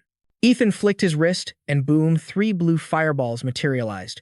With a swift motion, he yeeted the flames, sending them blasting straight into those 3 creeps. Ethan blinked, totally confused. Yo, is that dude seriously just standing there? Just as he suspected, these guys were players. And not just casuals, either. They were trained pros. Ethan glanced at Bruno. What about the other guy? He's camping out, watching us from his spot. The 2 enemy players signaled each other and split up, heading in opposite directions. Ethan narrowed his eyes. Super sus. He tailed the bald guy. Suddenly, Baldy reaches into his pocket, and oops did he just drop a blue gem on purpose. Ethan's jaw dropped. A mana stone? No way. There is no way these scrubs are carrying high-tier loot like that. Suddenly, a blinding azure light engulfed the entire supermarket. Everyone froze, totally shook by the scene. The glow just kept getting brighter and flashier. It tore open a massive sinkhole in the floor. The crowd started murmuring. Mom, what is that? Is it a mana glitch or something? Bruno whipped his head around, panic setting in. Hellhounds were lunging out of nowhere, knocking people down like they were ready for a buffet. Monsters kept spawning left and right. The PA system crackled. Emergency. Emergency. Monsters have breached the grocery section. All staff and customers, please evacuate to the nearest fire station. Meanwhile, Nameless stood there, cool as a cucumber. Everything is going exactly to plan. Eliminate anyone who blocks the path. Ethan watched the terror unfold inside the chaos of the department store. This definitely didn't happen in my past life. I gotta admit, the timeline is officially messed up. The future has started to shift. Ethan flashed back to the nightmare of the ruined city. Sophia grabbed him tight as everything exploded and faded to black. A hound screeched, snapping him back to reality as it lunged. Ethan! He spun around. Boom. Bruno intercepted the beast, smashing it. He grabbed Ethan's shoulder. Hey, snap out of it, bro. We gotta find Julieta and Sophia. Can you walk? Ethan shook off the daze. Yeah, I'm good. Saving Julieta and my sister is priority number 1. Ethan shouted over the noise. Where did they go? Bruno filled him in. They're still on the 5th floor. Let's hope they're safe. Suddenly, a voice drifted down from above. So, you're the guy who blasted that mana earlier, huh? Nameless smirked down from the railing, looking down on them. Why the panic? Where are you running off to? Ethan tried to gauge his rank, but he didn't have time for this trash. Suddenly, Bruno launched himself forward, throwing a massive haymaker right at Nameless. Bam! A thunderous hit sent Nameless crashing to the floor. Ethan was impressed. Dude is that strong without any support gear? That's wild. Bruno is a beast, just like I thought. Ethan called out, Bruno, wait. We can't just end a guy like that. Nameless's face was a purple mess. Ethan stomped on him. Dealing with these pests is such a drag. In my last run, I got grilled so hard for not confirming this guy's identity before he croaked. Not making that mistake again. Ethan looked back, confused. What are you doing? Let's roll. Bruno jumped. Oh, right, coming. He shivered. Kids these days are terrifying. I just wanted to knock him out. Meanwhile, back at the grocery store. All staff and customers, please evacuate to the fire station by the guest house. Julieta looked around, completely confused. What is going on here? Sophia couldn't believe her eyes. Monsters, did a dungeon gate break open? Julieta grabbed her shoulders. Hey, stay calm. First, We need a head count. Sophia's eyes widened as she scanned the area. 3 on the left wing, 2 on the right, and 1 right down the middle. Luckily, our side is clear. That's 6 total. We just need to pick a route downstairs and avoid getting tagged. Sophia turned to her. Don't worry, sis. I've got your back. Suddenly, Julieta screamed. Sophia, look out. 12 o'clock. Julieta yanked her back just as a hound pounced. Sophia yelped. Stay back. Julieta grabbed a metal clothes hanger and swung it like a baseball bat. Whack. The hound flew backward. Sophia gasped. Was that, Manhwa? Is Julieta a player? Julieta didn't have time to explain. Sophia, we need to move. Bruno and Ethan are probably waiting for us. Roger that. You're so cool, Julieta. More hounds charged. Julieta grabbed Sophia's hand. Less talking, more running. Julieta fired a blast of mana behind her. They're faster than I thought. I'm gonna run out of juice at this rate. I need a weapon. Something effective. Sophia pointed. Sis, the escalator is right there. Julieta hesitated. Wait, Sophia, don't. Sophia looked up. A hound leaped straight at her. She spun around, eyes cold. She froze in place. She remembered the past. She wasn't that scared little girl anymore. Sophia sidestepped the attack and delivered a swift kick to the beast's ribs. The dog crashed to the ground, totally confused. Sophia landed gracefully, then immediately twisted her ankle. Ow! She leaned into Julieta. You okay? You scared me to death. Julieta grilled her. Sophia smiled. I'm fine, really. The pack was howling all around them. Julieta eyed the escalator. She gave the order. Sophia, can you make it to the escalator? We gotta sprint. Sophia nodded, wincing. I can do it. All right, let's move. The 2 girls bolted for the stairs. They leaped onto the moving steps just as the hounds snapped at their heels. They hit the steps, leaving the dogs barking at the top. They made it. Keep going down. Fast, Julieta urged. Sophia nodded vigorously. The hounds gave the signal and turned.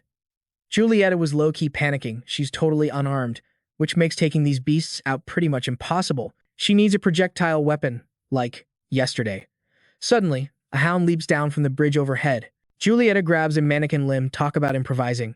She swings with everything she's got. The hound dodges, but oops. It slips and plummets straight to the floor. She goes beast mode on the rest of the pack, knocking them all off the edge. Ethan is totally starstruck right now. You are so cool, sis. Julieta teases back. Yeah, even if I knock everything over. Meanwhile, Ethan grabs an object nearby. He winds up to throw, but Ponytail Guy blocks it. The dude lunges, but Ethan is ready and goes for a sweet leg sweep. Ponytail Guy loses his balance, and Ethan delivers a massive hit right to his face. That dude's mug is totally wrecked. He stays chill. I'm done here. You? Bruno cracks his neck. Same. Let's head upstairs. But wait, Ethan spots something. Hold up, look at that. He shook as a wolf comes crashing down from the ceiling, followed by 2 or 3 more. They look up. Bruno notes, looks like the girls are handling business. Ethan nods in agreement. Ethan checks the down enemies.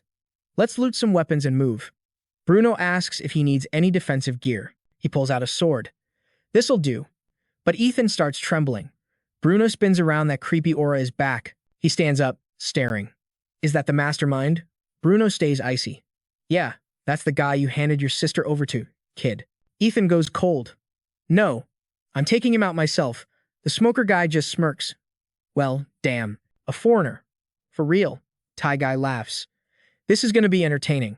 Wasn't the chaos enough? Who turns down a free meal, right? Julieta keeps her cool. Come here, kid. Thai guy warns they should bounce slowly, but Smoker wants to mess around before the Shin Guild shows up. But before we dip, why don't we have a little fun? Julieta grinds her teeth. You guys are absolutely disgusting. Thai guy is nervous. Shouldn't we just leave? Smoker replies, yeah, we gotta hide before the scumbags get here, but let's play first. Julieta looks at them with pure contempt. Sophia, go find a hiding spot, okay? I'll come get you later. The kid hesitates. No, I want to stay with you. I can fight too. Go. Julieta snaps. No way, it's too dangerous. Smoker cuts in. Hey, who said we're letting the kid walk? Thai guy appears right behind them. Exactly. Who gave permission? Julieta grabs the mannequin arm to swing, but bang.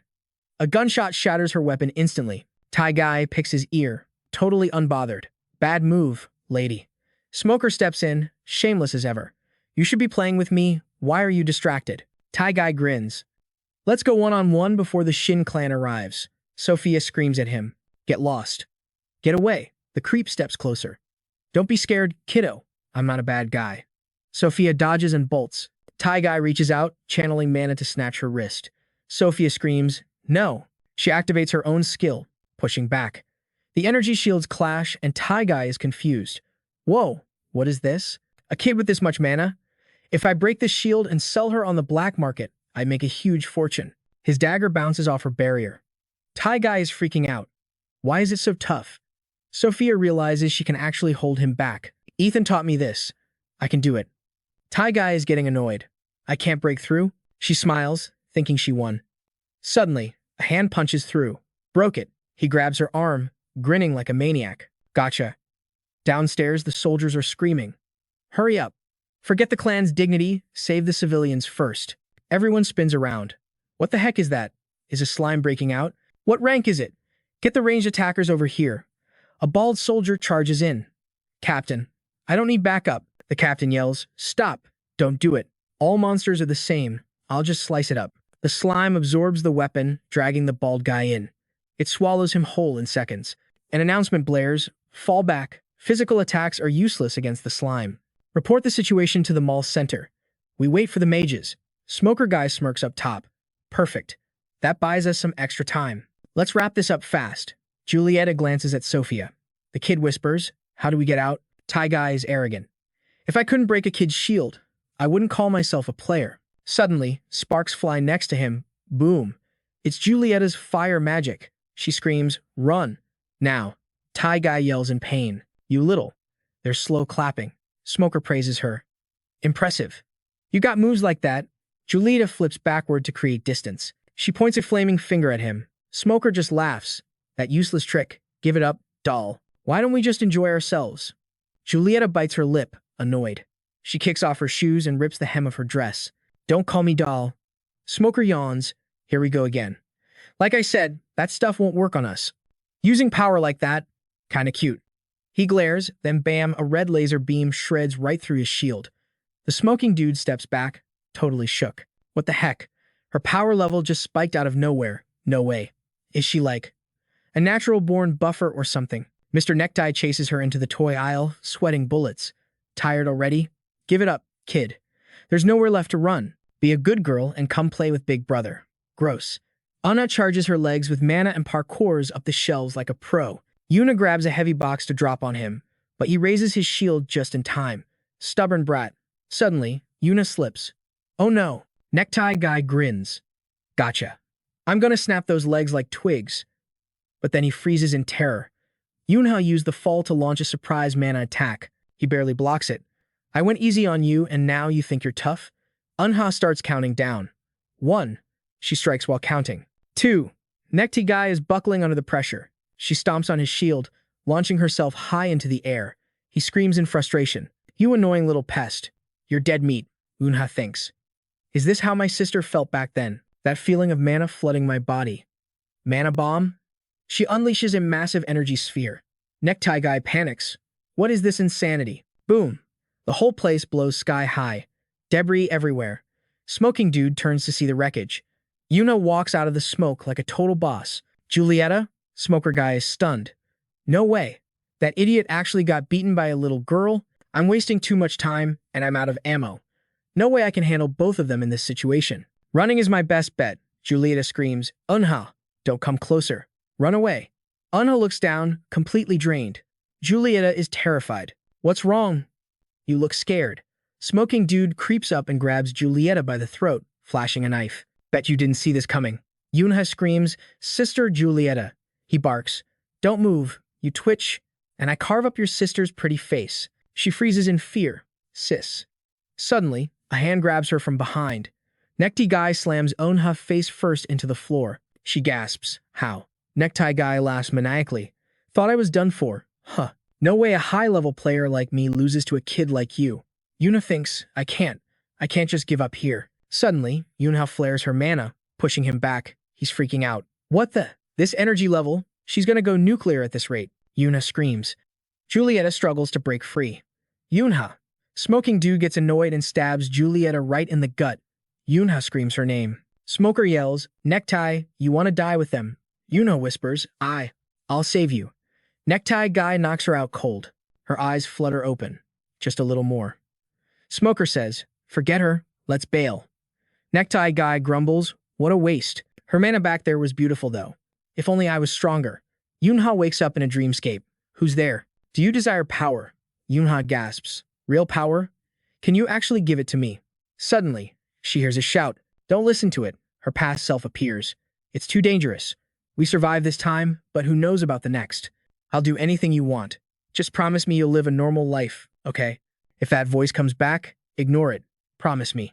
They link pinkies. Okay, I promise. Yoonha snaps awake in the real world. Sorry, Eunha, but I have things I need to protect too. She remembers the happy times she built with her own 2 hands. Yoonha stands up. I need that power to save her. Necktie guy laughs. Whoa, still standing? Tough cookie. He throws a punch. Go back to sleep, Yoonha whispers. Please, grant it to me. Her eyes snap open. Give me power. Stay down. But Yoonha moves faster, smashing her fist into his face. He goes flying across the room like a rag doll. Smoker screams, you little. Then he looks up. It's Bruno. He gently drapes his jacket over Yoonha. Good job, kid. Rest now, Yoonha. I'll handle the trash. Smoking dude sneers. Look at this bear-sized loser. Bruno moves like lightning. He grabs Smoker by the head and slams him into the concrete. Crack. Julieta. Necktie guy tries to grab his knife, hands shaking uncontrollably. Bruno holds Julieta gently. Necktie guy lunges. Bruno just swats him away. He walks over, eyes burning with rage. For what you did to Julieta and Yoonha. Necktie guy begs, wait. Mercy. Bruno raises his fist. You'll pay for it with your life. A few days earlier before the mall attack, Kyung Hwan here. I did exactly what you said. What else do you want from me? He's shaking in his boots. Kyung Hwan reaches for his weapon. He lunges. I'll kill you and that John guy too. He stabs, but hits nothing but air. He starts sweating buckets. Suddenly, a blade bursts through his chest. A skill that messes with perception. He spins around, confused. Nameless shrugs. You talk too much. He chokes Kyung Hwan with a chain. Message from the guild master. I'll take real good care of your family, especially your wife. I'll make sure she's very comfortable. Kyung Hwan struggles, then goes limp. Nameless smiles. Thanks for your hard work. Rip, buddy. What's up, guys? Breaking news. A game over note was found in the vice president's cabin at King Kong World. Detectives are saying he decided to rage quit life. We're live the Sabai department store logistics warehouse. It's totally empty in here except for you trash mobs. What's good? Mayango is like, the Flower Guild pulled up, and our backup is ghosting us. Nameless starts sweating, realizing these guys are faster than he thought and they need to bounce as soon as possible. They're probably out there doing useless side quests. Mayango nods. Then he pauses. Bro, who's the little ankle biter standing right behind you? Nameless spins around. What kid? He's totally shook. The kid just laughs. Took you long enough to notice me, Grandpa. I've been chilling here for a minute. Nameless is freaking out. Is this kid glitching? How long has he been camping there? Mayango is confused. Like, what's the tea? Do they know each other? Is he just a lost NPC? Nameless finally speaks up.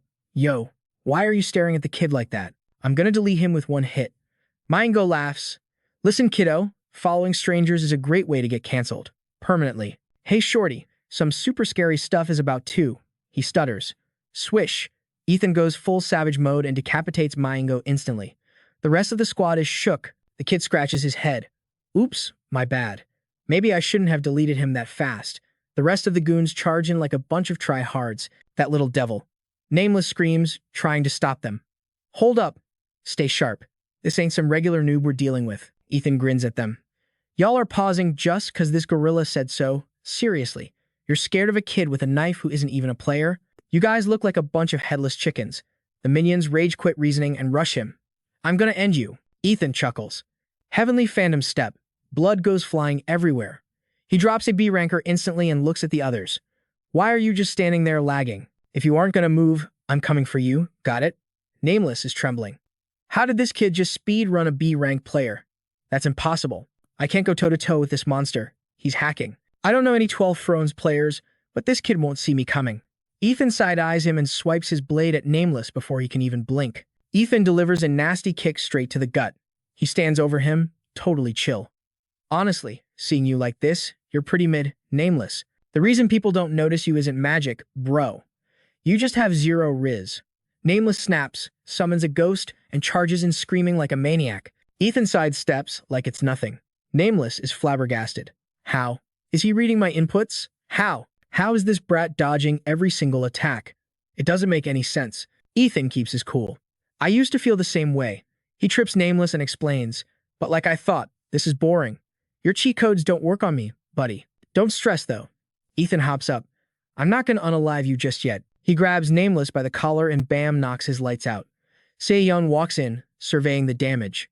Wow, you guys completely trashed the server. Ethan grins. Do me a solid and tell everyone you soloed these guys, okay? Seon covers her mouth, giggling. You know you're racking up a serious debt with me, right? He rolls his eyes. I'll pay you back. I swear, cross my heart. She presses him. Okay, but when? He just laughs nervously. Someday. Anyway, I'm leaving this trash for you to handle. Si-yeon steps forward to deal with the cleanup. Fine, I'll let it slide this time. Suddenly, Ethan rushes back. Wait up. She's surprised. Huh? He looks intense. I've been dying to see what this dude looks like under the mask for ages. Nameless starts panicking. No, please. Anything but that. Ethan yanks the glasses off.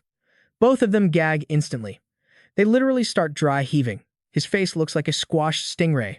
That is absolute nightmare fuel. Hearing footsteps, he turns around. It's the squad, Julieta, Sophia, and Bruno. He runs over, hyped. Flash forward to 3 o'clock. This afternoon on the 17th at the Sabai department store, a group of monster terrorists got wrecked by a mercenary player. The media is blowing up, spreading his name everywhere as Nameless. Along with the Shilla Guild, Saintess Shin Se-yoon, one of the 12 thrones, took credit for clapping the terrorists. Sadly, 23 people didn't make it. Marin's eyes light up watching the screen. With 23 casualties confirmed, the Celestial Maiden government sent out thoughts and prayers for the victims. Marin ignores the sad stuff and zooms in on the footage. He spots Julieta, Bruno, Ethan, and Sophia. A creepy grin spreads across his face. Gotcha. Meanwhile, outside a cafe, a barrier is set up so the normies can't see who's chatting inside. Expected nothing less from the Saintess, the best mage in Korea, hands down. Ethan looks serious. This is the first time you've actually invited me out.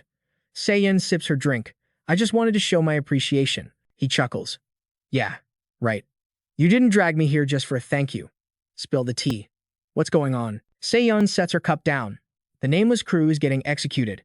It's the first time the Celestial Maiden government has ever done this. Ethan replies, got it. But the real question is who hired those clowns in the first place. Seyeon shakes her head. Sorry, fam. That's classified info. My lips are sealed on this one. He shrugs casually. Guess we have no choice then. Seyeon speaks up. Is that it? Ethan gets serious again. What's the update on the Sabai group? Seon explains, Chairman Lee Jun-hee is back. The heir decided to rage quit his position for now to focus on social welfare. He nodded along, tapping his chin. Gotcha. I pick up what you're putting down. She stood up, smoothing out her clothes. Cool. Well, if we're done here, I gotta bounce. Got a million things to do. Did he wave? You bet. Catch you on the flip side, he said.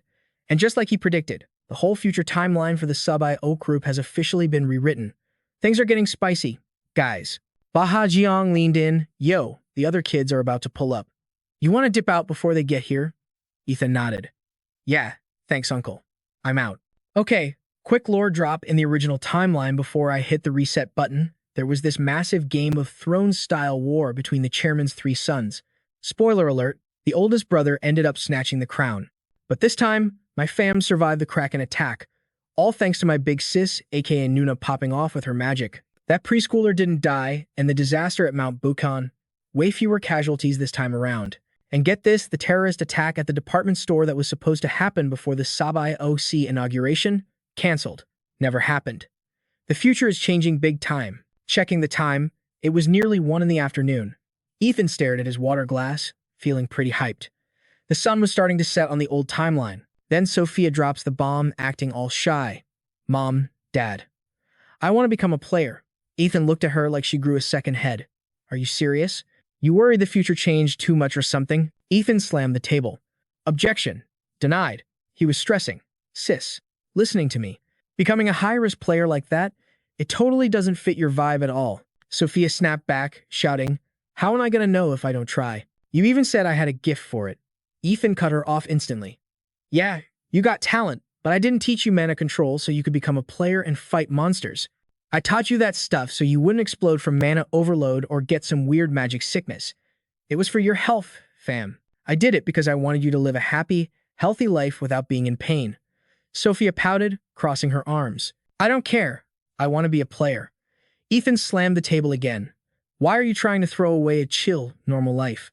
What is wrong with you? The life of a player isn't cool or glorious, okay? It's messy. It's dangerous. It's basically a dangling trash bag of stress. She screamed back, I want to be a player no matter how annoying it is.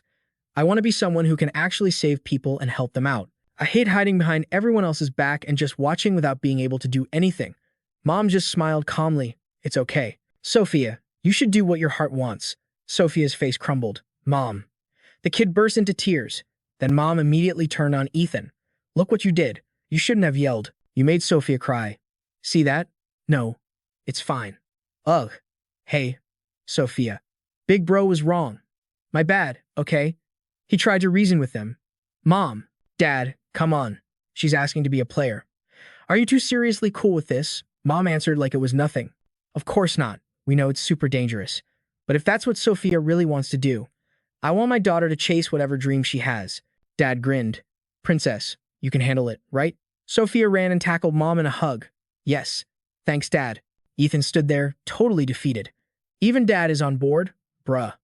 Cut to black nighttime meeting. The mood shifted. Boss, you look wrecked. Jong-hun, give us the facts you lined up. Jong-hun fired up the projector.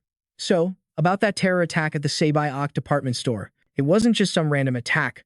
It was the result of a civil war inside the Sabai-ok group. An inside job. Check this chart out. This shows who holds the power in the Sabai-ok group right now.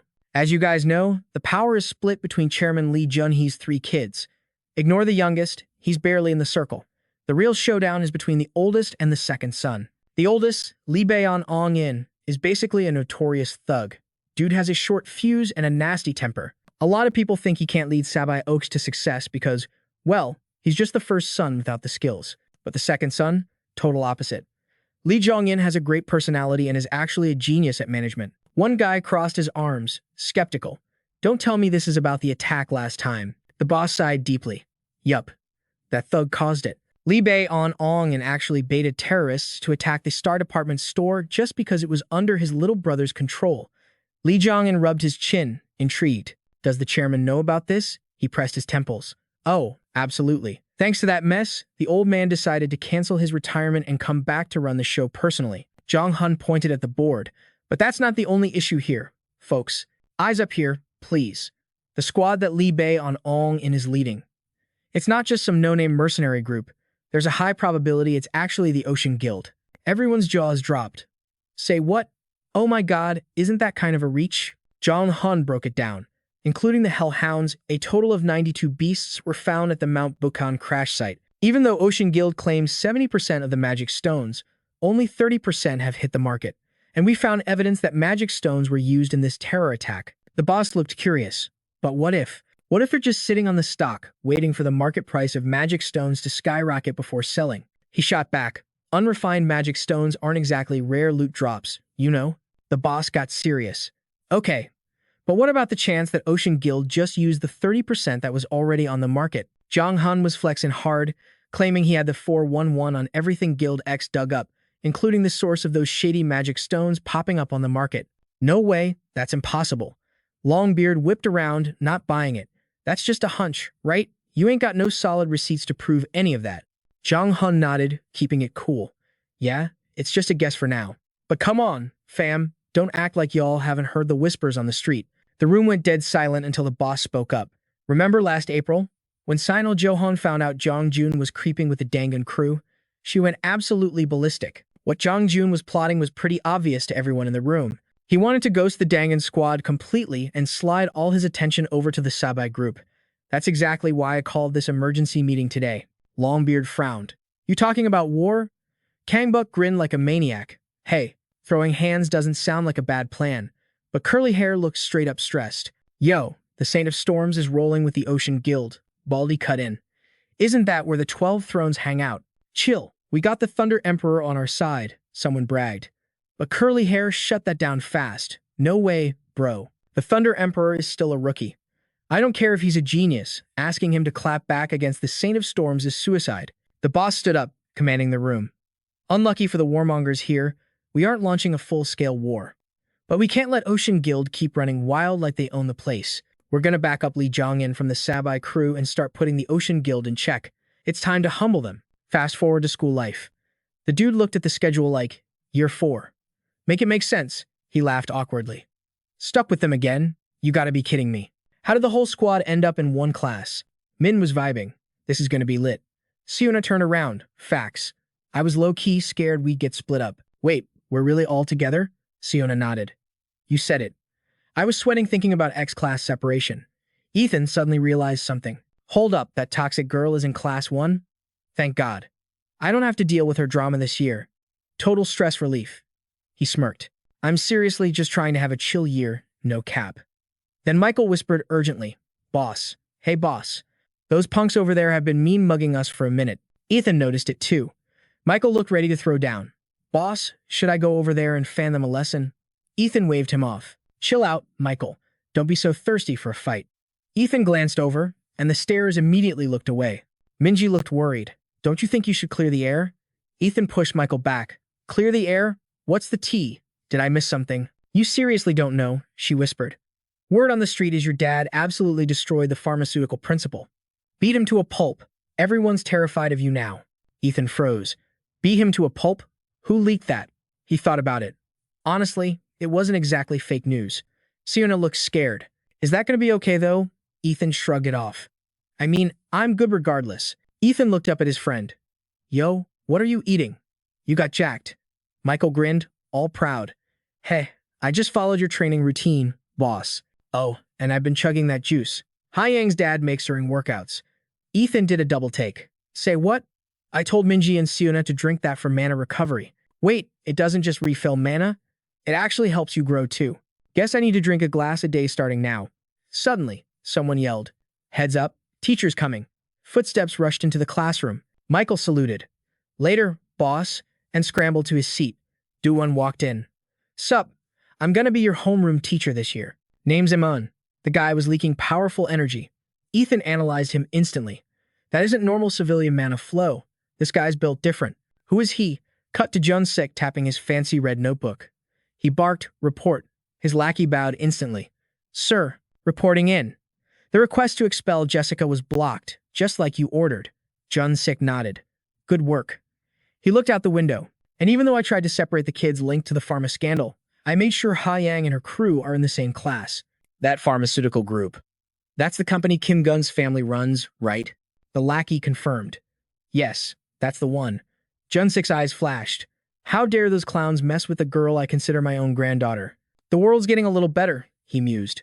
And Ha-Yang's homeroom teacher? Who'd you pick for that gig? The lackey bowed. He's a player who retired due to injury, but he's still got serious skills in the field. Jun-sik asked casually. What's his background? The lackey replied, Regulus Guild. Jun-sik raised an eyebrow. Regulus? That S-tier guild. All right, sounds like he's legit enough to trust. Jun-sik flashed back to a memory. Grandpa Jun-sik. I want to be in the same class as Appa when I hit 2nd grade. Ha-Yang had chirped. It'd be awesome to be with my friends, but Dad says it's super hard to arrange everyone into one class, she pouted. Jun-sik had cut her off. For real? Don't trip. Your grandpa will make that wish come true. She turned to him. It's okay, Grandpa. I'm big enough to understand if it can't happen. He chuckled. Sorry, I forgot how grown-up you are. How about a prediction then? Ha-Yang asked curiously. A prediction? Jun-sik smirked with confidence. Yup. Even in 2nd grade, I predict you'll be chilling with your besties in the same class. She beamed, walking off happily. Back in the present, Jun-sik stroked his notebook. He smiled warmly. Isn't it fascinating, honey? I found another kid I care about just as much as our granddaughter. Ethan is just chilling in this dusty wasteland, looking around like, yo, why did I pull up so early? But wait, how did he even know to come here? Is he trying to ghost Annie or something? Right after linking up at Hapyeong, the wind starts going crazy. She's here.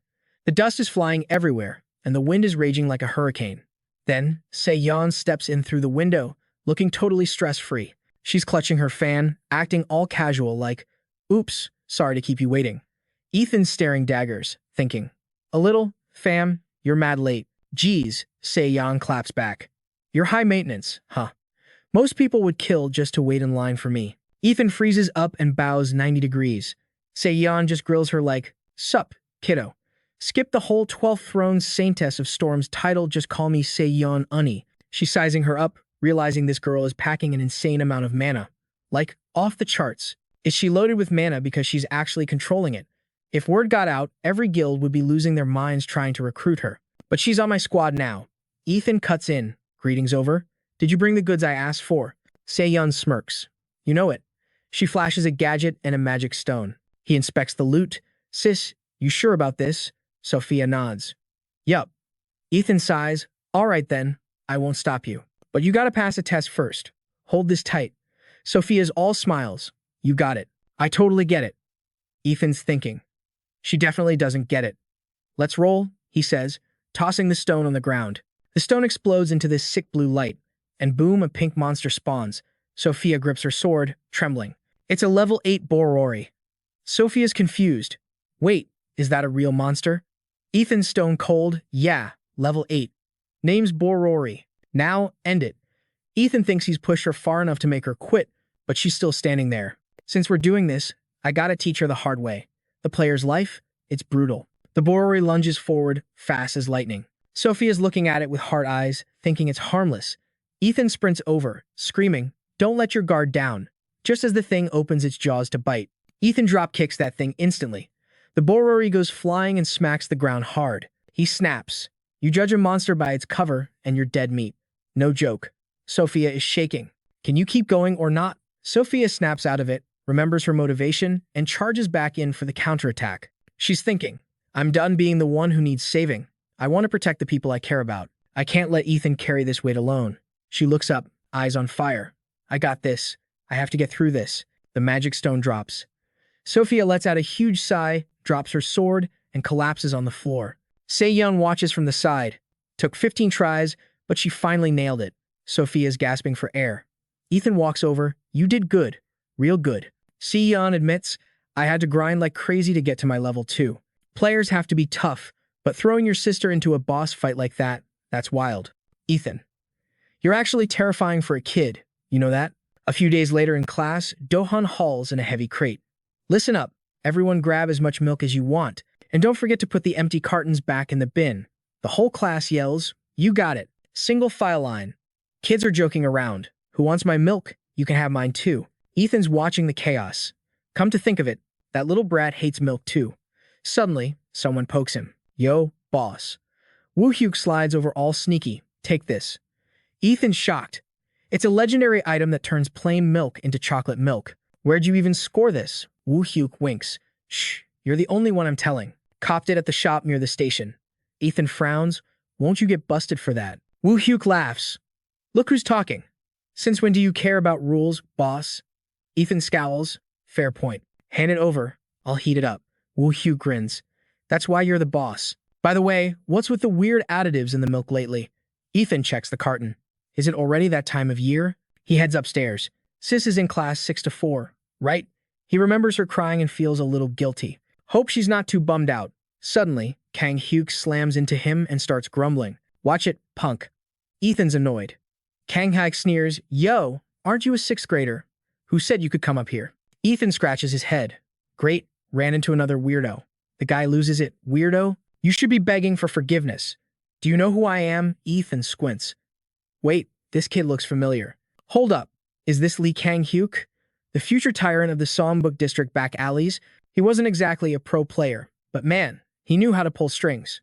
Dude was a master at exploiting weaknesses to keep his minions in check. No cap, it's not an exaggeration to say Lee Kang-hyuk practically owned every scrap of intel in the Songbuk-gu slums. Guess he's been obsessed with Seonbuk-gu since he was knee-high to a grasshopper.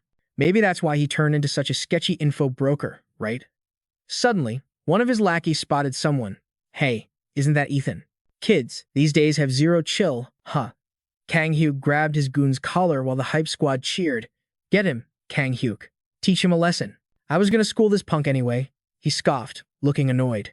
His crew got right in the kid's face. Yo, what are you staring at? Squirt, don't go crying to the teacher, okay? Ethan thought to himself, should I just spook them a little? But then Kang-hyuk shouted, You're toast, kid. Just as Ethan was prepping a counter move, a girl's voice cut through the air. Hey, Lee Kang-hyuk. The bully froze. Recognizing the voice, everyone spun around. Kang-hyuk's face turned tomato red while Ethan looked confused. Sophia, what are you doing here? She put her hands on her hips. Didn't I tell you to stop bullying people? Kang-hyuk panicked, frantically straightening his jacket. No way, Sophia. It's not what it looks like. Oh God, don't tell me this loser has a crush on my sister, Ethan thought. While the bully stammered apologies, Ethan snapped, Yo, how dare you? That's my sister. I'm gonna wreck you. The minions quickly jumped in to save face. No, no. Wait, this kid bumped into our boss and didn't even say sorry. Yeah, we were just gonna teach him some manners, that's all. Sophia stepped forward, eyes narrowing. Teach him manners? You want to educate my little brother? Kang-hyuk's jaw dropped. Brother. He looked back and forth between them in total shock. But you two don't look anything alike. Sophia rolled her eyes at their stupidity. Kang-hyuk, realizing he messed up big time, started sweating buckets. Anyway, my bad. Seriously, I'm so sorry. We didn't mean it. Won't happen again. Promise. He turned to Ethan with a fake, suck-up smile. So, you're Sophia's brother? You hurt anywhere, buddy. Ethan gave him a death stare. What a two-faced creep, Ethan thought. This guy flips faster than a pancake. Sophia grabbed his arm. Let's go, Ethan. As they walked away, Kang-hyuk shouted after them. Bye, Sophia. Have a great day. And hey, little bro. If anyone bothers you at school, just tell me. I'll handle him for you. Ethan looked back in disbelief. Is this guy for real? Sis, you actually like that weirdo? Sophia frowned playfully. Hey, what do you mean that weirdo? Kang-hyuk is older than you. Show some respect. Ethan shrugged. Whatever. Answer the question. Do you like him or not? Sophia paused, smiled, and turned around. I like my little brother Ethan the best. She laughed. Come on, I'll walk you to class. Ethan choked on air. Fine, whatever. Suddenly, she bear hugged him. Aw, does my little bro love his sister that much? You're so cute. Scene transition. A few days ago, during a heavy downpour, Patricia checked her phone, watching the rain. How long has it been since the kids visited? Ethan and Sophia have really grown up so fast. She was walking happily when a noise from a dark alley stopped her. Did I imagine that? She turned and stared at a shaking dumpster. Patricia crept closer. Good heavens. She lifted the lid and gasped. Inside was a kid named Parang, curled up and shivering. She realized he was an Ajin, a demi-human child. So small, yet he's been through hell. Her heart broke. Hey, sweetie, are you okay? My God, you're freezing. Parang flinched, memories flooding back. Voices from his past echoed, look at that freak. An Ajin. Should we sell him? Nah, nobody wants a defect like that. Let's just use him as a punching bag until he breaks, then toss him in the trash. Nobody cares if a demi-human dies anyway. Snapping back to reality, Parang slapped Patricia's hand away and scrambled out of the dumpster. Oh my, Patricia cried out. Who the hell are you? Parang hissed, trembling. Get lost. Patricia looked at him with sad eyes. Does this poor child have no one to look after him? He was badly hurt, and the rain was pouring down. I'm warning you. Stay back, Parang yelled. But Patricia stood her ground. I can't just leave him here like this. Parang raised his arms, flinching as if expecting a beating. But when the blow didn't come, he slowly peeked through his fingers. Patricia smiled warmly. If you have nowhere else to go, would you like to come home with me? Present day, Patricia, Ethan, and Sophia ran up to her. She beamed.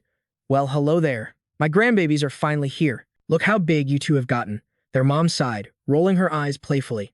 They act so sweet in front of you, Mom, but at home? Total nightmares. Patricia laughed. You have 3 kids and you still act like one yourself. Patricia teased. Her daughter pouted. Mom, stop roasting me. Patricia then turned to the dad. Son-in-law, living with her must be a workout, huh? The dad just scratched his head and chuckled. Patricia looked down. And who is this little munchkin? Is this Sophia? We met last year, remember? Don't you recognize Patricia?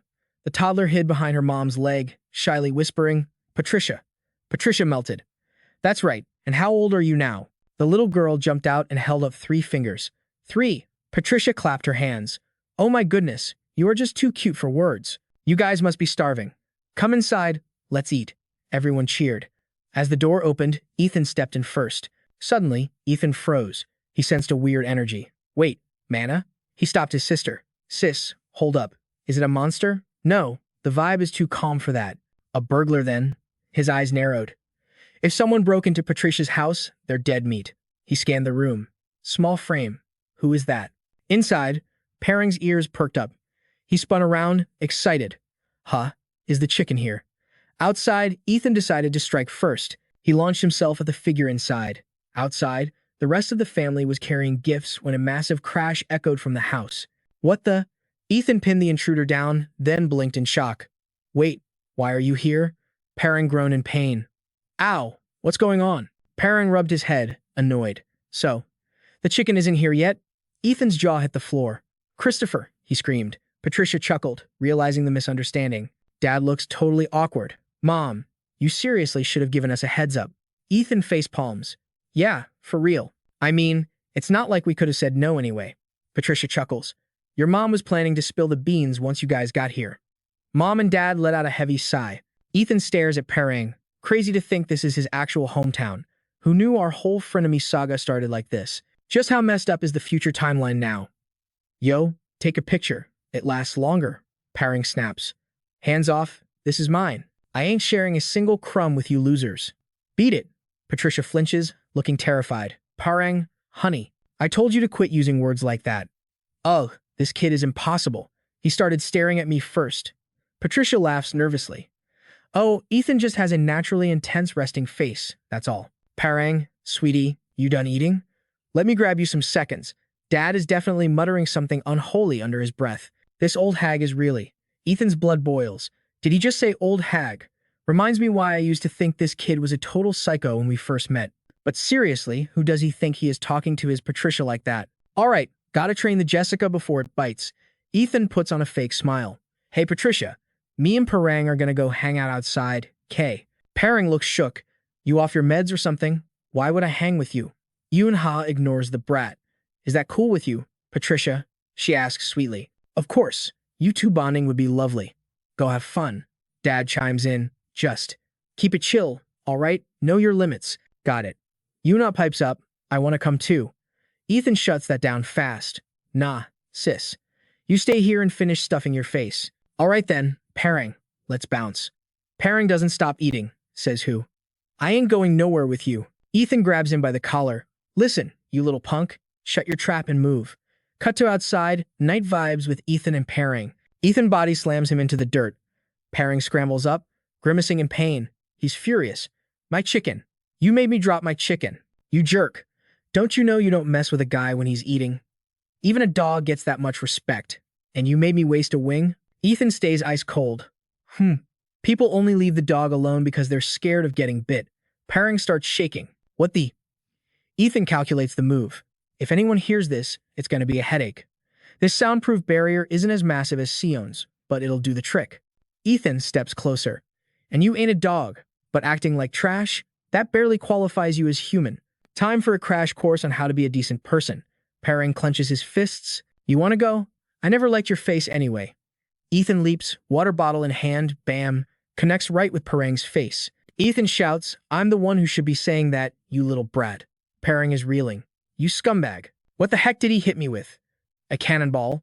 Ethan swings again, thinking, disrespecting the woman who fed you, clothed you, and healed you. Paring hits the dirt on his knees. Ethan is fuming. You dare call her an old hag? Do you have zero shame or manners? Huh? Paring screams. Help! Ethan smirks. Let me save you some time. Scream all you want. Nobody outside this circle can hear a thing. Paring clutches his head. You couldn't have mentioned that earlier? I hit first, talk later. Ethan chuckles. Though, if you actually knew telepathy, you might have a shot at calling for backup. Paring looks annoyed. I don't know that junk. I'm 10 years old. How am I supposed to know telepathy? Ethan laughs internally. So the rumors about him knowing telepathy at 10 were lies. Great. Another reason to whoop him for being a fraud. Guess we're gonna have some fun then. Paring cowers, holding his head. Dude, are you seriously not done yet? Thud. Whack. The sound of a beatdown echoes. Cut to the next day. Paring groans. It hurts so bad. He only hit me in spots where the bruises wouldn't show. Is he really 9? Or an undercover gangster? He's kneeling in the living room. Dad looks worried. So, Paring is 10, right? Mom hesitates. Then he should be in 3rd grade. Yeah? Dad nods. Technically, but the kids never set foot in a classroom. Paring cuts in. Listen up. I ain't going to school. Ethan shoots him a death glare. Pairing freezes. I mean, school sounds great. Ethan remembers the old timeline. He got into the academy a year ahead of me and got bullied relentlessly. We should totally go together. Ethan grips Pairing's shoulder like a vice. I think starting in 2nd grade would be perfect for Pairing, don't you? Pairing side-eyes him. I said no. Ethan tightens the grip. Mom asks, Pairing, what you think? Pairing trembles. I really want to be in 2nd grade. Ethan beams. Yay. Now we can be classmates. Isn't that awesome, Pairing? Patricia laughs. Only been a day and they're already besties. Mom smiles. Kids really do make friends fast. Pairing is dying inside. Are you people blind? I'm literally being held hostage here. Dad looks thrilled. Pairing looks so cute when he smiles. Pairing curses mentally. That's not the point. Ethan squeezes his shoulder again. Hey, Pairing. Want to go play outside again? Pairing starts sweating buckets. Please, no. Cut to early morning. Ga-yoon is in a serious meeting. Anbok reports. We're planning to extract 4,000 Korean citizens currently stranded in Italy, but there's a catch. They want our help taking down a monster that just popped up in the North Atlantic. Theoretically, this thing is way beyond a level 1 threat. Yo fam, the worst kind of monsters aren't just scary, they're literal server wipers that can delete an entire country. We knew a world-ending boss was spawning, but this is actual worst-case scenario vibes. Ga-yoon just sips her tea, totally unbothered. Asking us to send our players to a strange map is kinda sketchy. How about we just hook your Nordic fighters up with some OP herbs instead? Amma eyes the tea.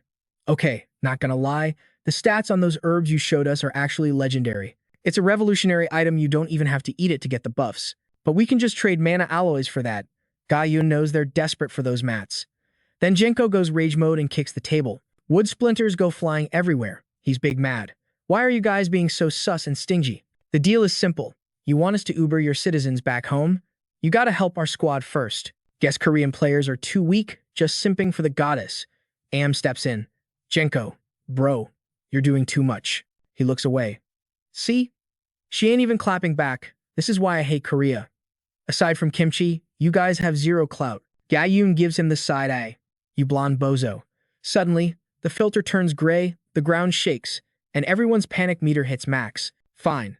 Just to make sure our Korean fam stuck in Italy gets back safe, we'll go full try-hard mode to help you. On top of the Spear St. Nam Gong, our server's #1 player, we're sending 2 of the 12 kings too. I'm pretty sure that's enough firepower to pay for our people's safe return, right? Ga-yoon signals and the Italian duo sighs, totally wrecked. Am slams the table. This isn't gonna end well for you, girl. Ga-yoon stays chill. If you want to drop a dislike or complain about what I just did, go right ahead. I'm also going to report to the international mana admins that your leaders sent literal thugs to negotiate with us. Jenko starts shaking. You guys need to check your rank. You're just NPCs. I'm going to delete you right now. Try me. Am yells, wait. He's about to ult but freezes. What the heck? A sharp gaze locks onto him. Jenko is lag frozen. If I move, it's game over. Ga-yoon turns around. Guess you're not a total noob after all. Meeting adjourned. Now, get lost. She leaves and slams the door. Jenko is triggered. Man, she is so annoying. Back at the blue house, it's drama time. That was way too risky. You gotta be careful. Sang-jin is serious. You're not a celeb actress anymore. I'm a goddess now. Ga-yoon corrects him. And are you saying that as my bodyguard or my talent manager?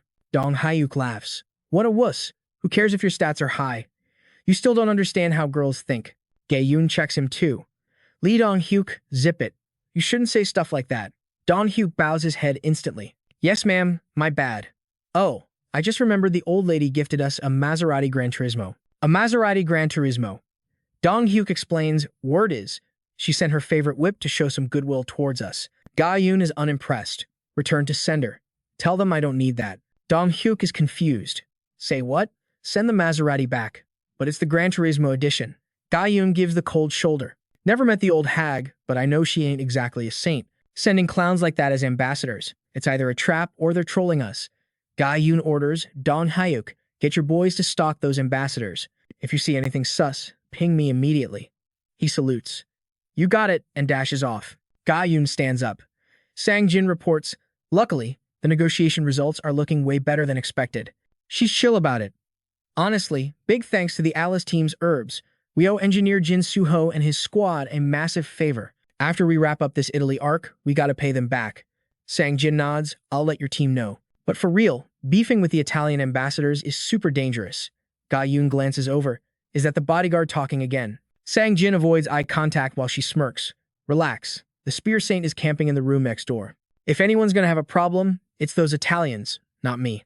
Meanwhile, on the way back, Julieta is vibing. She's replaying the doctor's words. Congrats. You're pregnant. The baby is 6 weeks old. Julieta looks up at the plane, glowing. She's totally happy. Julieta remembers something and calls her bae. Hey Bruno, it's me. Did you eat yet? Julieta thinks, I really want to spill the tea right now, but I should wait to see him in real life. I'm just prepping to go eat. Did you eat? Bruno replies, I'm on my way. You went to the hospital today, right? You good? Julieta gets shy. I'm all good. But hey, Bruno, you gotta come home early today, okay? He replies softly. For sure. Julieta is hyped, just dying to see his happy face. Suddenly, a voice interrupts. Who's this? Isn't that Julieta Valentine? She looks up, terrified. Jenko greets her. Yo, how you been lately?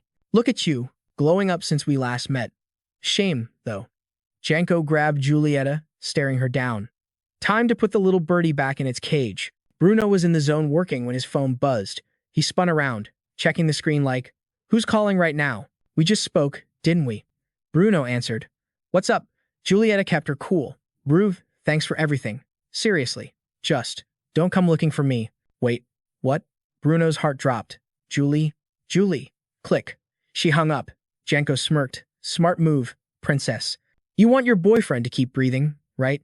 Let him live a normal life. Meanwhile, school let out. Seon-ah was vibing, thinking, finally, I'm good. Ha-Jang hit them up. Yo, wanna crash at my place? My dad's cafe has AC blasting. Hyuk was instantly down. I'm in. Seon-ah grinned. Count me in. Hyuk shrugged. Cool, let me drop my gear first. Minji nodded. Same here. Then she smirked at him. You're gonna game with Hyuk and be late again. Bet on it. Hyuk dodged the accusation. You just following me to roast me or what? Minji glanced over. Whoa, isn't that Julieta? Yoon-ha froze. She was getting shoved into a car. What the heck is Janko doing in our hood? Wait. Thinking back. Isn't the summit between Korea and Italy popping off right about now? The Leviathan raid. Level 2 threat. To get our people back from Italy, the government sent 3 of the 12 thrones as escorts. Because of that, we were short-handed. The Spear Saint, Nam-gong, lost his whole left arm. The Thunder Phoenix went total psycho from mana overload. And Ionji from the Flower Guild, KIA during the mission. Or so the story goes. Truth is, Ionji didn't die. She's locked up in a dungeon in Italy. And the jailer? Janko. The guy currently visiting Korea as a diplomat. People went nuts when they found out. That whole mess ended with a public execution. Yuna clocked it immediately. That guy is definitely with Julieta right now. He barked an order. Minji, stay put. Do not follow me, no matter what. She panicked. Dude, where are you going? I said stay back. He yelled. I gotta figure out their play and alert Gino or Bruno before it's too late. He flared his mana, boosting his speed. Minji screamed his name, but he was gone, tearing after that car through the back alleys. He closed the gap. The driver frowned. A kid? Janko looked down. I was wondering who was tailing us. Just a little brat? Yuna flinched. Crap. I'm made. Janko stepped out of the ride. You got beef with us. Short stack. Before Yunha could blink, the attack came. Bam! He took a hit and scrambled back to get some distance. What's the deal here? Janko scoffed. Preschoolers using mana now? The driver warned him. Don't play with your food. This kid's different. Is that so? Janko grinned. Then I won't hold back. He launched himself forward. I'm ending this. Yunha ducked under a lethal kick. Psycho is trying to kill me. He spun around, closing the distance instantly. He aimed a kick at Janko's head, but the guy weaved. Janko snatched him out of the air. Yunha gritted his teeth, no leverage in midair. Fine. Mana boost it is. Unha channeled power into his leg and smashed his foot into Janko's wrist. Janko's eyes went wide. Yunha backflipped, formed a mana sphere, and blasted Janko away before landing. Okay, Janko admitted, wiping dirt off. Your mana control is legit, but at the end of the day, you're still just a pipsqueak. In a blur, Janko was behind him. He clamped a hand around Unha's throat and lifted him up. Way more fun than I expected. Unha kicked, but Janko tightened his grip with mana. Too slow. I invented this game, kid. Yunha's vision blurred. Oh no. I'm gonna black out. Damn it. Gotta. Breathe. Just as he was fading, Julieta stepped out. Let the boy go. We had a deal. No hurting innocent people. Janko turned his head. You know this shrimp? No, she screamed. Don't touch him. Julieta pleaded. He's just a random kid. Drop him. Janko chuckled darkly. He ain't random, sweetheart. My gut tells me to squash threats like this before they grow up. The driver interrupted. Janko, enough. Janko rolled his eyes. Fine. Buzzkill. He dropped Yunha. Yunha hit the pavement, gasping for air. Julieta rushed over, looking terrified. Thanks, Unha wheezed. But you didn't have to save me. He looked up. Sis, what's going on? Julieta didn't answer. She slid a ring off her finger. Give this to Brew, okay? Tell him I'm sorry. Yuna stared at her, shook. She smiled through tears. Tell him I was happy. Truly. Yunha scrambled up. Julie, hey, get back here. I'm not asking. Janko shoved Unha hard, sending him crashing into a pile of trash bags. Beat it, Rugrat. The car screeched away. Lying in the garbage, Unha spiraled. I thought this second chance would be different. I saved my family. People who were supposed to die are alive. I saved my crew. I stopped the Bukhan disaster. I actually thought I was winning. But who decided this had to happen? He stood up, fists clenching. I'm busting my back to change the future, so why is the past haunting me? He stared at the ring. Your happiness includes you being here, idiot. He squeezed the ring tight. Don't you dare decide how this ends. Meanwhile, Sehun dropped a heavy crate and sighed. Man, keeping up with these government orders is killing my sleep schedule. Suddenly, Sujin slides over with a glass of water, looking totally curious. Yo, why are you staring at your phone like that? Spill the tea. He grins, trying to act mysterious. Nah, nothing. Just vibing, you know? Sujin smiles back. Is that so? Suddenly, his phone starts blowing up. Sok-hoon picks up the call. Yellow, Ethan speaking. The voice on the other end replies, Hey uncle, it's Ethan. Sorry for crashing your day like this. He's totally chill about it. No biggie, kiddo. What's the move? He asks softly. I actually need a huge favor from you, uncle. Sok-hoon raises an eyebrow, surprised. A favor? Bet. Later that afternoon, the sun is setting while Seo-yoon and Ethan are on the grind. Behind Seo-yoon, a massive mana tree monster appears. Snap. She clicks her fingers and a giant branch lashes out. The roots rush at Ethan, but she's locked in. She hops over the attack like a pro. Seo-yoon nods, impressed. Okay, reflexes are on point. I see you. But can you handle this? Ethan is shook as a tornado forms out of nowhere. It sucks her right in. Seo-yoon watches, thinking, girl still needs to level up her stability. Wait, hold up, is that a skateboard inside the tornado? Ethan is literally surfing the wind. That is honestly so iconic. Ethan yells out, Sis, a heads up would be nice next time. Seo-yoon stays cold. Real fights don't come with warnings, sweetie. Better get used to it. She adapts fast though, Seo-yoon thinks. Let's switch up the difficulty. She snaps her fingers, killing the tornado instantly. Ethan gasps as gravity kicks in, she's free falling. Panic mode. But she summons her slime, Jelly, to cushion the landing. Safe. Then she blasts off again. Seo-yoon watches. Not bad. Ethan commands Jelly to intercept an incoming shot. Gulp. The slime swallows the bullet whole. Seo-yoon has to give her props. Since Ethan is young, her imagination is wild and her reaction time is cracked. She has enough mana to tank hits and clap back. I knew she was built different. A total diamond in the rough. Ethan grins. How was that? Seo-yoon hides a smile behind her fan. Don't get cocky, rookie. Bam. Tree roots snag Ethan midair. You've leveled up in 3 months, though. Ethan screams, Uncle. I tap out, put me down. Seo-yoon laughs. Learning to crash is part of the gig. Suddenly, her phone buzzes. It's Seo-kun. That is mad sus. He rarely calls. Please tell me he didn't start drama again. Meanwhile, that afternoon on a lonely road, Bruno cracks open a case full of weapons. Suit up time. He swaps his gear, looking ready for war. Checking himself in the mirror, Bruno sighs. Man, I'm losing my gains. Looking a bit small compared to usual. Calling myself the Beast of Valentine feels like false advertising right now. He flashes back to a moment with Julieta. Brew. She pointed at some thugs. The guy was stammering. My bad. I didn't know she was the Princess of Valentine. But the blonde dude wasn't having it. That is the lamest excuse ever. Who in Sicily doesn't know the lady? The thug was shaking. I swear, bro. It's the truth. I'm just a tourist here. Bruno stepped in, looking absolutely menacing. Save it. You disrespected the lady. That's a wrap for you. Bruno towered over the creep, radiating pure savage energy. The guy turned purple with fear. Wham! Bruno sent him flying into next week with one punch. Julieta cheered. That's the beast of Valentine for you. Total tank. Thanks again, Brew. He blushed hard. Back to reality at the mansion. The Patricia dropped a bomb. The Myron family is taking over Sicily. The whole squad is panicking. Why the Myron crew? Why not us? We're way better. What's the play here? We've got major beef with those Myron guys. They're trash. The boss slams the table. Zip it. Listen up. The Valentine family is merging with Myron. Deal with it. Julieta looks shook. Dad, what does merging even mean? The old advisor is trembling. Boss, if we do this, we'll be their servants. We'll be kneeling to those Myron losers. The boss cuts him off. Trash talk. That's nonsense. This is a strategic play to secure the bag for the Valentine family. We don't bow down to anyone. We are just playing nice with the Myron crew for a hot minute to get what we want, to seal the deal. Julieta, you're getting engaged to Vincent Myron. She gasps. Excuse me? Vincent? That notorious playboy? If you're talking about the Myron heir, that guy is a walking red flag. The boss is cold as ice. You'll marry him and give him an heir. Julieta is fuming. Dad. He doesn't blink. Your amplification powers are top tier for boosting mana. It's pure logic. If you have a kid with Vincent, that baby is going to inherit some crazy stats thanks to your genes. The bald guy stammers, Wait, boss, are you saying?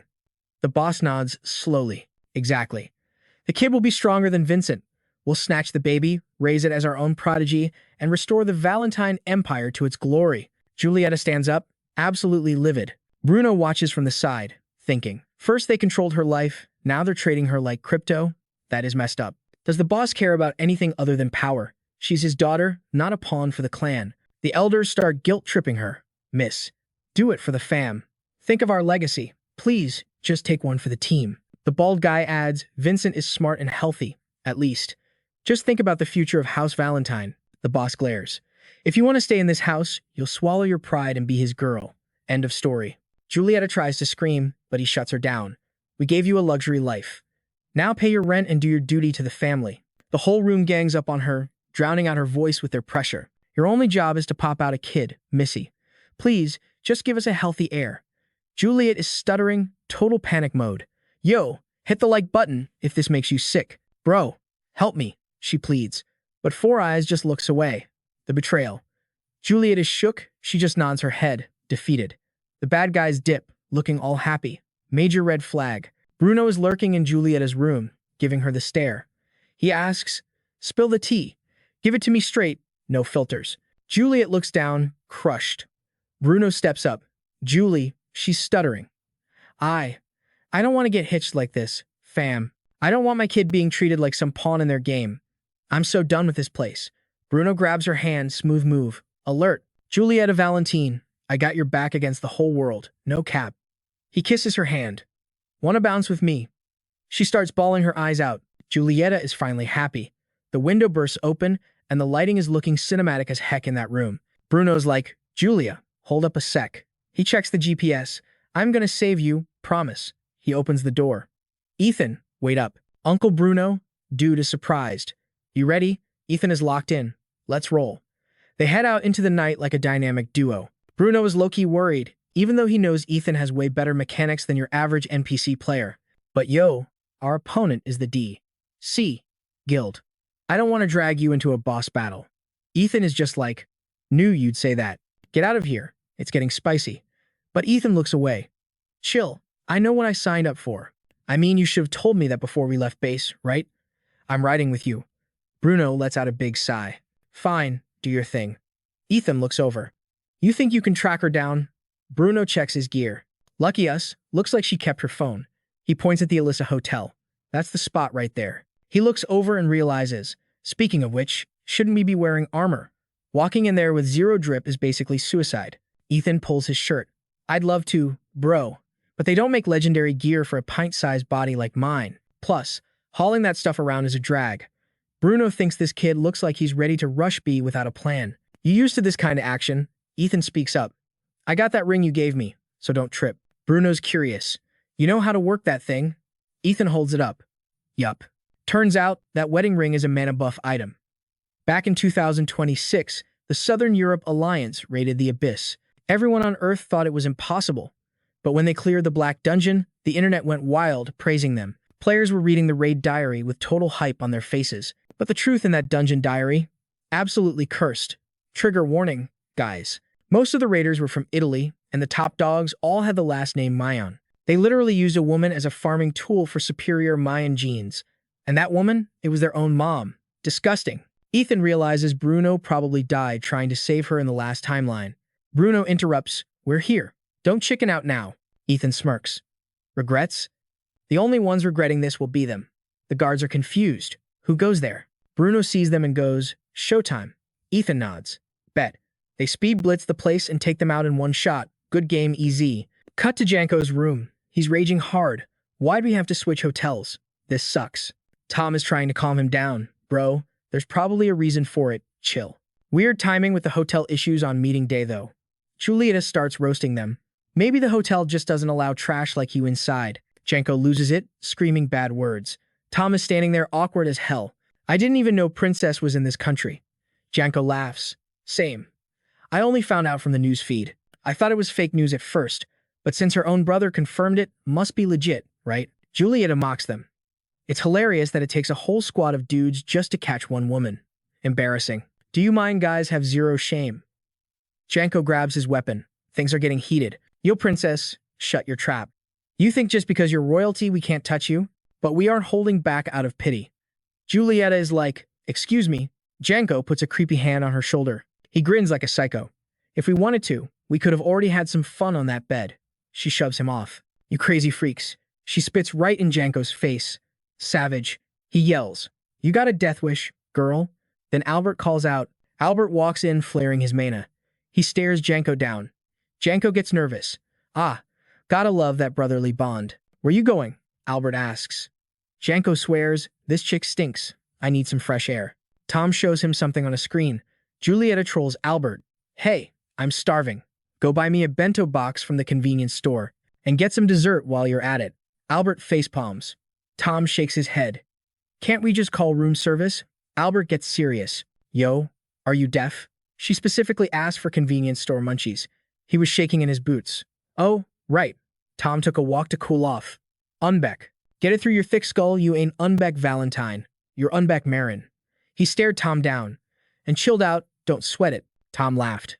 All right, catch you later then. The door clicked shut, leaving just Julieta and Unbeck. He stood up. Where do you think you're going? I told you to stay put.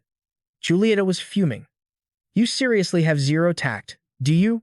I gotta go drop a massive deuce, okay? Geez. Julieta facepalmed, sliding down to the floor. She reminisced even if the whole world turned against her. He promised he'd be her one and only shield. You're sticking with me, right? She called out to Brew, then buried her face and sobbed in the bathroom. Janko walked out, whistling. I'll order room service on the way back. Suddenly, he froze. Was that killing intent? Ethan came flying in, weapon ready. Janko blocked the slash with his bare hands. He stumbled back, smashing his head right into the wall. You want a piece of me? Ethan taunted. Looks like it's my lucky day. Janko gritted his teeth, furious. You little punk. Ethan pointed his sword. Bro, pull your pants up first. I'll give you a sec to get dressed. Let's rewind 1 hour. Seon was spamming buffs like crazy physical speed boost, acceleration, muscle enhancement, raw power. She kept stacking the spells defense up, regeneration, mana recovery, magic resistance. Full tank build. Ethan was hyped. Thanks, sis. But yo, what about the random guests? If they get caught in the crossfire, that's bad PR. Seo grinned. Chill out. The Heavenly Maiden government already evacuated the building. He pumped his fist. Sweet, that's a load off my mind. Awesome. Plus, with that mana potion he looted from Uncle So-hun, his stats were through the roof. He was locked and loaded. Ethan faced Janko. This was his moment. Tight hallway, no weapons for the bad guy. Can't waste this chance. He charged in like a beast. I'm ending you right here. Janko threw a punch, but our boy dodged it like a pro. The attack whiffed and smashed the wall into rubble.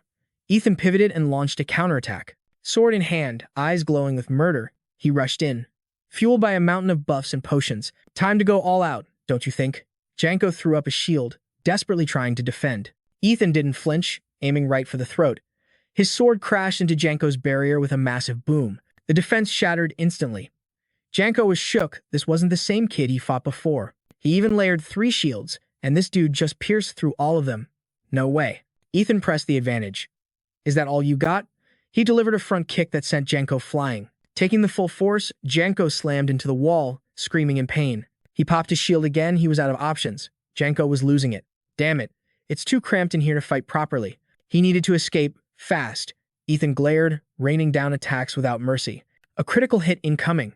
The sword aimed straight for Janko's skull. He barely dodged at the last second. Janko whipped out a gun from his pocket. Ethan threw up his shield just in time. By the time he realized the vibe changed, Janko was already booking it. Ethan yelled, "You coward! You're seriously running away?" He gripped his sword tight and sprinted after him. "Where do you think you're going?" Janko's defense was crumbling under the pressure. Janko ground his teeth. He didn't think it would get this messy. Ethan watched him scramble like a rat. "You're sloppy. A rank 13 is still a rank 13. Seeing Ethan on his tail, he cursed, "Annoying brat," and aimed the gun. "Die!" Ethan didn't back down. "Look who's talking. Next year, today is going to be your funeral." He did the math, time was running out. His buffs and mana were draining fast. Ethan chugged a mysterious vial. Janko's eyes widened. "That stuff. Don't tell me that's the legendary potion the government bragged about? This guy is too careful. Should have finished him earlier. No time to run up to the 18th floor now. He needed a weapon. Anything." Janko spotted a knife nearby just as he lost sight of Ethan. He lunged for it. Ethan swung his sword for a surprise attack. Danger sense tingling. The sword clashed with the knife. The shockwave was so insane it blew out all the windows. Janko glared like a demon. "Who the hell are you?" Ethan replied cold, "I'm the guy who's gonna end you." His power was overwhelming, knocking Janko back. Ethan dashed forward, swinging for the fences. His sword dug into Janko's shield. Janko smirked. "Out of gas, aren't you?" He grabbed Ethan's arm, locking the sword arm down so he couldn't strike. Janko pinned him to the floor and snatched the weapon. He had to kill this kid. Now, did you really think I shouldn't have a weapon of my own? Whoa, check out that killer aura radiating off him. Ethan lets out a savage roar. That's the spirit of vengeance, y'all. Pitch black mana is swallowing him whole, and Janko is freaking out because his mana is getting drained. He's like, "Get lost, you creeps." Janko tried to side-eye him, but too late. Ethan hit that heavenly step and zipped right in slash. That blade moved faster than a glitch. He's spamming attacks now. Combo after combo, leaving Janko absolutely zero room to breathe. The bad guy is struggling, calling our boy a brainless moron, but he can't tank it. Bam. Ethan knocks him straight into the rafters, smashing everything into pixelated dust. The whole room is total trash now, but these two? They aren't even close to hitting the pause button. Janko starts flexing. "What's good? Your DPS is dropping. Kid, where's that hype energy you had a second ago?" Meanwhile, big bad Albert is creeping outside a door. He puts on his serious face like, "Julieta, this is all for the Valentine fam. Okay." Dead silence. She totally ghosted him. You can tell Albert is losing his cool. "I'm heading out. Call Tom if you need anything. Hit me up on the cell." Suddenly, he freezes. Someone's pulling up. Albert pushes up his glasses, anime villain style, and goes, "Long time no see." And here comes Bruno, stumbling in like he's wasted. Bruno glares, daggers, and growls. Where is she? Albert looks super annoyed at being grilled like that. He's all chill, saying, "Bruno, bro, whoever took Julieta gets deleted. You know the penalty for betraying the guild is death, right? But I'm feeling generous. Come back to the Valentine family. Team up with me, and let's crush the opposition." Bruno didn't even let him finish. He swings and snaps. "Save your breath." Albert whips out a piece, cool as ice. "Oh, you want the smoke? Let's go." He points the barrel right at Bruno, but our guy isn't backing down 1 inch. Remember, Bruno took the L last time they fought. Back to the main event, Janko is still trolling. "What's wrong? Your hits are hitting like wet noodles now. Where's that fighting spirit?" Ethan just smirks. "Looking for this?" Janko yells, "You sneaky little brat." Our boy looks super confident now, grinning like a fox. "Hey, old man, why don't you chug a health potion?" "Oh wait, you out of stock?" That triggered him. Janko grinds his teeth, pulls a sword, and launches a massive attack. Ethan is caught off guard. He's barely blocking, looks like his mana bar hasn't recharged yet. He's running on fumes. He can't hold it. Janko smacks him backward, but Ethan does a quick recovery flip so he doesn't fly across the map. The villain laughs. "You buffed up and that's all you got? You got soft, kid. Why don't you play with my pets?" Suddenly, magic dogs spawn in. Ethan has to double jump high to dodge the bite. Not working. Ethan spins his blade, winding it up like a drill. Here comes the 1-point piercing strike. No hesitation, he dive bombs Janko. Before the old guy realizes it, Ethan is already in his face. What the? Ethan is moving so fast he's blurring. Janko panics and snatches a gun from his pocket. Ethan draws his own piece instantly. It's a Wild West showdown. They pull the triggers at the exact same second. Janko cheated with a magic shield to block the bullet, but Ethan took a nasty hit right in the shoulder. Ethan grunts in pain. Janko lets out a sigh of relief. Finally, welcome to my turf, kid. He laughs like a total maniac. He starts charging up magic arrows aimed straight at our boy. Spara Akaso. It's a scatter shot. Janko's eyes are glowing with pure evil.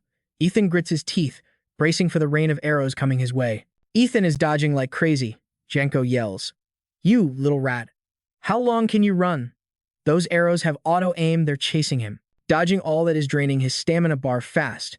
But he finds an opening, spins around, and goes for a counter. He tries to parry, but no good.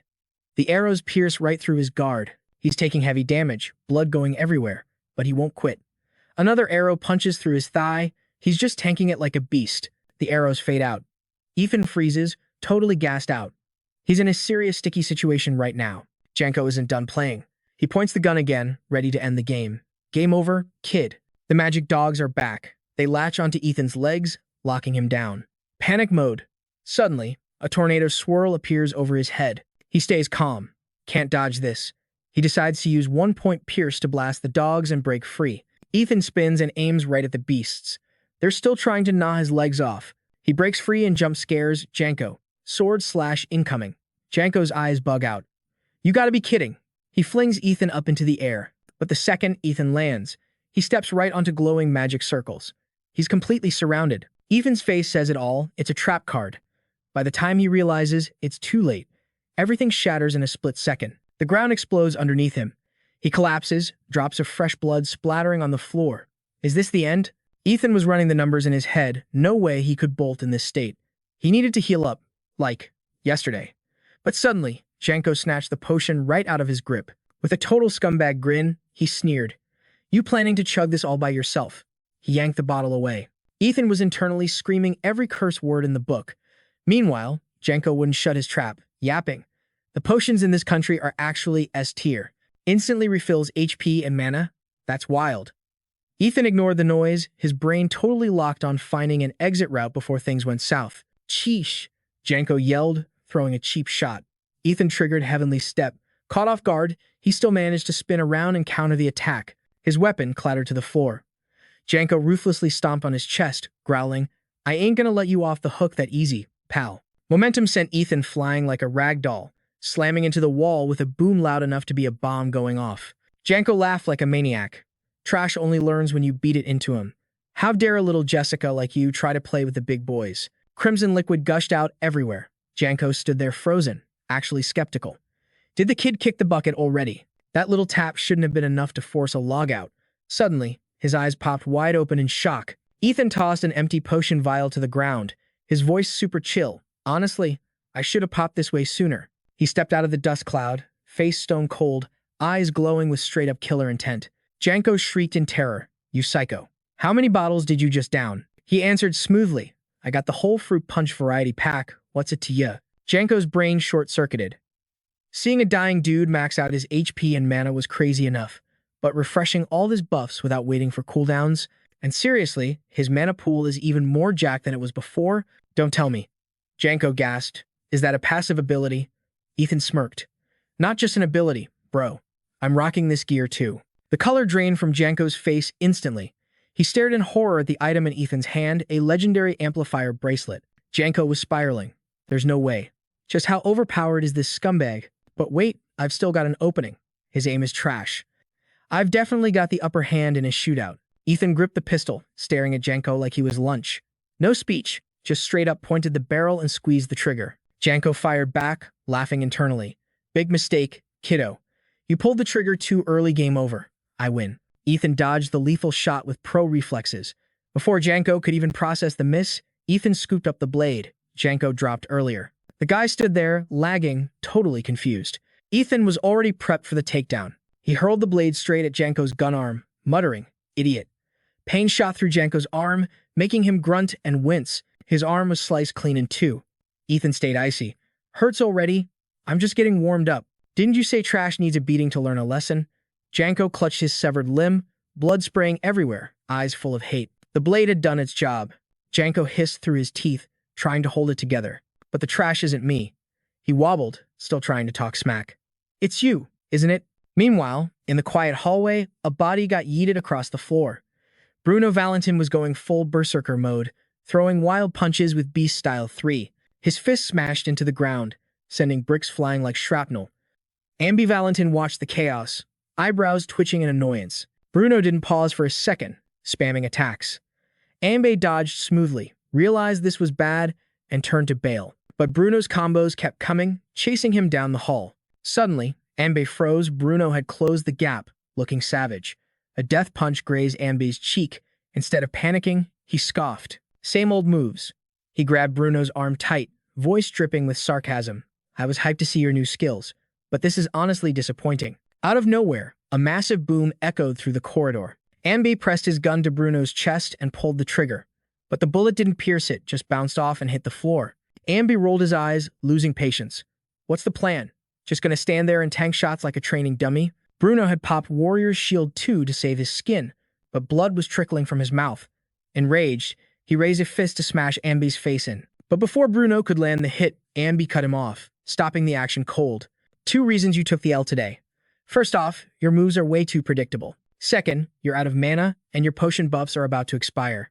You froze up because your cooldowns are locking you in place. All you've got left is defense magic. You basically soft-locked yourself into a corner. Bruno cursed his mana bar. His shield couldn't hold out anymore and shattered into pixels. Ambi raised the gun to finish the job, but suddenly, Julieta Valentin rushed onto the scene. She screamed, "Cut it out.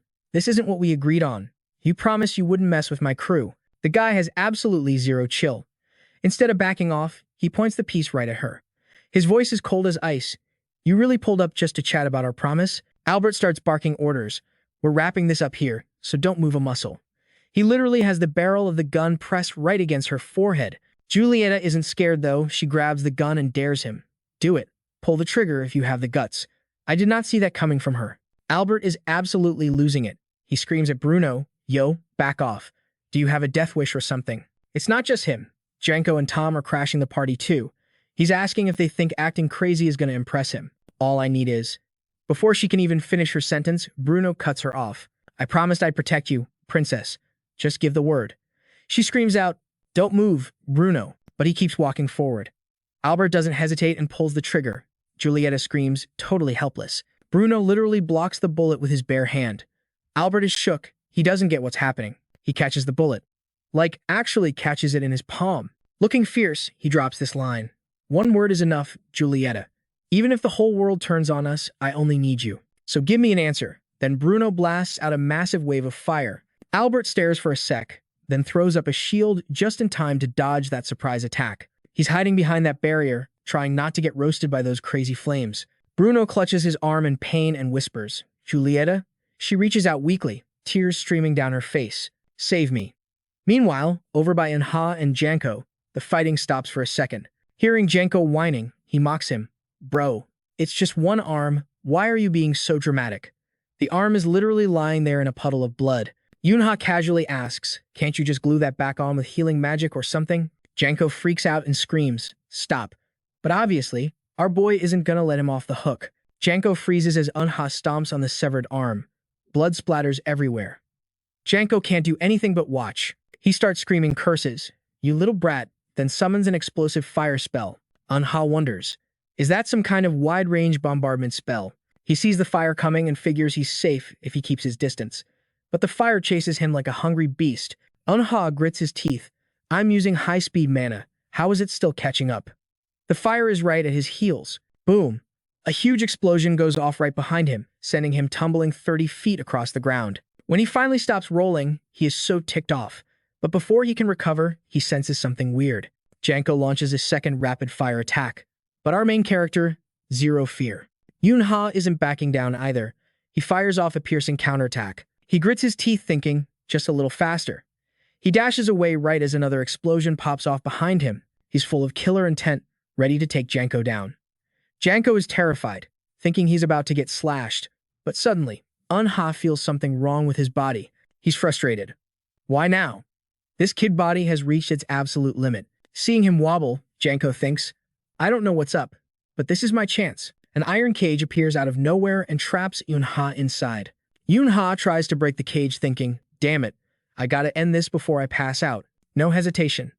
He slashes through the iron bars, but his sword shatters into pieces. Eun-ha's eyes go red with rage. Janko lands a surprise hit that sends him flying back. He recovers fast, hand on the ground, charging up purple energy in the other hand for a counter. He slams the ground, unleashing all his dark energy. Janko laughs. What do you think that weak move is going to do? Veins pop out on Janko's remaining arm as he grips his blade. He screams as the attack hits. I already lost one arm. Suddenly, something smacks the gun in Eun-ha's hand. The clash of energies shatters the ground instantly. Both Eun-ha and Janko get blown backward by the impact. The hand holding the gun is in agonizing pain, shaking right down to the bone. You can see the suffering on his face. Janko roars, "Go to hell," but Eun-ha is too quick and dodges just in time. He pivots, locks in his stance, and unloads the clip on Janko. A bullet slams right into Janko's chest, blood spraying everywhere. But Janko just gets angrier and charges in for a desperate counterattack. Janko's pyro move wrapped around his leg tight, yanking him off balance. Bam. He hit the deck hard. Janko didn't let up, caught him with a nasty body shot, then wound up and served him a knuckle sandwich right to the kisser. Dude went full psycho mode, throwing hands and trash talking. Go to hell. I said, go straight to hell. Eun-ha's hands were shaking, reaching for air, then nothing. He just went limp, but Janko kept stomping on him like he was trying to put out a fire. He stepped back, hyping himself up. That's a wrap, folks. Game over. Then boom. He screams and launches a massive combo finisher. Just stood there watching the dust cloud rise like a movie villain. He grinned like a maniac. Good game. I win. Then he got paranoid. But yo, if he's not ghosted yet, I'm gonna choke him out till his heart stops ticking. But the second Janko reached out, snatch. Eun-ha grabbed his wrist tight. Eun-ha latched onto his arm with his teeth like a wild animal. The pain hit different, making Janko scream his lungs out. You little punk. He punted Eun-ha off him. Screaming, let go. That kick sent our boy flying straight into the ceiling. Oof. Janko started roasting him again. You sewer rat. You showed your true colors, huh? But what's the plan now, genius? Look at me. I'm still standing, baby. That flex didn't last long. Suddenly cough. He spat out a huge mouthful of bright red blood. Janko was shook. No way. Did I actually take damage? Why can't I control my mana flow? His hands were trembling. Legs turned to jelly, and he collapsed. Through the agonizing pain, he finally clicked. It's mana backlash. He roared, what did you do to me? Eun-ha just chilled, slowly holding up a little green vial. Tier 6. Ghost Spider Venom.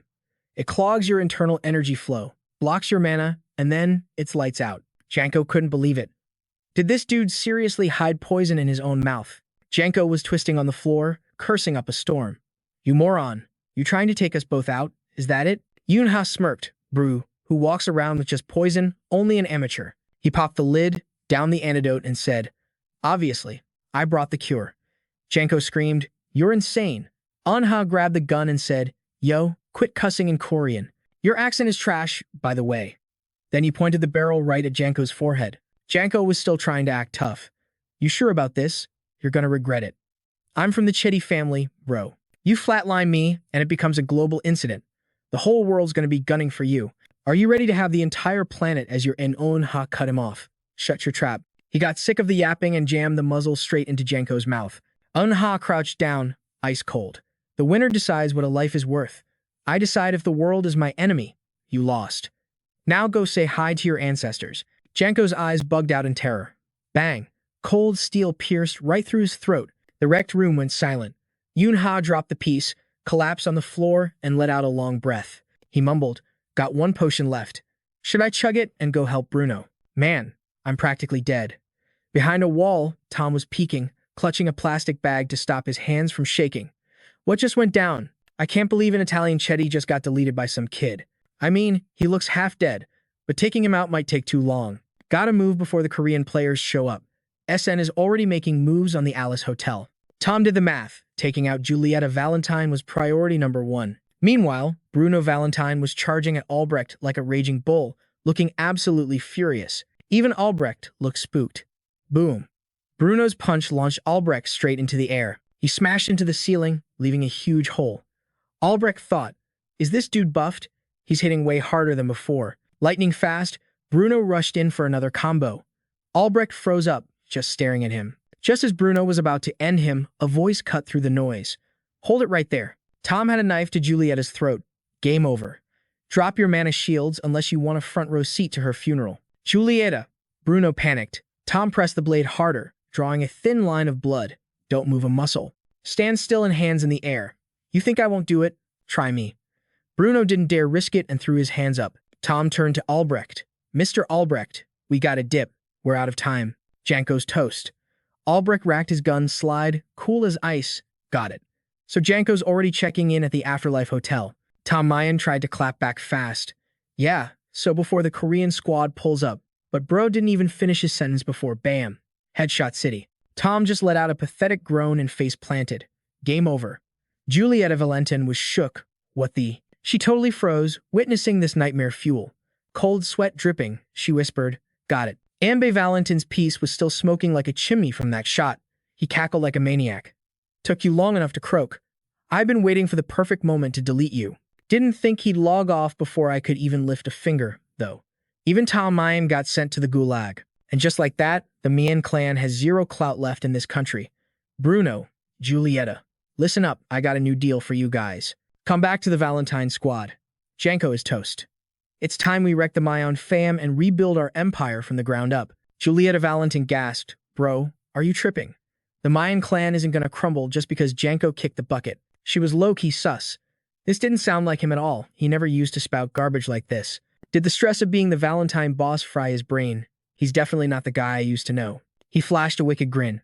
We can totally exploit the fact that Janko got zeroed in Korea. The Mayan crew will clap back at Korea and self-destruct in the process. Just come home.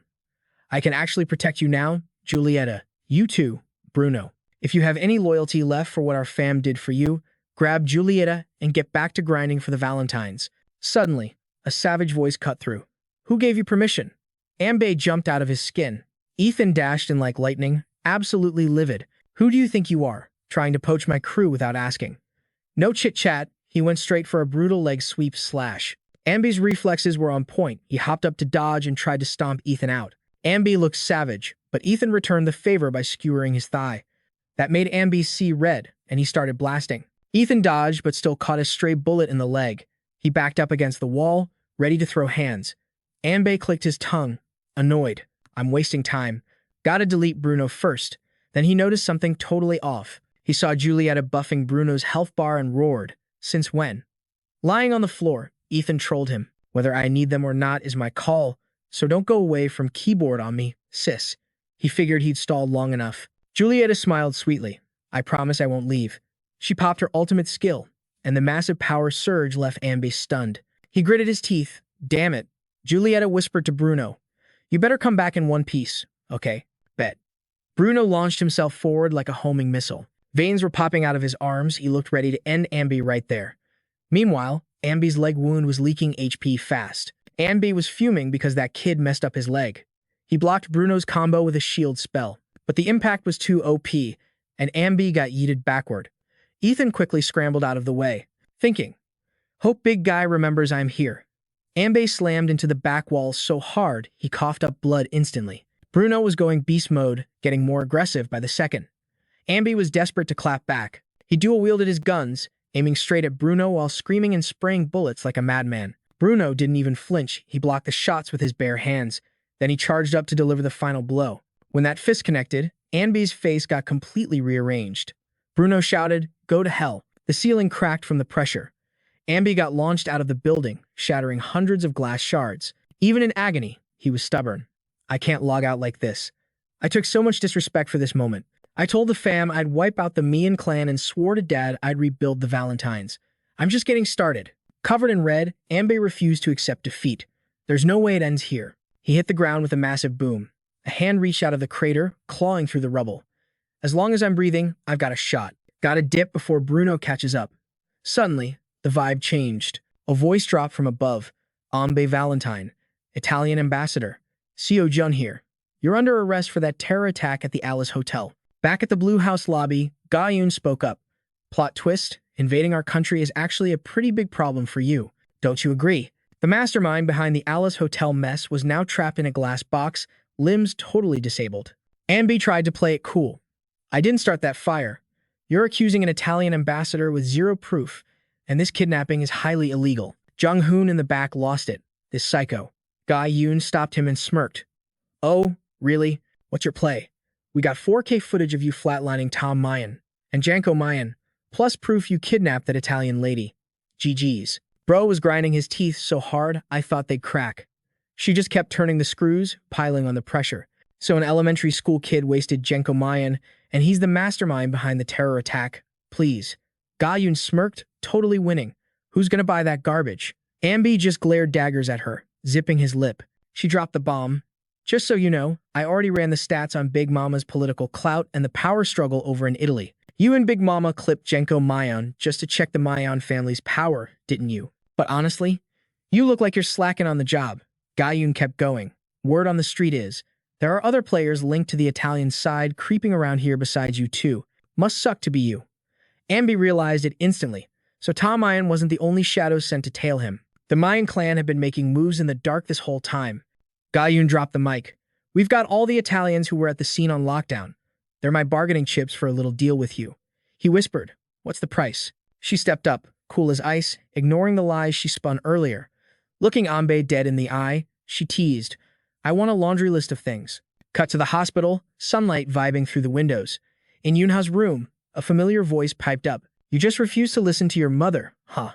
She pinched his ear, scolding. Last time you got hurt, and now you're benched in the hospital for 12 whole weeks. Yoonha winced. Ouch. Mom, chill. She sighed. I just don't want you pushing yourself to the breaking point, okay? He nodded like a good kid. Got it. Her eyes were just full of love. She stood up.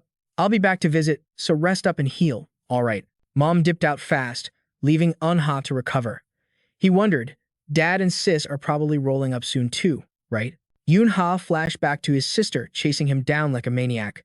Looking out the window, the guilt hit him hard, sorry to the whole fam. He eyed the remote, debating. Should I catch up on the news while I wait? Click. The TV volume kicked in. Breaking news. Last night, reports flooded in about a massive boom coming from the Hotel Alice.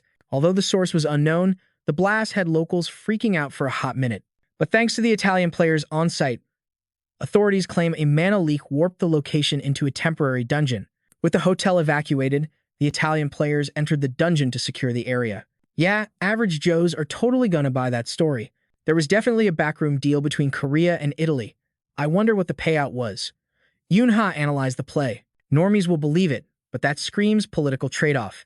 I wonder what loot they scored. The door swung open. Julieta chirped, how's Big Boss Unha doing? Behind her, Bruno was hauling a massive cake. Unha got shy. Sis, please stop calling me boss. She shot back, Boss Unha is the boss. You're a grown-up now, learn to flex that title. He remembered their cringe PDA moment and roasted them. Don't you two feel bad for ghosting me back at the hotel? Back then, he was literally waving for help like, yo sis. Old man, I'm bleeding out over here. They just cough awkwardly. Then, boom, Julieta and Bruno locked eyes with zero shame. Unha was so lost. Suddenly, Julieta dropped to her knees. Thank you for saving me. Without you, I would have lived my whole life in total despair. Bruno followed suit. Unha, I can never repay the debt I owe you in this lifetime. Yoonha panicked. Whoa, hold up, sis. Old man, stand up, seriously. She started reciting an oath. Tonight, in the silence of the dark, under the moon and stars, I humbly make this sacred pact. Bruno chimed in with respect. I will give my all for my savior, and I swear to protect the honor of my brother. If anyone asks where I hail from, this is my answer. Both put hands on hearts, synced up. My father is the sun, and my mother is the moon. Yoonha sighed softly, looking at them with a warm vibe. Julieta teased. With this pact, I can officially call you Boss Unha, right? Hey, Bru, maybe we should let our kid be Unha's #1 disciple. He agreed. Great idea. Yoonha tuned them out, thinking, I ain't planning to be a player, and I definitely don't want to join the mafia. He raised a hand. Why are y'all deciding my future without asking me? Julieta pushed. Come on, let our kid be your apprentice. He frowned, missing the point, then snapped. Wait, what kid? The baby. Which baby? She beamed with happiness. We're having a baby. We've been dying to tell you. Finally, it clicked. Congrats, you guys. Sis, I'm just glad you're safe. Julieta dug in her bag. Oh, check this out. She flashed a card. Unha took it. What's this? Julieta grinned. Read the name. Unha squinted. The name? It was 2 IDs for the young couple, but the last names were different. Anha's jaw dropped. No way. What is this? She threw her hands up, glowing. What? We decided to start a fresh life, so we swapped our last names. Julieta gave a thumbs up. In this sitch, taking Eun-ha's last name makes the most sense, right? Call us no Julieta and no Bruno from now on. Yoon-ha stared intensely at the ID card, his face dropping. Oh, heck no, he screamed out loud. We're in this dusty old hallway, books stacked up along the walls like a library exploded. Cut to Jun-sik, lounging in his room, scanning some intel. There you are, Bruno says, sliding into the frame. Word on the street is you scrubbed our info completely clean, boss. Bruno bows with mad respect. Seriously, we owe you big time for this one. Inside his head, Bruno's tripping out. This elder guy. He hooked us up with a crib when we first hit Korea, and now this cover-up? Dude's been carrying us hard. The old man chuckles, super chill. Chin up, soldier. Yeah, I pulled a few strings. No biggie. The goddess is totally obsessed with your identity, by the way. Jun-sik flashes back to his chat with her, where she was spamming him like, who are they? Who's that squad? Who are they? Who? Bruno looks all awkward like, I got nothing. He just drops another, thank you, sir. But the old man keeps spilling the tea. Even with the magic potions, I'd still have your back. Besides, the Alice Hotel got snatched up by the Dawn and Y Corporation anyway. Since we hit a dead end, I'm ditching the hospitality biz and going all in on medical tech. Jun-sik turns, looking deadly serious. Watch your six, though. The goddess promised to stop snooping, but let's be real. You can't trust a word she says. Bruno nods. Copy that. Then the elder drops a wholesome bomb. So, you're technically unemployed right now, yeah? Ever thought about signing on as my exclusive player? Bruno, currently jobless, just stands there buffering.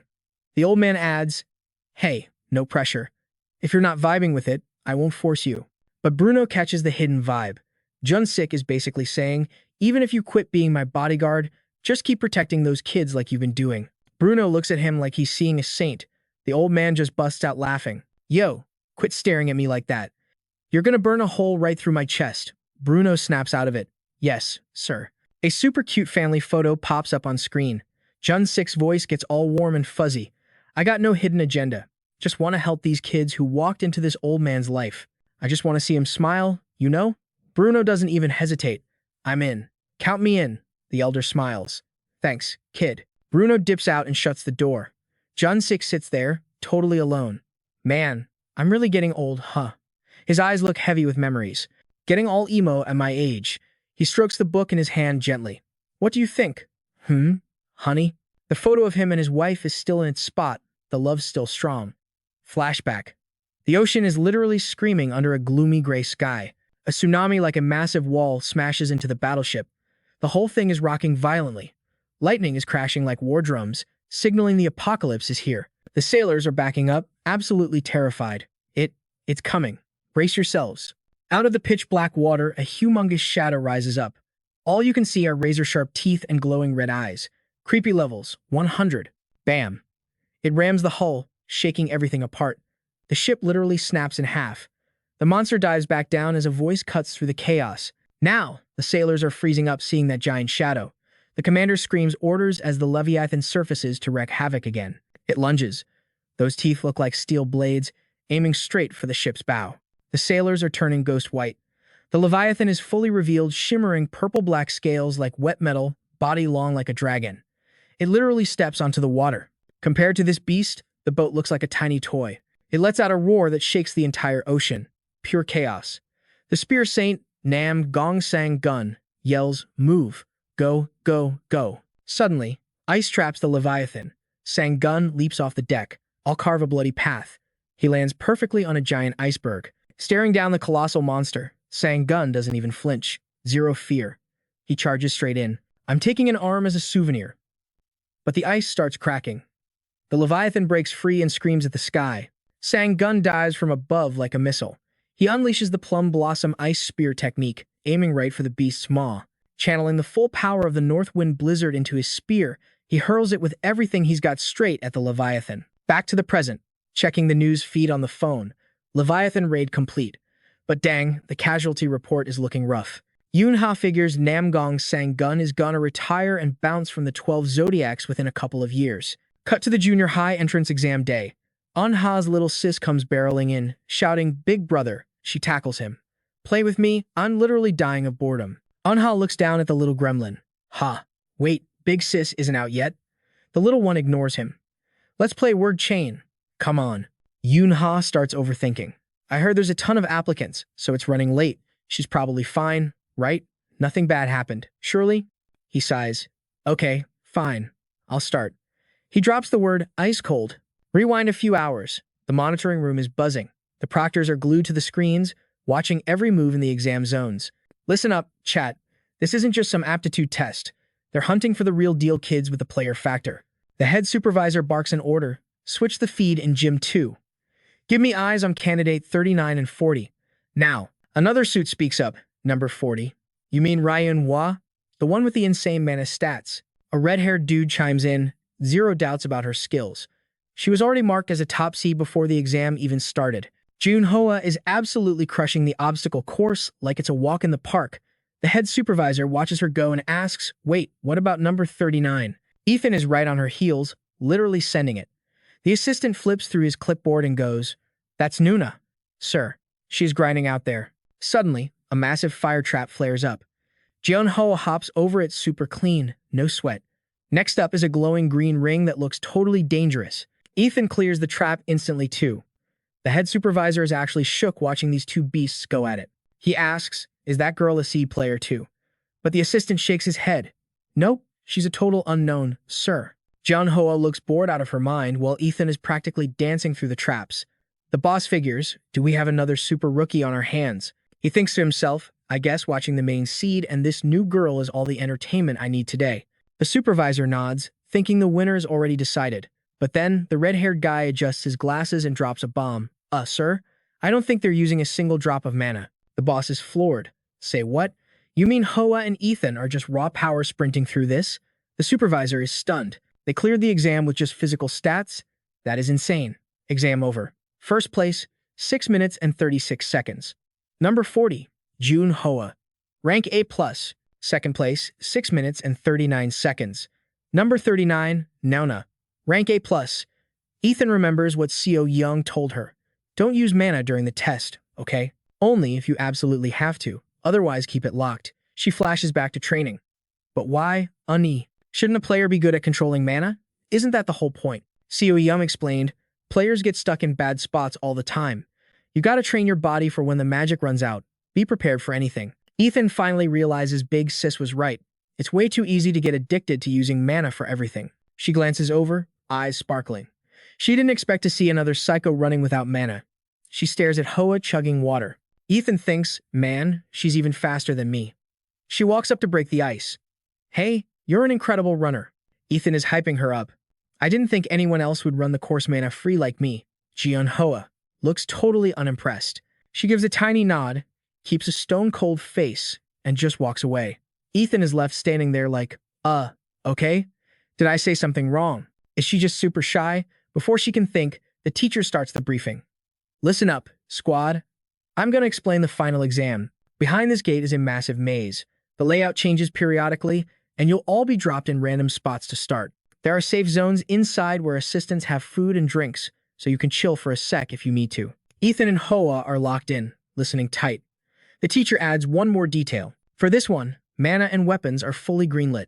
And hey, you can team up with other candidates if you want. Squads are allowed. Suddenly, Heiji slides over. Excuse me? You two took first and second place, right? Ethan notices her immediately. She puts out a hand. Hi, I'm Choi Heiji. Ethan smiles back. Hey, nice to meet you. I'm Nona. They shake hands. I'm from Donggak Elementary, right near the gate. I'm actually top tier at mana control. Just saying. Ethan thinks, wow, confidence level 100. Heiji gets straight to the point. Hey Nuna, want to join our squad? Ethan gets a bit bashful. Team up? But won't the maze split us up anyway? Heiji flashes a bright smile. I mean, if we bump into each other inside.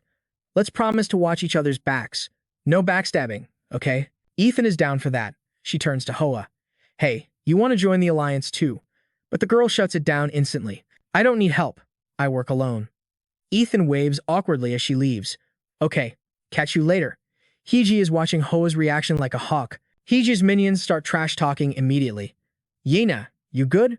That girl is so toxic, ignoring you like that. I bet she's a total loner at school. Probably has zero friends. Ethan waves it off.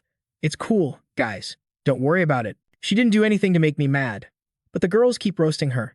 She acts like she's the main character or something. So arrogant. What a weirdo. Ethan realizes, yeah, hanging out with this clique is going to be exhausting. Ethan sighs, feeling a bit awkward with all the drama. Her mind drifts back to Hoa. Despite the cold shoulder, Ethan thinks, I actually think I could vibe with her if we hung out. Even if she just gave that icy nod earlier. The teacher's voice cuts in. All right, the final exam starts. Now, the massive gates creak open, and every student holds their breath. It is go time. They get teleported into a maze of towering metal walls. Every path looks exactly the same, straight, sterile, and totally disorienting. Good luck not getting lost. Ethan stands at a fork in the road, scratching her head. Left or right? Which way do I go? She remembers Seo Young's tip. When you're lost, find the mana flow. Her eyes light up as she focuses. Boom!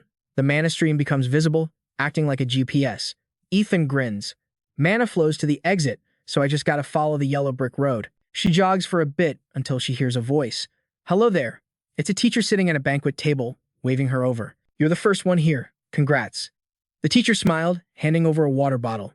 Bet that was a total grind, huh? Need a sip? I already cracked the lid for you. She took it, totally beaming. Oh my gosh, thank you, sir. The teacher watched her chug that water like she'd been in a desert for a week. Suddenly, the teacher lowered his voice, acting all conspiratorial. Hey, let me put you onto something. She blinked, surprised. Are you sure? Isn't this, like, a test? He nodded. For sure. But since this is the final boss level, the difficulty is insane. So, I'm allowed to give you a little cheat code. The teacher pointed a finger. The real exit is that way. She bowed immediately. Understood. Thanks a million.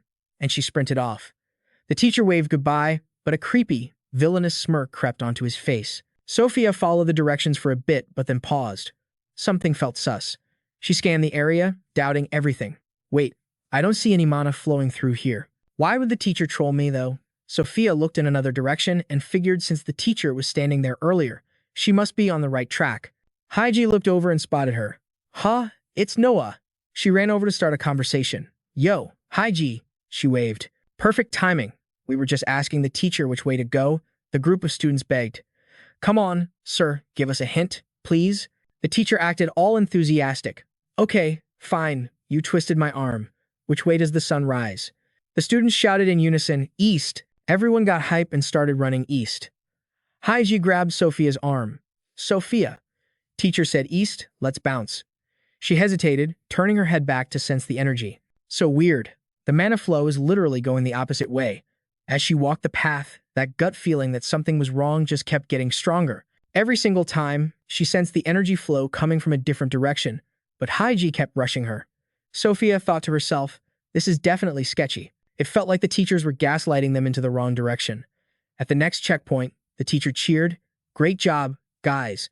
This is the final crossroad. He explained that one of the 3 paths led straight to the exit. A student whined, begging for help. Can't you just tell us which one? It's the end. The test is almost over and I'm totally drained. The teacher looked conflicted. I really shouldn't say. But then he gave a massive wink toward a specific path. The students went wild. They immediately started swarming that way. This is it. We're going to be first place. Haiji cheered. Good job, everyone. Suddenly, Sophia shouted out loud. Hold up. Her voice made everyone freeze and turn around. She pointed in the complete opposite direction. I don't think that's the exit. Sophia stood her ground. The mana is flowing this way. A guy scoffed, not buying it.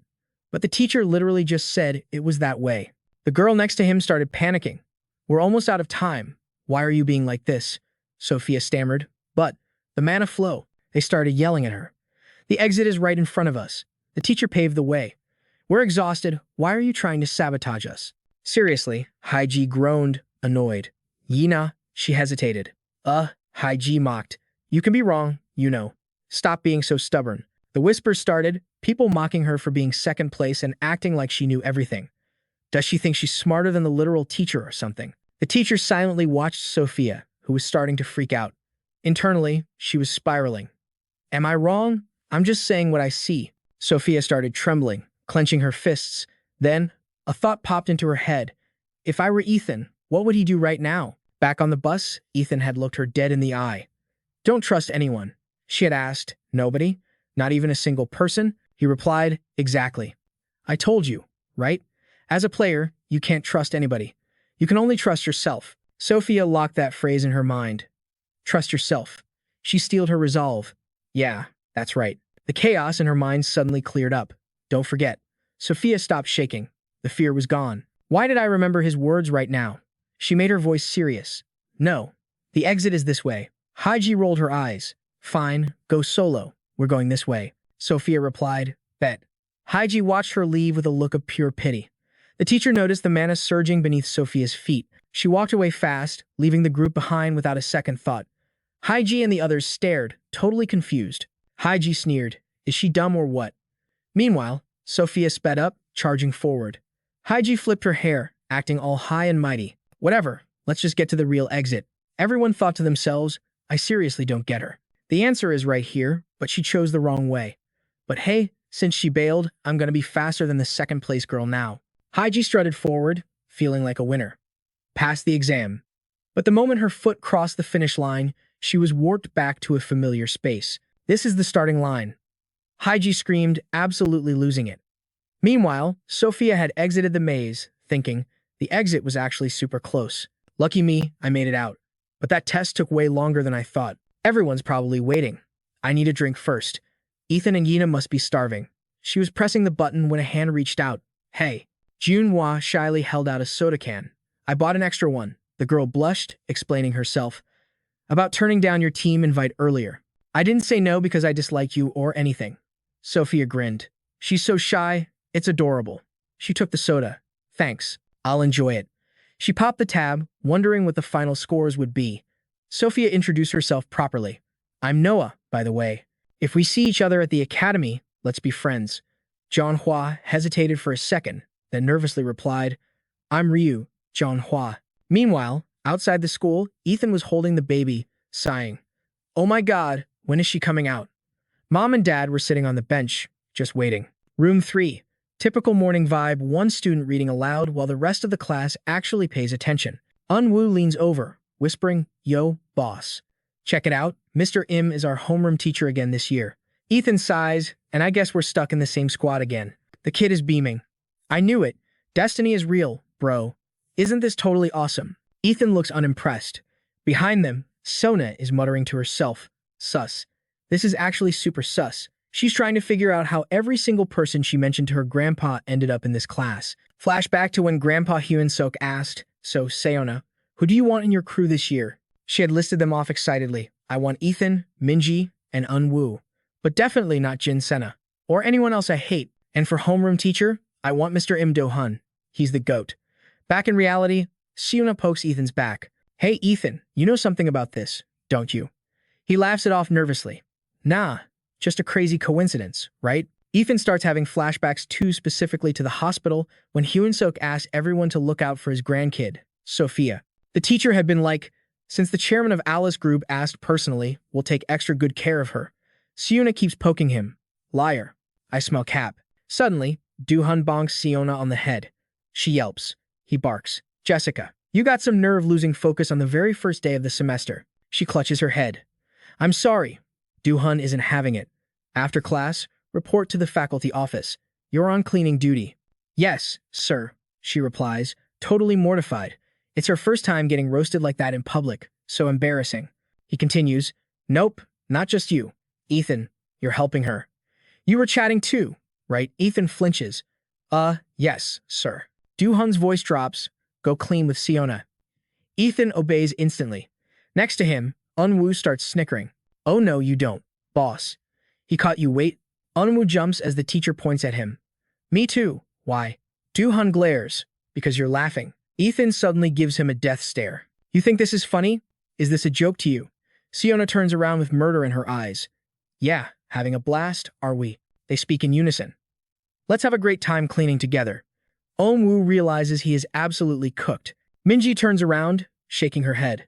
Third grade and those guys haven't changed a bit. Jiang just laughs along. Over at the Duel Academy, the air is crisp. Sophia stretches her arms, looking refreshed. She runs over and tackles Junhwa in a hug.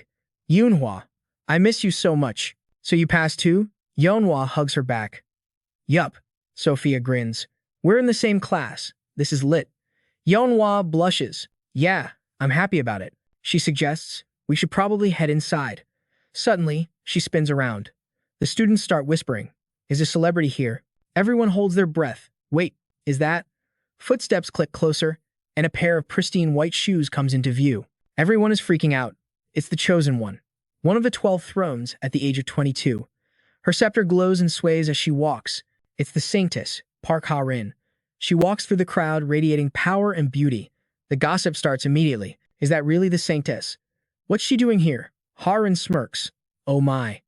On the outside, she looks friendly, but inside, she's screaming. I am not a saintess or a mother. I'm literally 20 years old. Why do they make me sound so old? The student's eyes are sparkling. The 12th throne. Ha-rin shakes off the thought. Anyway, she walks straight towards Sophia and Yeonhwa. Ha-rin's eyes are flooding with mana as she scans them.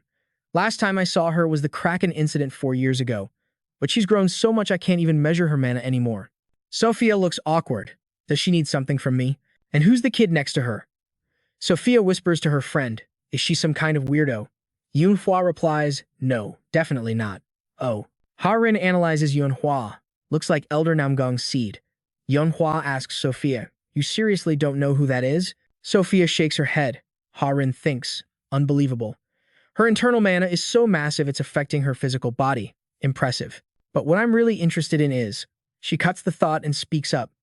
I assume I don't need to introduce myself, right? She puts a hand on Sophia's shoulder. Hey, kid. Ha-rin shoots her shot. How would you like to become my seed? Her face is full of confidence. Sophia looks blank. She clearly has zero clue what that offer means. Ha-rin figures. Unless it's a top star, a time mage, or someone like Seo Young-yi, nobody else can teach her how to control that much mana. So I have to secure her quickly. She looks at Sophia with high expectations. Sophia scratches her cheek, hesitates, and then speaks. Sorry, but I'm gonna have to pass. Ha-rin freezes. Sophia explains. I don't know who you are, and I've already got a really good teacher. Yeonhwa stands behind her, looking a little sorry for the saintess. Ha-rin stands there, slowly shattering into pieces. The girls turn and walk away, leaving a withered Ha-rin behind. Sophia waves. Excuse me, then. She repeats. A good teacher. The crowd is stunned into silence. Ha-rin is basically crying tears of despair. She really doesn't know who I am. Suddenly, Ha-rin's phone rings. It's Yeon-su. The school bell rings at the same time, and the students groan. Man, I should have gotten a selfie with her. The kids scatter. Ha-rin answers the phone. Clan head, what's going on? Her face drops, turning serious as she listens to the news. Ha-rin's voice goes cold.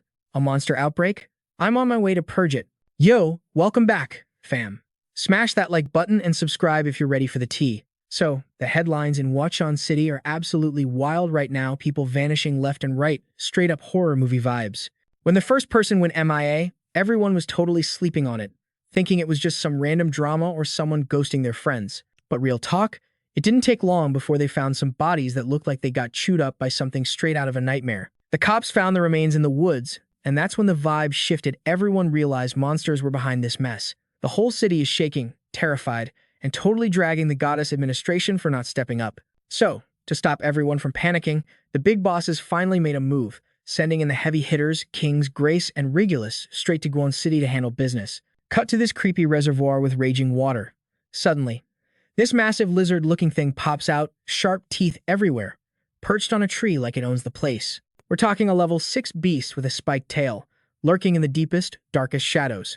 Out of nowhere, a whole pack of these lizard creeps rushes out from the woods, growling and charging straight at Han-chun. But my guy Han-chun, he doesn't even flinch. He swings his blade with zero hesitation, absolutely cooking that spike-tailed lizard in a split second. The thing crashes to the ground, its massive body catching fire and making a huge thud. Han-chun steps up, planting his boot right on the carcass like a total boss. He looks down and goes, how did these scrubs manage to stay hidden for this long? Seriously. A voice from behind chimes in, don't get it twisted, these monsters have high IQs. The alpha probably told the minions to lay low because humans are dangerous. While he's dropping facts, another beast tries to ambush him from the back, but he casually swings his sword without even looking. Talk about a flex. That's Jae for you. Han-chun hits him with, yo, how do you know exactly what they're thinking? If they're actually smart, we're gonna have a rough time. Jae coolly sheathes his demon sword and says, never underestimate the ops. They group up as their squad starts shouting. Jae gives a warning, bro, The second you get sloppy is the second it's game over for you. The rest of the team is getting patched up, and Haran is working overtime healing everyone. Han-chun side-eyes her and says, "Yeah, I know." He turns to Haran and asks, "So, you here to clap some monsters too, or what?" She replies, "We cleared out most of the area, but a few stragglers bailed, so we had to form a squad to hunt them down." Jae laughs, "No shot. I can't believe the 12 thrones actually lost track of them. That's wild." Won-jun jumps down from a tree to join the convo. "We did it on purpose. Fam," he explains. "If these things move in a pack, they're gonna run straight back to their leader's hideout." Harry walks up quick. "I got you. So you're using them as bait to find the boss's lair, right?" A crystal-clear voice answers, "We already found it." Her feet touch down from the treetops, radiating some serious magical energy. Won-jun, being a total gentleman, helps her down. The gorgeous Jeonji lands softly.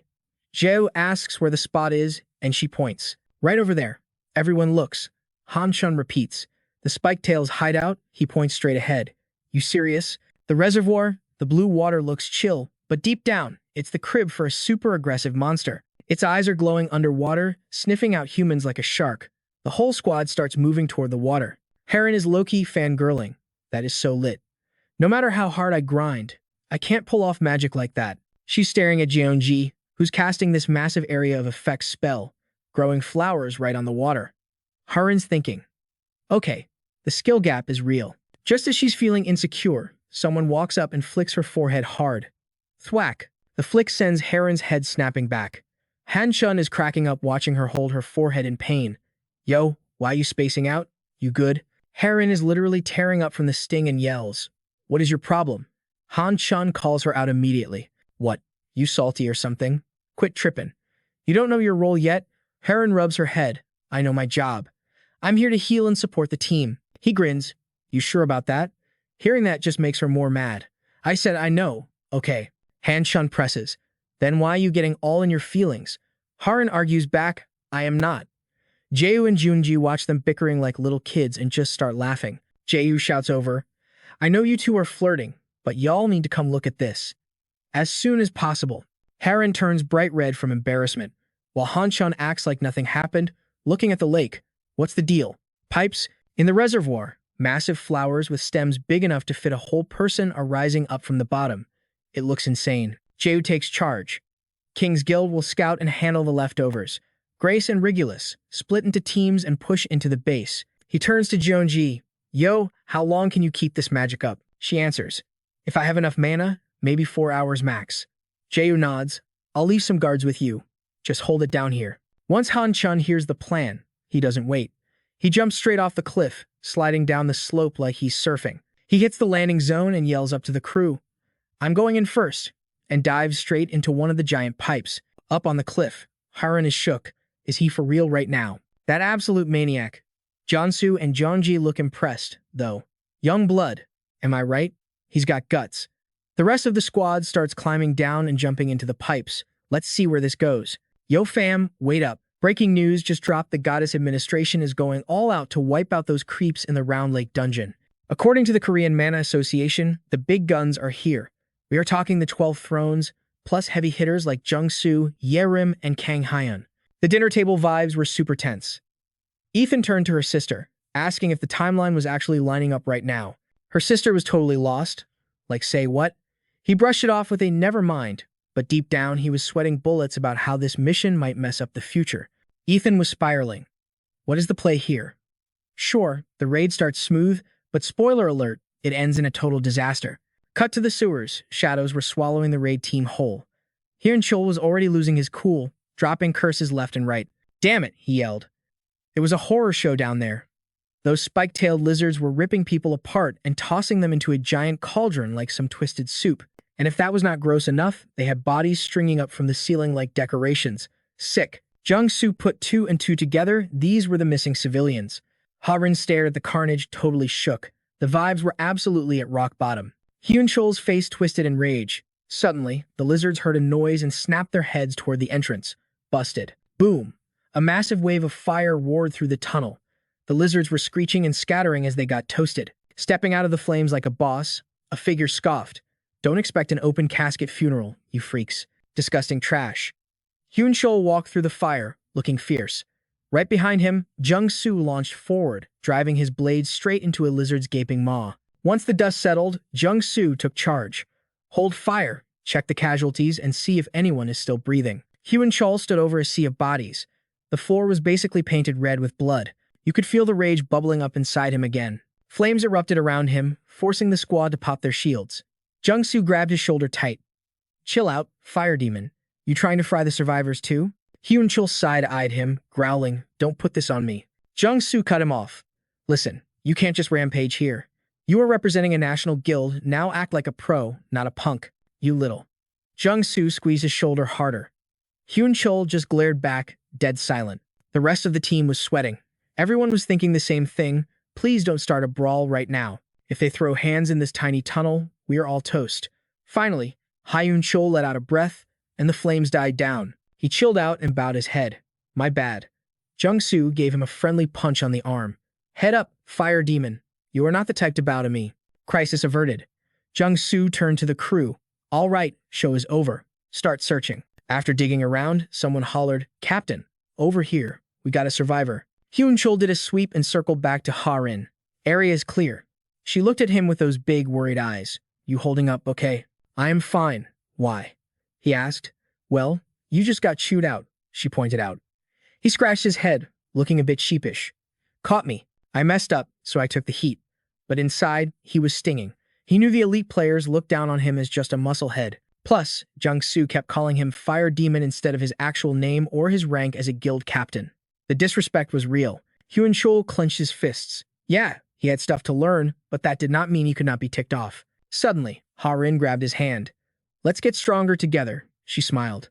Hyun-chol froze. Huh? Look, next to those vets, we are total noobs, she teased. Getting yelled at is just part of leveling up.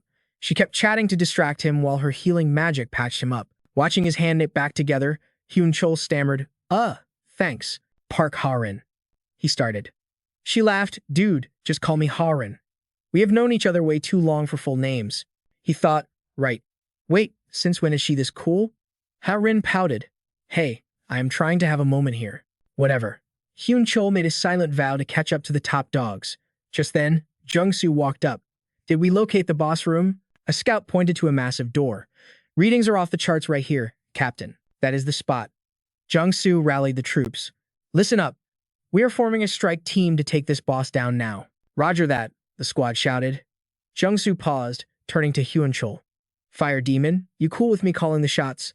Only if I get to be the main DPS, Hyun-chol countered. Jung-soo grinned. Deal. You bring the heat, I will watch your back. Ha-rin blinked, he bounced back fast. Jung-soo continued, Ha-rin, you are on support duty. You got it, she replied. She immediately started casting, stacking up speed buffs, shields, and blessings on the team. Jung-soo barked orders, stay in formation the second we breach. Navigators, keep the mages and strikers covered. Yes, sir, the navigators yelled. Slowly, the two tanks pushed open the heavy iron doors. It is showtime, Jung-soo roared. Let's go. And just like that, the whole squad charged into the darkness. The Lizard King snaps awake, pupils narrowing into thin vertical slits. Beast mode activated. He spreads those massive wings wide to shield his precious loot, his eggs from the raid party. The squad is hyped, totally ignoring the human-sized eggs and rushing straight for the big bad boss. Han Cheon isn't playing fair sword in one hand, fireball in the other, aiming straight for the nest. Boom. Seeing his crib on fire, the Lizard King scoops up an egg with his tail to protect it, hissing a serious warning at the crew. Back off, bro. Han leaps for a slam dunk strike, but the beast swipes back with razor-sharp claws. Close call. Fast reflexes. Han bounces away just in time to dodge. As he clears the zone, Jung-soo dashes in for the follow-up. He lands a nasty horizontal slash, his blade glowing red with pure magic energy. Critical hit, Jung-soo lands and preps for a second stab, but the king roars, muscles bulging like a bodybuilder. He's furious about that egg. With lightning speed, our guy lunges forward 2 steps, channeling max power into his blade. Jung-soo mounts the monster in a split second and drives the sword deep. The beast howls that definitely hurt. The monster cranks its head around, golden eyes flashing with pure murder. You don't want to be on his back right now. Hit and run. Jae-on-soo yanks the blade out and bails before he gets grabbed. Meanwhile, Han Cheon is charging up on the side, hands blazing with intense flames. Ready for the wombo combo? He shouts explosion like an anime protagonist and blasts the king. Now the boss is roasting in a sea of fire with a sword still stuck in his back. Jeonsu sounds heartbroken. Hey, easy on the gear. That's a top-tier sword. Man, don't ruin it. Huncheon stays cold, chill. I gotta kill this thing. Priorities, right? Can't let our guard down with these mobs. And seriously, stop whining about the loot, geez. Harin cuts in. Guys, focus. It's not over. She slams her staff down, casting a massive binding spell on the ground. A giant magical rope manifests out of nowhere, wrapping the Lizard King up like a holiday gift, neck, legs, everything. Hit it with everything you've got, Harin commands. It's raining arrows and skills on the trapped boss right now. Jeonsu stands back to watch the fireworks, but Hun spots a glitch. The boss's HP is regenerating. The wounds are closing up. Then the Lizard King actually speaks. How dare you humans? Wait, since when do NPCs have dialogue trees? It's self-aware. The whole squad grips their weapons tighter. This just went from a standard raid to a nightmare scenario. But here's the twist: nobody noticed the eggs behind them cracking open. Big mistake.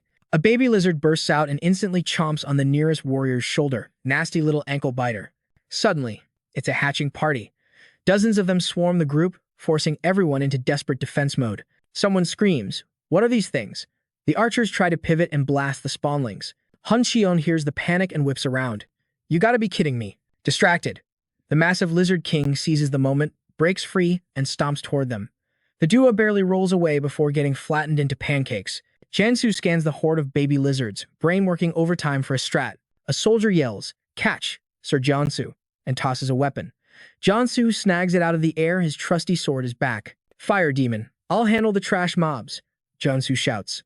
They split up to cover the battlefield. Check your six, Hun warns. The Lizard King glares down from above, teeth grinding in pure rage. Die, the monster hisses, opening its maw to spray a massive cloud of green gas. Hun covers his face, trying not to breathe. Crap, I can't see a thing. Is this a poison AoE? Heron's voice cuts through the chaos. Incoming right. Hun locks in, trusting the call-out completely. Whoosh! The king's attack slams down on the right, but Hun is already mid-air, dodging left like a pro. He lands, skids back, and stares down the beast through the haze. Hun reaches for a detox potion, but Heron telepathically stops him. Forget the potion. Trust me and keep attacking. Hearing that, Hun grins. You got it, boss. He cancels the heal and rushes straight in. Flames erupt around him as Heron casts a mass detox spell, shielding him from the gas. You're a lifesaver, Saint Heron, he teases. I told you to stop calling me that, she snaps back. The Lizard King isn't done yet, swinging wild. But Hun reads the movement perfectly. He leans back, dodging the hit by an inch. You think I'm scared of you? He taunts, confident as hell. The king's momentum swings toward Jeonsu. Finish him now, fire demon, Jeonsu yells. It's go time. He stomps the ground, launching himself sky-high like a rocket. Copy that. Hun Cheon unleashes a wicked strike, his purple flames slicing right through the beast. The monster howls, rocking a fresh hole in its chest. Heron signals the archer squad it's go time. Arrows and bullets rain down like a storm. Even turned into a pincushion, the beast curls up tight, refusing to quit. Gotta protect the Emperor. Its vision fades to black. The Lizard King collapses, crashing down right on top of its own nest. Resting his blade on his shoulder, he eyes the scarred corpse. Gotta give it props for toughness. We done here? Jayu goes, hold up. He raises his sword and slams it straight into a monster egg. Squish. A screech echoes from the shell. Jayu barks orders, places crawling with eggs. Wipe him out, squad. Everyone yells back, you got it. Hearing the massacre, the Lizard King uses its last breath to squint at the carnage. It stares at the smashed eggs, whispering, my babies. But wait, slime oozes from an egg the king shielded. A baby lizard with a spiked tail slips into a drain pipe, leaving its dying dad behind. Survive, the king begs. Long live the Emperor. As the light leaves its eyes, it prays the little guy grows up strong. Somewhere else, a monster creeps into the city sewers. Meanwhile, it's been a week since we crushed it at Watchin City. On the grass, Seon-ah and Minji make a bet. Losers on dish duty tonight. Thanks to the 12 thrones stepping in, tons of lives were saved. The victims are chilling at a hospital in Gangnam, getting patched up. Hai Yang spikes the volleyball like a pro. Yu Hayak shouts, sick move. Plus, Intel says, Seoul is officially monster-free. At the Seoul campsite, whack. Seon-ah's spike smacks Yu Hayak right in the face. He rolls around the grass, being dramatic. She panics. Oh my god, I'm so sorry. Hai Yang asks, Yu Hyuk, you alive? He just groans. Switch teams, he yells. I want Seon-ah. Minji shuts him down. Nah, you and Seon-ah together? Snooze fest. Ha-Yang jumps in. I want Seon-ah on my squad too. So it's Minji, Ha-Yang, and me versus— Wait, Iu Haok, you playing solo? She giggles while he complains. How am I supposed to play volleyball by myself? Nearby, Ethan is peeling potatoes, deep in thought. They're having a blast, he thinks. Should really thank Uncle Bruno. That's Bruno Valentine, ex-heavy hitter from the Valentine clan. Wouldn't be here without his pull. Impossible otherwise. Snapping out of it, he speaks up. Hey, Uncle, thanks for the camping trip. Bruno stays chill. Don't mention it. You're the boss, remember. Ethan chuckles. My bad, but I gotta bounce for a bit. Handle things till I get back. Spuds are peeled. He lugs the pot to the table. Bruno nods. Sure thing. Need a hand? Ethan dodges the question. Just toss some curry powder in there, yeah? Also, gonna need to borrow that knife. Bruno pauses, then silently points to his bag. The blade you asked for? In the bag.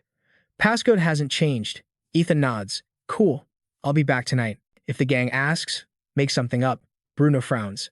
If this is dangerous, let me tag along. Negative, Ethan says. You guard the squad. I got this. Deep in the brush sits a quiet greenhouse. He pushes the door open. All right, I'm in. He stands still, scanning the room. Previous life, maybe. But this time, I ain't helpless. Lizard King. Shing. He draws the blade, looking like a total badass ready to rumble. Suddenly, the Lizard King lunges from the shadows. Ethan blocks instantly, but the beast catches the blade with its bare hand. Boom. The impact blows them both backward. Ethan lands, glaring at the creature. The Lizard King hisses, looking savage. It triggers a flashback, the invasion of Seoul. Back when Saintess Lim Ga-yoon was MIA, monsters overran the whole city. I was a fresh grad, nowhere near immortal status. We were up against 4 boss-level monsters. Total suicide mission. I remember Ju Yong looking hopeless. Most players, me included, lost our nerve just seeing those things. One of them led the Lizard Army, terrifying everyone with toxic weapons. That was the rank 3 Lizard King. It's a joke, honestly. Nobody found it hiding here until it evolved into a rank 3 nightmare. Ethan snaps back to the present. He grips the knife tighter, the steel gleaming dangerously. He charges, spinning for a lethal strike. Clang. The blade barely scratches its thick scales. Ethan freezes for a split second. Not even fully grown and you're this tough? He thinks. The Lizard King stumbles back. The beast growls. Human. Ethan squints. Camouflage skill? Just like the annoying trick it used in my past life. No time to waste. As the Lizard King rushes in, Ethan pivots for a horizontal slash. What a joke. Our boy raises his dagger and drops his voice way down. Bro, your killing intent is leaking all over the place. Boom. Another hit smacks the Lizard King down like a fly swatter, sending him face-planting into the dirt. Ethan steps up, roasting the monster for being so bad at hiding his vibes. The beast is growling like crazy, but our MC is just bored. Man, I brought this gear to counter your stealth hacks, but you're making it way too easy. Suddenly, Ethan dumps a whole jar of curry powder right in the Lizard King's face. The thing screeches like a banshee and jumps up a tree to get away. He's looking super smug. Tasty, right? I made that curry just for you. Enjoy your last meal, buddy. Meanwhile, the monster's claws are digging deep into the tree bark. Now the Lizard King is fully triggered, eyes glowing red, fangs out. It opens its mouth and blasts out some nasty green beams of light. Ethan gets into his stance. Poison shot, that's your big play. In a split second, he speed blitzes forward, moving way too fast for the lizard to react. Gritting his teeth, Ethan launches himself into the air, gripping his daggers tight with both hands. He swings hard. A clean slice right across the Lizard King's neck, and purple slime starts spraying out like a fountain. Thud. The sound shakes the whole greenhouse. Ethan just stands there, looking bored as the boss goes down. The Lizard King is totally wrecked, flames starting to consume its body. He scoffs. Wow, you're weak. I thought you were born a king, but you're just a total scrub. Ethan's eyes go ice cold as he finishes speaking. Peace out. But wait, the Lizard King books it, thinking, I used every drop of mana I had left for this. Ethan stands perfectly still, watching the play. The monster had to create a clone just to escape. It had 0 other options left. The Lizard King is in serious pain. My claws, my stealth skills, even my poison. Nothing could take this guy down. He dodged everything like he was reading my mind. How does he know my moves before I even make them? The monster is salty and refusing to accept defeat. I can't beat you right now. But you just wait, you jerk. I'll come back stronger and I'll definitely end you. But Ethan raises his sword high. Where do you think you're going? The lizard looks back in terror right before getting punted straight out of the building. Smash! It flies through the glass and slams into a tree way outside. Ethan walks out. Did you really think burning mana for a stealth cloak would save you? You think I'm blind or something? The Lizard King snaps, stands up, and whips its tail, crawling aggressively toward Ethan. Our MC sees this and laughs. Nice try. He grips his sword, and it lights up with an eerie green glow. He dashes forward instantly. Now this is what I call a real fight. Ethan jumps high, locking onto the target. With pure determination in his eyes, he unleashes the sword dance. His blade carves through the air, slashing straight into the monster. The hit makes the monster furious. Without hesitating, Ethan wraps his sword in a purple aura. He activates Spirit Grudge.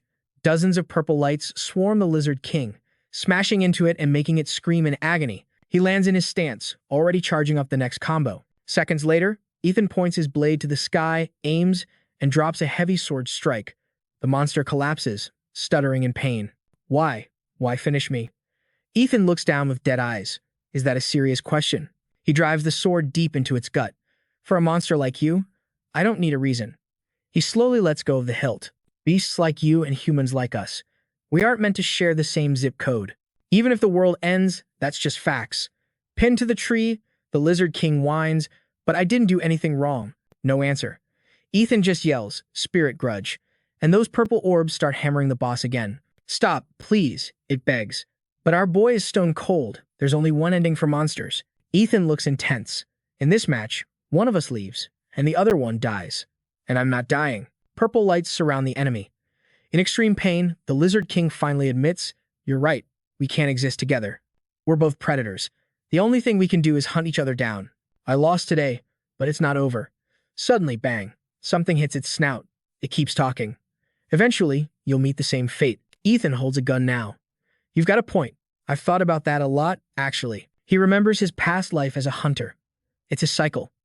You either wipe out the pests, or you get wiped out by them. He stands there watching as the Lizard King's body slowly burns to ash. But in this life, I'm flipping the script. I'm not going down while you freaks are still around. The shadow of his past self looms behind him. Suddenly, colorful loot drops to the ground. He squats down to check the drops. The boss left behind a skill stone and a basic-looking rock. Skill stones are basically crystallized magic that hold a monster's abilities. The drop rate on these babies is super low. They're ranked by the monster's level. Ethan picks up the glowing yellow stone. If a player absorbs this, they instantly learn the skill locked inside. Talk about a massive power-up. He tossed the stone to his other hand, but let's be real, absorbing a skill stone isn't exactly a walk in the park. It's all about the vibe check. Basically, you gotta be compatible with the skill. If you match, boom, like show. If not, total dud. Seon-ah took a look and realized, yeah, that first one was a definite fail.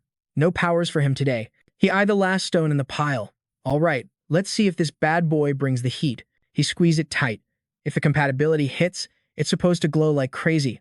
Suddenly, a golden light burst out. Looks like that monster loot is finally going to pay off for the players. The stone started sparkling, and he was hype. Okay, picture this.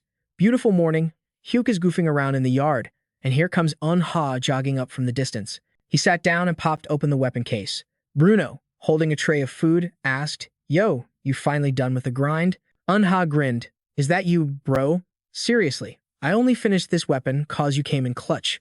Thanks a ton. Bruno handed over a plate of barbecue that smelled absolute fire, leaving Seon-ah stunned. Then Bruno threw more meat on the grill. All right, dinner time. We can chat later.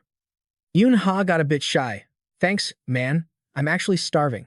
Then he yelled out, Yo squad, time to eat. The kids were going feral for food. That looks so good. Give me a huge piece. Me too. Seon-ah stood back, listening to the chaos. I want some too, someone shouted. Hold up, fam. That's not even cooked yet. Seon-ah cracked up, hearing them try to stop the hungry little monsters. Hey Hyuk, drop that. It's raw. The stubborn kid just chewed anyway. Too late. Already ate it. Just pure, chaotic vibes. Let me go first. Wait your turn. I was here first. Meanwhile, cut to a massive mansion in Pyeongchang. Chairman Sirius's crib. Inside, the family of 4 is sitting together. Dad No turns to Seon-ah, trying to comfort him. You nervous, son? Mom No is shaking a bit. Yeah. Dad asks, how do I look today? Then drops his smooth line. You look stunning as always, making Mom blush hard. Stop it. I'm serious. Do I look okay? Suddenly, the door creaks open. Huh? Yoon-ha peeked out, surprised. Du walked in to greet them. Welcome, manager. Subin was right next to him, introducing herself. Hi, I'm Choi Subin. The trip must have been exhausting, right? She smiled at Mom. Wow, you are gorgeous. That skin is literally glowing. Mom tried to be humble. Thank you so much for inviting us to this party. Subin laughed it off gently. Oh, no need to be so formal. We're basically the same age, so just keep it casual, okay? Mom was still a bit stiff. Sure, if you say so. Subin kept the convo flowing. There's tons of good food today. The head chef spent forever prepping this menu. Mom nodded along. Wow, sounds amazing. I can't wait. Yoon-ha watched helplessly, looks like she already charmed Mom. Suddenly, someone else walked up. Hello, it was Seal. She introduced herself as Hansel Joan, a fresh middle schooler. Seon-ah happily shook her hand. I'm no Seon-ah, same age. Let's be friends. Seal smiled. Really? To be honest, I don't have many friends. Guess we're besties now. She turned to ask Seon-ah a question. You go to the player academy, right? Is it super hard there? Seon-ah answered confidently. It's a struggle, for sure. But my dream is to be a player, so I gotta hustle. You admire that? Yeah, I'm pretty cool. Give me your number, we can call later. Yoon-ha was beaming. Okay, here's my number, and add my Facebook too. Yoon-ha felt happy just watching them. His sister is built different, she can literally make friends in any situation. In the distance, someone walked by, catching him off guard. He looked over. Hello? Long time no see. No reply. Yoon-ha went silent, getting anxious. Sehun stammered. Hi, sister. Right after, the girl softly said, You know what? Just drop the formalities. It's fine. Rewind to 2 years ago. Last semester of first grade at the Sabai Hotel, Myeongdong branch. Serious Group throws this massive end-of-year bash to reward everyone for the hard work. Yoon-ha stood in the crowd. He turned to look at Seon-ah in the distance, totally impressed. She was chatting up strangers like a pro. Seriously, his sister is a legend. Dad No stood next to him, flashing back to Mom holding baby Yoon-yi, who was crying her eyes out back home. I want to go have fun too, Dad said with a sad face. It would have been awesome if Mom and the baby could have come. Poor things. Yoon-ha could only comfort him. Mom couldn't come because she's on babysitting duty, Dad. Just then, some people up front started saying hello. Pleasure to meet you, Director No. Dad looked surprised and turned toward the voice. He replied politely, I'm not actually a director yet, but thanks for the title. The guy grinned. New Year is just a few days away, so we might as well start calling you that now. Gotta seize the chance to get on your good side, right? Dad went from department head to director just like that. In a place where director is the top of the food chain, Dad basically became the main character of the Serious Group. Arriving here, Seon-ah suddenly thought, is this company going to be okay with someone like my dad running the show? Dad. Well, Sirius is going to blow up and be famous in the future anyway, so no need to stress. He looked around and whispered to himself, is there anywhere quiet in here? His eyes landed on a corner of the room. There was a girl already standing there. She was just staring out the window, totally silent. Ethan spots the vibe instantly and slides over to chat. Yo, you're totally missing out on the best part of life right now. The girl whips around, looking completely confused. Missing out? She asks. Ethan is standing there, double-fisting pastries, talking with his mouth full. I mean, how often do kids like us get to grub on fancy food like this? Rule number 1. Eat everything in sight. We're young. We don't need to stress about calories or whatever. Don't you agree? Without waiting for an answer, he literally shoves a piece of cake toward her. She stares at him like he's an alien and says, we really shouldn't be eating during the gala. Ethan looks genuinely offended. What are you even saying? Food exists to be eaten. That's its whole job. The girl pauses, realizes he's got a point, and whispers, true. She opens up, takes the bite he offered, and starts chewing. You can see her face instantly light up with pure joy. Ethan watches her reaction and grins. Verdict? It slaps, right? She just gives a chill, low-key response. Yeah, it's good. Suddenly, Ethan's dad calls out from behind. Ethan. The boy spins around, looking surprised to see his old man. Jeez. His dad rushes over and grabs his shoulders, sounding super stressed. Why did you just vanish like that? I was freaking out. But there's someone walking right behind his dad. The stranger speaks up. So, this is your son? Ethan looks at the guy and his eyes go wide, total shock. His brain starts buffering. Wait, that guy, that's Han Do-jun, the chairman of Serious Group. Chairman Han keeps the questions coming. Glad we found him? Huh. Ethan's dad lets out a huge sigh of relief. Yes, looks like he hasn't caused any trouble yet.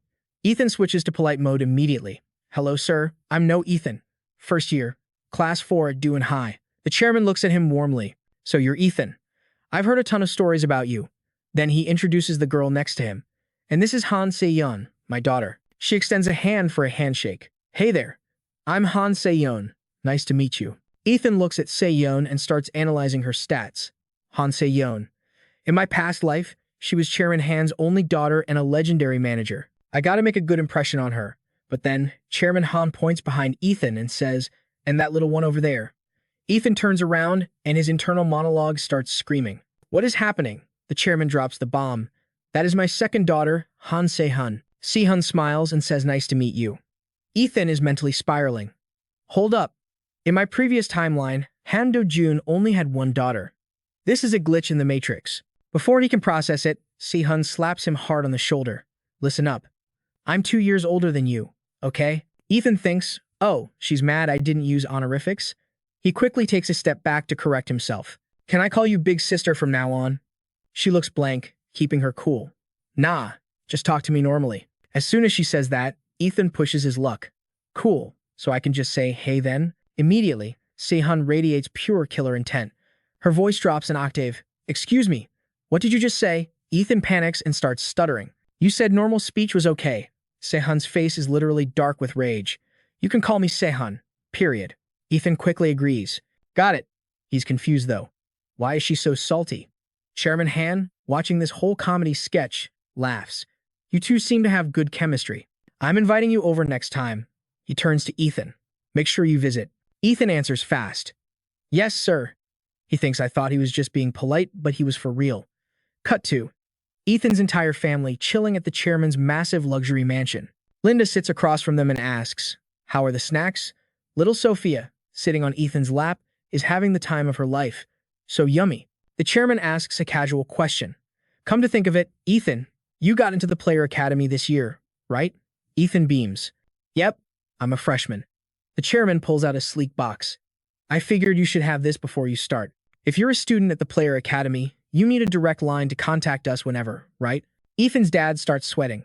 Chairman, we really appreciate the gift, but this is too. He doesn't even finish before the chairman cuts him off. Manager, no, I'm really looking forward to your son helping me out in the future. Don't you agree? At times like this, just take it and say thanks. Ethan's dad looks awkward and mumbles. Chairman Han turns back to Ethan. Go on, open it. Ethan tries to be humble. But sir, I already have a phone. The chairman shuts that down. This is the newest model. Way better than whatever Sirius just released publicly. He looks at Ethan's dad again. Right, manager, no. Ethan, sitting there confused, double checks. Is that true? His dad, still awkward, just nods. Yes. Ethan's mom nudges the little sister. Sophia, say thank you. The kid instantly chirps, thank you. Ethan looks at the whole scene with major suspicion. This is sus. Not just a fancy dinner, but expensive gifts too. Why is he going this hard? What's the catch? While he's overthinking and holding the cake Sophia was eating, he notices something. Sophia has somehow teleported next to Se-yeon. They're chatting like besties. Okay, I'll call you when we hang out. You gotta come. I'll be there. Ethan looks at them, totally helpless. When did she even run over there? And since when did they make plans? I'm so excited. Se-yeon turns her attention to Ethan. You're coming too, right? It would be awesome if you tagged along. Ethan is still chewing on cake, looking like he's barely paying attention. Seeing his face, Se-yeon adds, Se-hun literally has 0 friends, so she rarely goes to meetups. I'd be super happy if someone close to her showed up. Se-hun slammed his tea down and whipped around, like, yo, sis, why you throwing shade saying I got 0 homies? Seo-john's voice went ice cold. Because you don't. You really think that posse of simps following you around actually counts as friends? Se-hun knew she was right, so he just zipped his lips, looking totally defeated. Then, Seo-john instantly switched her vibe back to cheerful mode. Anyway, I really want you to pull up. It'd be good for Se-hun to have a real conversation. Eun-ha just nodded along, like, yeah, you coming, Eun-ha. Eun-ha finally clocked what was happening. She totally dropped the mask. Bringing a kid to a networking event? That is a straight-up power move to build clout. Translation, she wants to recruit me to her squad. Usually, this would be a hard pass for me. Suddenly, everyone starts clapping. Linda's all smiles, hyping it up, sounds dope. Like Seo-john said, Eun-ha should totally come. Do John chime in too? Gotta learn the networking game while you're young, right?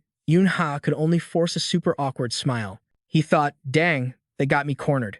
It figures, she's definitely the one taking over the serious group after hands-on total boss energy. She steered the convo so smoothly without even trying. Plus, I can't exactly say no to the corporation my dad works for, right? Business folks are messy, and I can't leave Se-hun hanging by himself. Thinking that, Un-ha finally caved. Fine, I'm down if I'm free. The chairman and his wife looked super stoked. See, it's so good. Se-hun actually has a buddy. Meanwhile, on some sketchy, empty street, a guy is stumbling around, completely wasted. He hears this loud noise coming closer and gets all ticked off, yelling, "Yo, what is all that racket?" Suddenly, a creepy breeze hits him, and something comes zooming straight at him out of nowhere. He whips around, confused. Standing right behind him is a massive level 7 mosquito monster, its eyes glowing scary red. Before he could react, it jabbed its giant stinger straight into his shoulder. Caught off guard, the guy let out a groan of pure agony. His booze bottle smashed on the ground. The monster's eye reflected the guy collapsing on the pavement as the sound of running footsteps got louder. The mosquito, tummy full, flapped its wings and bounced. The squad chasing it finally showed up, screaming, "There it is! It's making a run for it!" After it. Then they spotted the guy on the ground. "Cap, we got a civilian knocked out here. What's the play?" The leader answered, totally unbothered. "Dude's obviously just blackout drunk. Leave him be. Ugh, fine, whatever. Just drag him to the ER." But suddenly, the mosquito bite on the guy's shoulder started glowing with a weird light. Back at the hospital where Juliet had just had her baby, a heatwave warning was blowing up everyone's phones. Our junior year summer break just started. Julieta saw us coming to visit her and the baby, and she was grinning ear to ear. "Hey guys!" The whole crew showed up with bags of goodies, waving and saying hi back. Worried the baby might wake up, Julieta whispered, "Keep the volume down, okay?" The gang nodded obediently. "You got it." Everyone crowded around to get a peek, oohing and awing. An Hyuk started shoving his way to the front. "Move. I want to see. Let me see." Min let out a gasp. "Oh my gosh, so adorable." Ha Young was totally on the same wavelength, looking super excited. "Min Seon-ah, look at his tiny little hands." Seon-ah nodded. "Seriously cute." An-ha walked in and saw the scene, thinking to himself, "He's surprisingly chill around strangers, huh?" Julieta flexed a bit. "Of course, he's my kid after all." Suddenly, Un-hyuk butted in. "Hey Julieta, is it a boy or a girl?" She looked like she was waiting for that question, answering with pure hype. "Bambino is a strong, healthy baby boy." Un-ha handed over a box of cake. He whispered, "Brought you some tiramisu." Remembering how hyped Yoon was earlier, Julieta said, "Yoon already stopped by today." She was totally over the moon. Un-ha casually asked, "So, what's the little guy's name? Did you lock one in yet?" Julieta beamed, sounding super proud. "You bet. I picked this name way before he was even born. His name is Venia. It stands for dreams, hope, and the future." Un-ha froze. Venia. A massive flashback hit him from before he reset time. He remembered reading the Abyss Dungeon Conquest logs. That name was on the list of legendary subjugators. Veer Mayan. His ally was the famous Diamond Fist. Rumor had it he was the MVP of the Abyss raid because of his insane punching power. It has to be the same guy. Snapping back to reality, Minji was asking softly, "Sis, can I hold him?" Julieta smiled. "Of course. Just be gentle, okay?" Un-ha watched them and finally put the puzzle pieces together. In the original timeline, Julieta didn't end it all even when life was trash because of this kid. While Yoon-ha was deep in thought, the rest of the gang was just happily vibing around the baby. Minji was cradling Venia, her voice going up an octave with excitement. "Look, he's yawning." Seon-ah melted. "Gosh, that is too cute." After a quick brain reboot, Un-ha snapped back to reality, all smiles. Since he's Un's little bro, that makes him my little bro, too. Deal with it. Juliet was totally vibing with that. She gave him the gentle mom talk. "Facts. He's your baby brother now, so you gotta watch his back. Bruno and I are gonna power level this kid so he grows up fast and can help you out. Then you can ride on his shoulders for a change." Yoon-ha pictured that and forced a cringe laugh. "Yeah, thanks, but no thanks. I'll be a full-grown adult by then, bruh." Un-hyuk suddenly covered his mouth, eyes wide. "Wait, Lemme, ask something real quick. Does that mean Venia's last name is No, like yours?" Julieta was ready for the tea. "Yup, his full name is No Vivinia." Yoon-ha's jaw hit the floor. Did they really just hijack his last name? His scream practically shattered the hospital windows. No. After that drama, the squad rolled out. But man, the temp outside was a total shock compared to the AC inside. Minji was melting instantly. sweat dripping like crazy.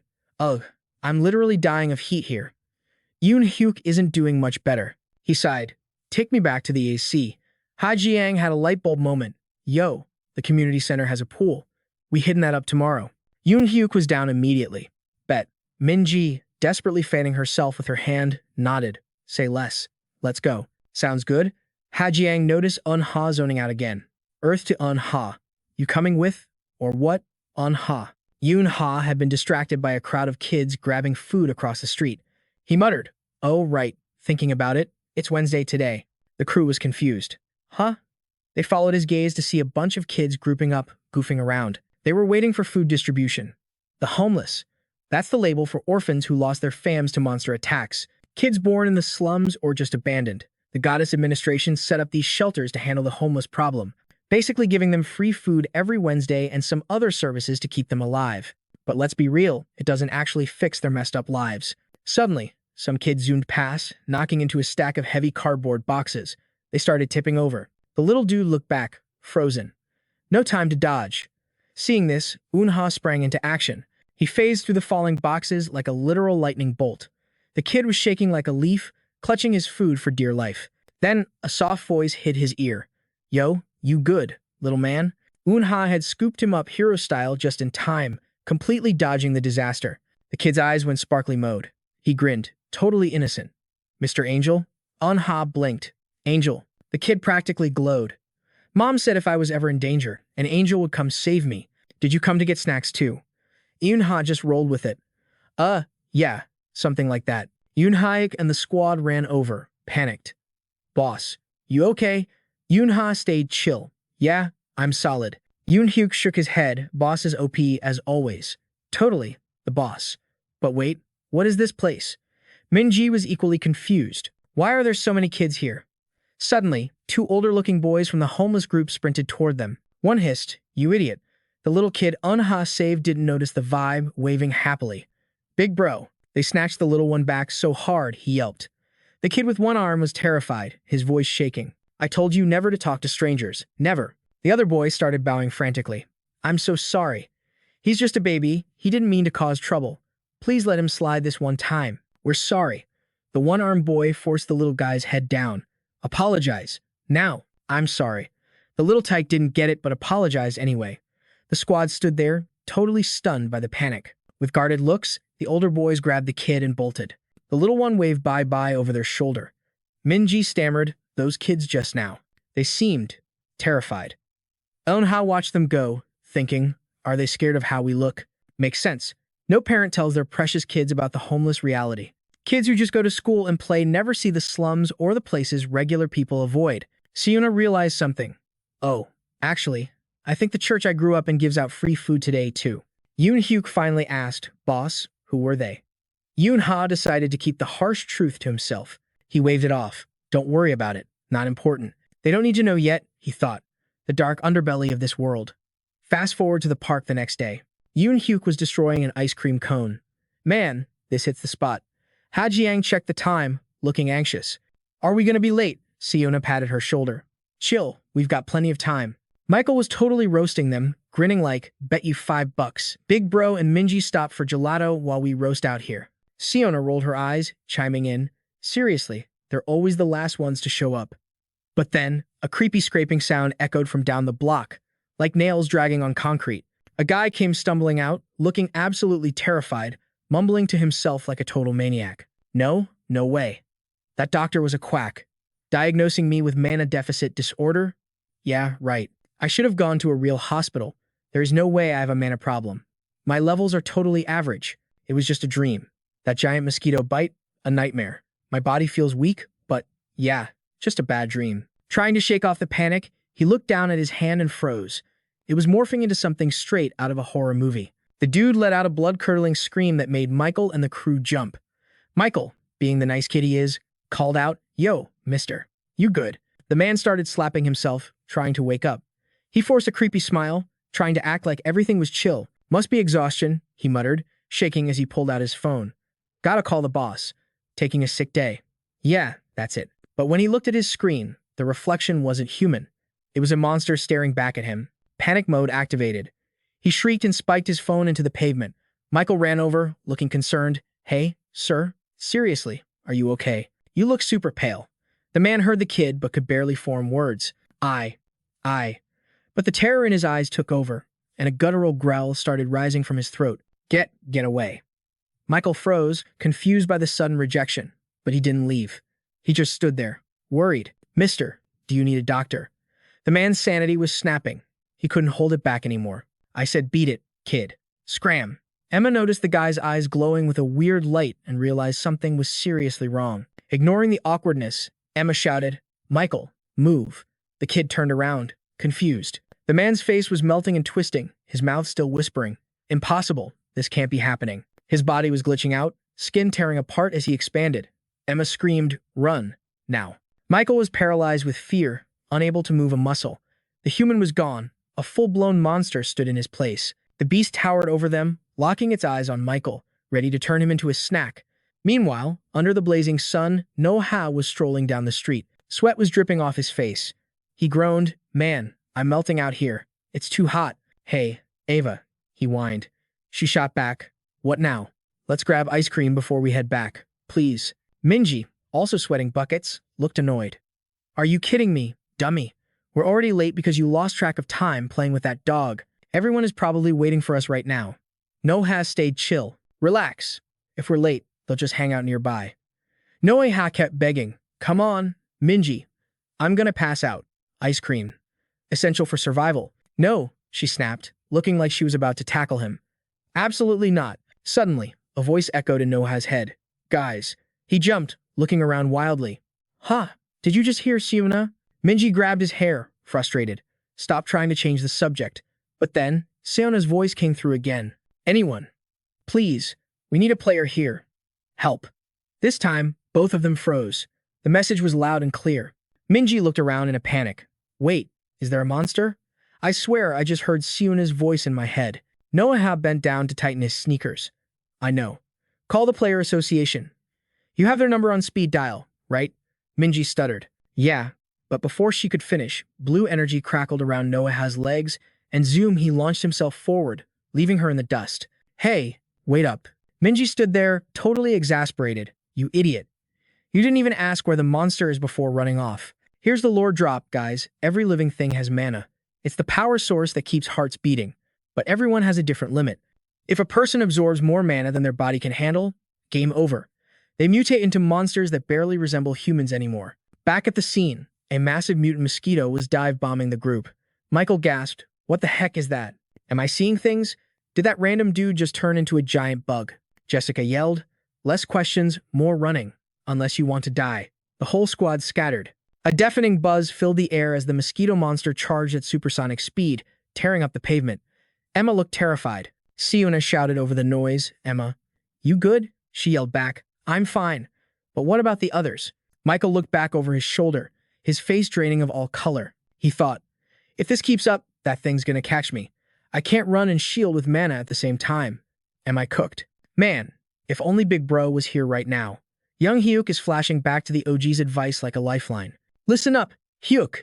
You're the tank, the shield, the last line of defense.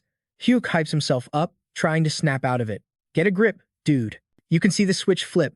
Hyuk's going full beast mode. He knows it's all on him to keep the squad alive right now. He snaps back to reality and turns to Seon-ah. Yo, Seon-ah. Can you piggyback Emma and still book it? She looks confused for a sec, but nods like, got it. Emma tries to be a hero though. No way, I can run on my own. Seon-ah isn't hearing it. She grabs Emma and tosses her over her shoulder before the girl can even protest. Total boss move. She's like, just trust Hyuk, okay? He's cooking something up. Then she looks at him. All right, Captain, what's the play? Hyuk lays it out. Emma, pop a barrier and keep that ugly bug off us. You got this right. Emma glances back at the giant mosquito buzzing right on their tails and stammers. I'm on it. I'll try. That thing is gaining on them fast. She throws up her hand and boom, a massive energy shield slams down, stopping the bug dead in its tracks. You can literally see the tension leave Hyuk's face. Clutch play. He shouts, hold that shield, but Seon-ah's already 10 steps ahead. Say less. I'm broadcasting an SOS to everyone nearby. She closes her eyes and unleashes a wave of golden energy. It's like a spiritual flare going out in all directions. Someone, anyone, help. We've got a freaky monster chasing us down. Everyone in the zone picks up the mental DM. They're confused, but Seon-ah's signal is blasting loud and clear across the map. We need a player here, stat. It's a desperate cry that nobody can ignore. Emma shouts, "Hyuk, the bug is pinned against the barrier." Hyuk grins. It's showtime. He charges up a ball of raw mana in his hand, winds up, and yeets it straight at the monster, screaming, "Eat this." Emma sees the play and drops the shield at the perfect split second so the blast can connect. Direct hit. That combo move did some serious damage. Hyuk yells, "Go, go, go." He doesn't forget to hype his team up. Nice work, guys. The trio keeps sprinting, putting distance between them and the beast. But oh, as the smoke clears, that mosquito looks. It's twitching, but not from pain. That thing is literally vibrating with pure rage. Its eyes go red. The vibe shifts to pure murder. It screams, "I ain't dying today," and charges at them like a maniac. Emma pauses mid-run. Something feels off. She's sensing a glitch in the matrix. She checks the monster's aura and freezes. Why is its mana mixed with human energy? That's super sus. Wait, is that a person turned into a monster? Hyuk's voice snaps her out of it. Shield up, now. She wakes up, but the enemy is already breathing down their necks. Panicking, she lets out a scream and accidentally nukes the area with a massive burst of uncontrolled power. The blast sends the mosquito flying, but friendly fire is on. Seon-ah gets caught in the shockwave and faceplants hard. Hyuk screams, "Seon-ah," realizing things just went from bad to worse. Emma rushes over, totally freaking out. "Oh my gosh, Seon-ah. I'm so sorry." Seon-ah winces but tries to play it cool. I'm good. Hyuk helps Seon-ah up but throws a glare at Emma. "Get your head in the game. Focus." Emma stares at Seon-ah's wrecked leg, guilt written all over her face. Seon-ah squeezes her hand. "Hey, don't cry. Seriously, it's nothing." Then Seon-ah's face gets serious. "We've got bigger problems." They all turn to look at the nightmare fuel coming back for round 2. The bug has recovered and is diving in for the kill. Hyuk flares his mana. It's do or die time. "She can't run on that leg," Hyuk shouts. "Running is off the table." "Emma, blast it with everything you got. We stand our ground right here." Emma nods, tears drying up. Understood. They both unload their mana clips, firing a barrage of energy straight at the incoming horror. They stand like human shields in front of Seon-ah, pouring every ounce of strength into the attack. But this monster is built different. The attacks aren't hurting it, they're just making it more hyped. It dives straight through the fire. Emma throws up another barrier in panic while Hyuk keeps spamming attacks. Seon-ah watches helplessly. Her friends are fighting like pros, but she knows the clock is ticking. Seon-ah spots something worrying about Emma. She's pushing herself too hard, fueled by pure guilt. If she keeps this up, she's gonna lose her eyesight. Seon-ah holds back tears, watching her friend burn herself out to save them. We're totally toast. Everyone's gonna get eaten and we can't do a thing. Jessica was literally shaking. "Just ditch me and save yourselves." But James was cool as a cucumber. "Chill. We got this." She snapped back. "Got this? Are you Delulu? Run for it." The kid explained with way too much confidence. "Don't you get it? This is exactly the part where he shows up. Up in the sky, someone's incoming hot." Jessica's face lit up like she just saw a miracle. "Oh my gosh." A foot materialized out of nowhere. Boom. Kicked that mosquito freak so hard it rolled across the pavement. Total knockout. Haiyang was vibing hard. "I knew you wouldn't ghost us." Even Woo Hyuk got his mojo back. "What took you so long? You're lagging." "It's Ethan." He rolled his eyes. "Bruh, I'm literally right on time." "Why the shade?" Ethan dropped in like a straight-up superhero. He blitzed the mosquito guy and caught him completely off guard. He kicked the bug's face, sending it flying across the map. Haiyang cheered. "Called it." Woo Hyuk was super hyped. "Why'd you show up now? You're late." Ethan turned around laughing. "Geez, tough crowd. I nailed the timing. Why are you guys still complaining?" Ethan dropped his gear. "Go hide in the back until the other players spawn in." The bug wobbled back to its feet. She was freaking out. "Ethan, that monster." The kid interrupted. "Yeah, boss. Some random uncle just morphed into that thing." He looked back at it. "Morphed?" Ethan nodded slowly. "Oh, so that's the deal." He realized the meta. Instead of eating people, this bug swipes their mana. That messes up the victim's internal energy flow big time, and when they try to regen that mana, overload city. Their bodies literally explode from mana rage. Or they glitch out and mutate into monsters. The bug lunged, but Ethan served him a knuckle sandwich right to the face. He thought, if infected NPCs are walking around loose like this, the hospitals and guilds are totally failing at their jobs. Wait, is this still the era before the official monster response guide dropped? That explains the chaos. The mosquito guy spammed attacks, but Ethan was dodging everything like a pro. Miss, Miss, whatever, he thought. Stupid guilds can't handle their business. Ethan charged up his fist. Guess I gotta carry. You attack me and make me clean up your mess? Ethan smashed the bug's face into the ground. Crack! The floor split open. The bug squealed. It hurts. Help. Ethan paused. Yo, this mob still has sentience. Dark energy started leaking out like crazy. The bug moaned. It hurts. Ethan backdashed as the transformation started. It screamed, please save me. Ethan signaled his squad to bounce. Was this bug buffing up right now? Ethan wondered, demon transformation? The thing grew massive and terrifying, still muttering, save me. He remembered the lore. Before he reset the timeline, the 9 demons griefed the entire Korean server with massive terror attacks. Every single one of them was a walking disaster. They called themselves the Neo-humans, but the spawn rate for a demon-human right now is practically 0%. How is this glitch happening? Ethan asked. Ha Yang asked, are you sure that Uncle Monster wasn't a lady? She replied, nah, definitely a dude. Wolfhuk agreed. Yeah, 100% a guy, he thought. So it's not her. Susan, one of the 9 demons, is definitely female. We're 10 years too early for them. The bug flew up screaming. Ethan prepped a mana ball. Who said you could log out? He yeeted the orb at the bug. It did a barrel roll. Ethan jumped into the air. Okay, slippery guy. Yo, tossing a basic mana ball just ain't gonna cut it. I need some real firepower to bag this beast. Quick scan of the area, what have we got? A utility pole. And boom, that high rise over there. Perfect vantage point. Linda was clutching her kid. The baby was crying. Mom! The mosquito freak popped up right in front of them. She screamed her head off. Ethan crashed the party. Did you forget me already? He smashed the bug with his weapon. Whack. It face-planted, scrambled up, and backed off. The bug ran away, surprising Ethan. He told Linda to stay put and chased after it. Go to the hospital and check your mana levels. Stat. Ethan leaped up, charging his ult for round 2. The bug panicked. Mana shock. He swung his weapon, but the bug dodged.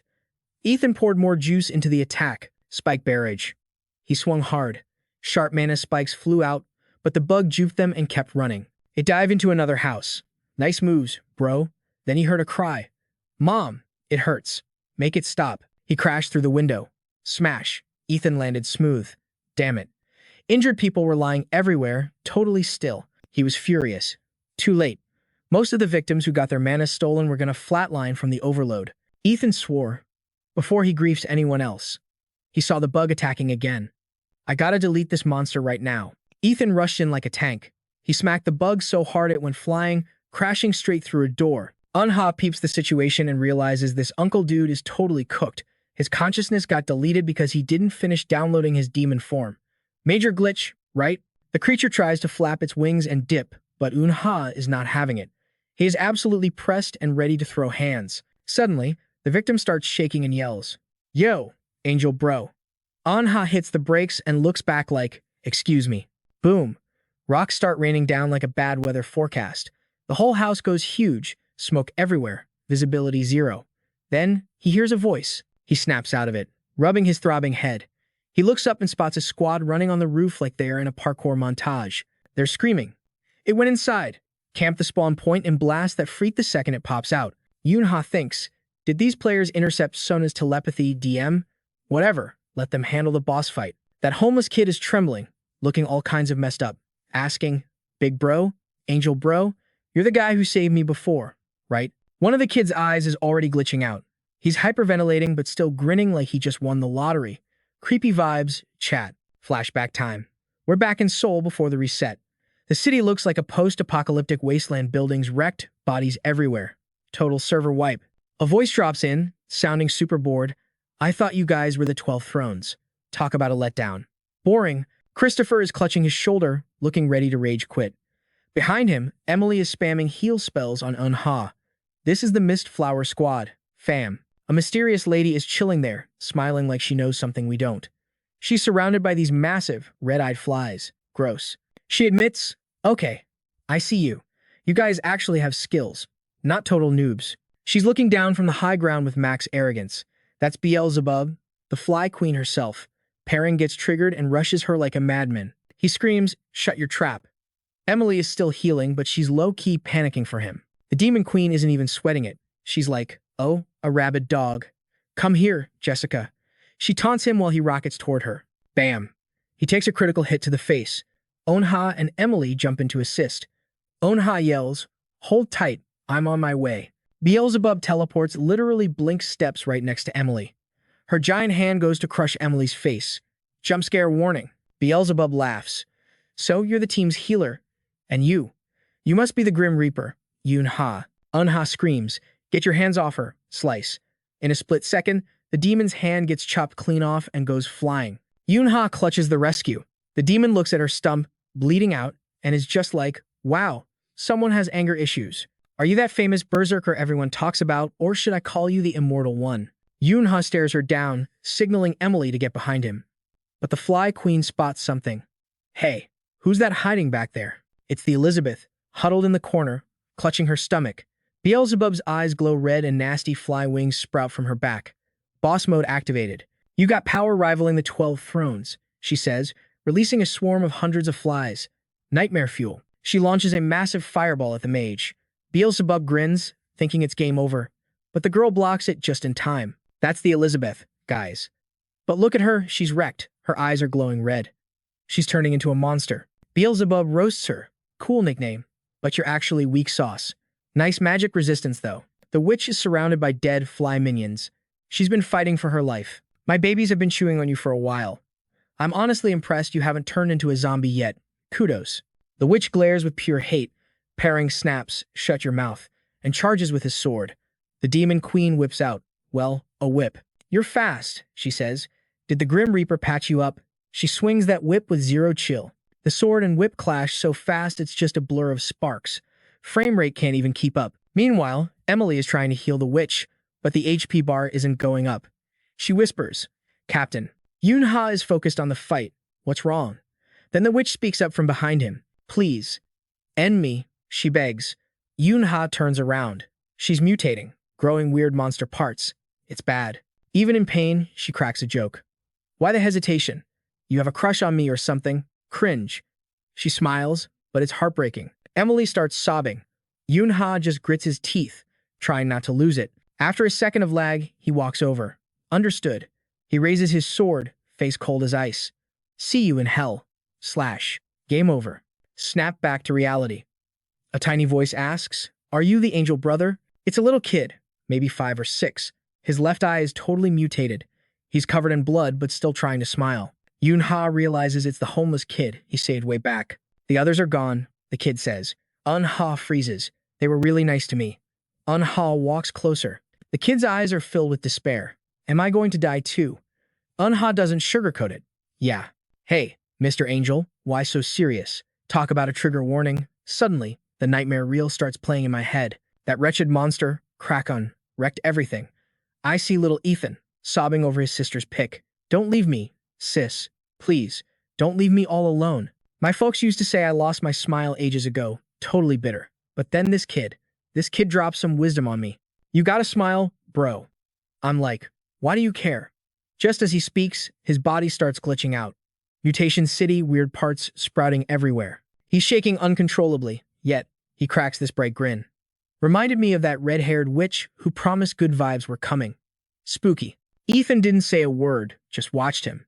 This is gonna sting a little. My weapon lights up.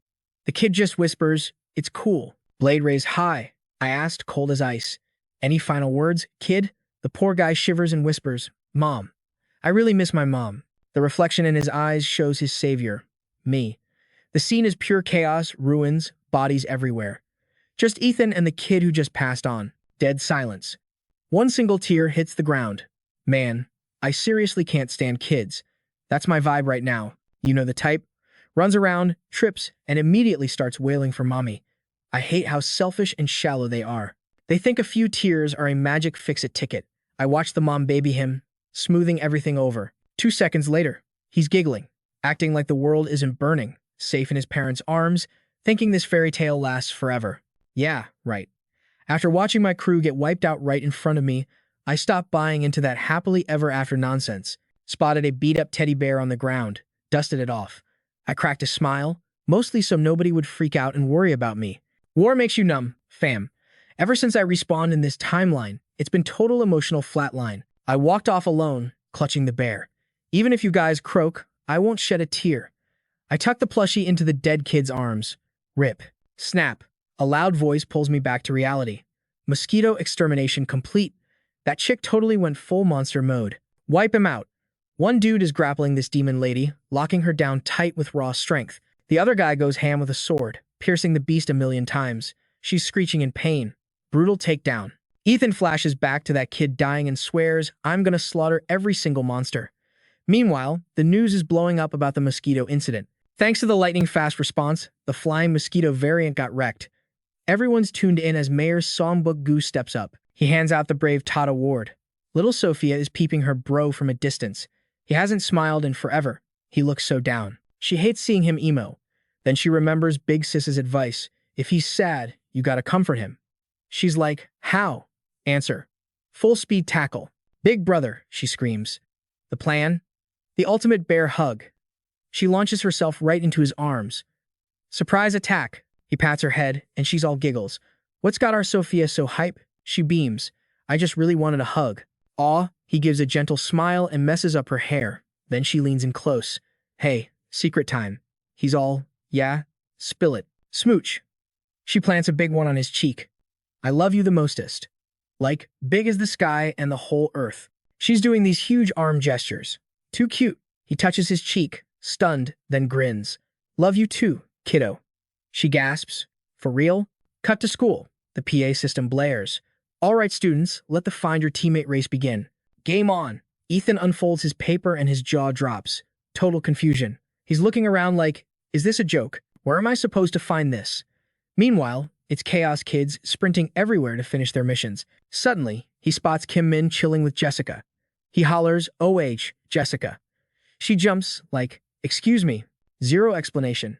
He just grabs her hand and bolts. Let's go. She's getting dragged behind screaming. What is happening? Huh? What is on that paper, you maniac? Back at the bench, Kim Min is hype, cheering them on. No clue, but we gotta move. We're winning this. They drift into the finish line. Teacher goes, all right, let's see the mission card. Ethan proudly hands it over. Boom. Here. Poor Seon-ah is wheezing, looking like she's about to pass out. Teach unfolds it. It says 2 words. Little Jessica. He looks at her. So, Seon-ah is the dog. Sama snaps. Rage mode activated. She grabs Ethan's collar and shakes him. Why am I the dog? Huh. I'm clearly a fox. He just whistles and looks away. Look, Seon-ah, blue team needs this W, okay? She's about to throw hands, but then remembers Kim Min begging them to win. The guilt trip is real. I gotta become class president. Help a girl out. She swallows her pride, clenches her teeth, and lets out 2 reluctant barks to prove it. Teacher gives a thumbs up. Convincing performance. You really are a Jessica. Lunch break. Ethan holds up a bento box with starry eyes. Big bro made this. He takes it, all happy, and spots a goofy, smiley face made of food. Yo, looking like a whole snack, but who is this mystery dude? She hits him with that super happy eye smile and goes, Appa. Meanwhile, Kimmin and Jessica are sitting up front, totally jelly, throwing major shade at the couple. Sheesh, look at him. Bro's eyes are literally sparkling right now. Ava threw some major shade at Ethan, like, dude, seriously. Why is Emily getting the VIP treatment while we get crumbs? And what is up with calling Seon-ah Jessica? Speaking of, Seon-ah hit him with the saddest pout ever, but Ethan? Stone cold. He just shrugged, like, what? Give me one reason why you guys deserve the hype. That set her off. She pointed a finger right in his face, yelling, you literally forced me into this scavenger hunt just so you could slack off and be lazy. But then, total mood switch. Ava struck a pose, chest puffed out, radiating pure main character energy, she announced. As long as I'm Prez, class 3-3 is snatching that trophy. But Ethan immediately popped her bubble with a brutal reality check. He smirked. Bro, you're just doing it because Thomas promised us burgers if we won. Her face went from confident to totally busted in 0.1 seconds. Ava went into beast mode, threatening him. Listen here. If you dare bail on us this afternoon, you are dead meat. I am not playing games. Meanwhile, right next to this drama, another girl just finished her run, gasping for air like she was dying, so tired. Suddenly, this stunning lady rushed over, wiping the sweat off her face. You crushed it, sweetie. Are you okay? Anything hurt? The girl grinned. I'm good, mom sis. One of her friends heard that and was super confused. Wait, mom sis? What kind of slang is that? That lady was actually Ha-Yang's stepmom, Jennifer. She just gave a sweet smile and said, Mom sis has a nice ring to it, right? Kinda unique. She laughed it off, but Ethan caught the awkward vibes. He remembered Ha Yang's dad got remarried to Sujin a few months back. And get this, Sujin isn't just anyone. She's the second daughter of the big boss running the Alice Group. At the wedding, the squad was absolutely shook when they realized the terrifying chairman of Alice Group was actually the chill uncle they always hung out with. Ethan was just like, "Hey, John is still just John to me." The old man cracked up at that. "Appreciate it, kid." Looking back, the crew adapted pretty fast. But Ha Yang still gets super shy about dropping the mom bomb with Sujin. She clenched her fists, trying so hard. "I'm gonna do my best to call you Mom." Seon-ah immediately called her out, teasing, "Ha Yang, you literally just messed it up again." Ha Yang realized and let out a frustrated scream. But Sujin just chilled, saying it was no biggie. Fast forward to lunchtime at school. Ethan was doing his best zombie walk through the courtyard. He was yawning his head off, thinking, nap time? Definitely nap time. He figured the garden was empty, but then he spotted Seon-ah crouching in the corner. Ethan strolled over, teasing, "Yo, Jessica, what are you doing lurking back here?" She squeezed her eyes shut, totally annoyed. "I told you I'm not a dog. Thanks to you, literally everyone calls me Jessica now." Ethan didn't even blink. "What's the issue?" "Jessica sounds cute and friendly. You should own it." Then he heard some commotion behind the wall. He moved to check it out, asking Seon-ah, "But seriously, why are you hiding? What's the tea?" He peeked over the wall and his jaw dropped. A voice snapped, "You need to worry about yourself, Ava." Minji was shouting back, "Why are you obsessed with who I hang out with?" Her mom tried to use that fake calm voice. "Sweetie, that's not it." Seeing Minji calm down a bit, the mom continued, "I'm fine with you hanging out with Ethan or the others. Heck, get closer to Ha Yang. But you need to stay away from Seon-ah."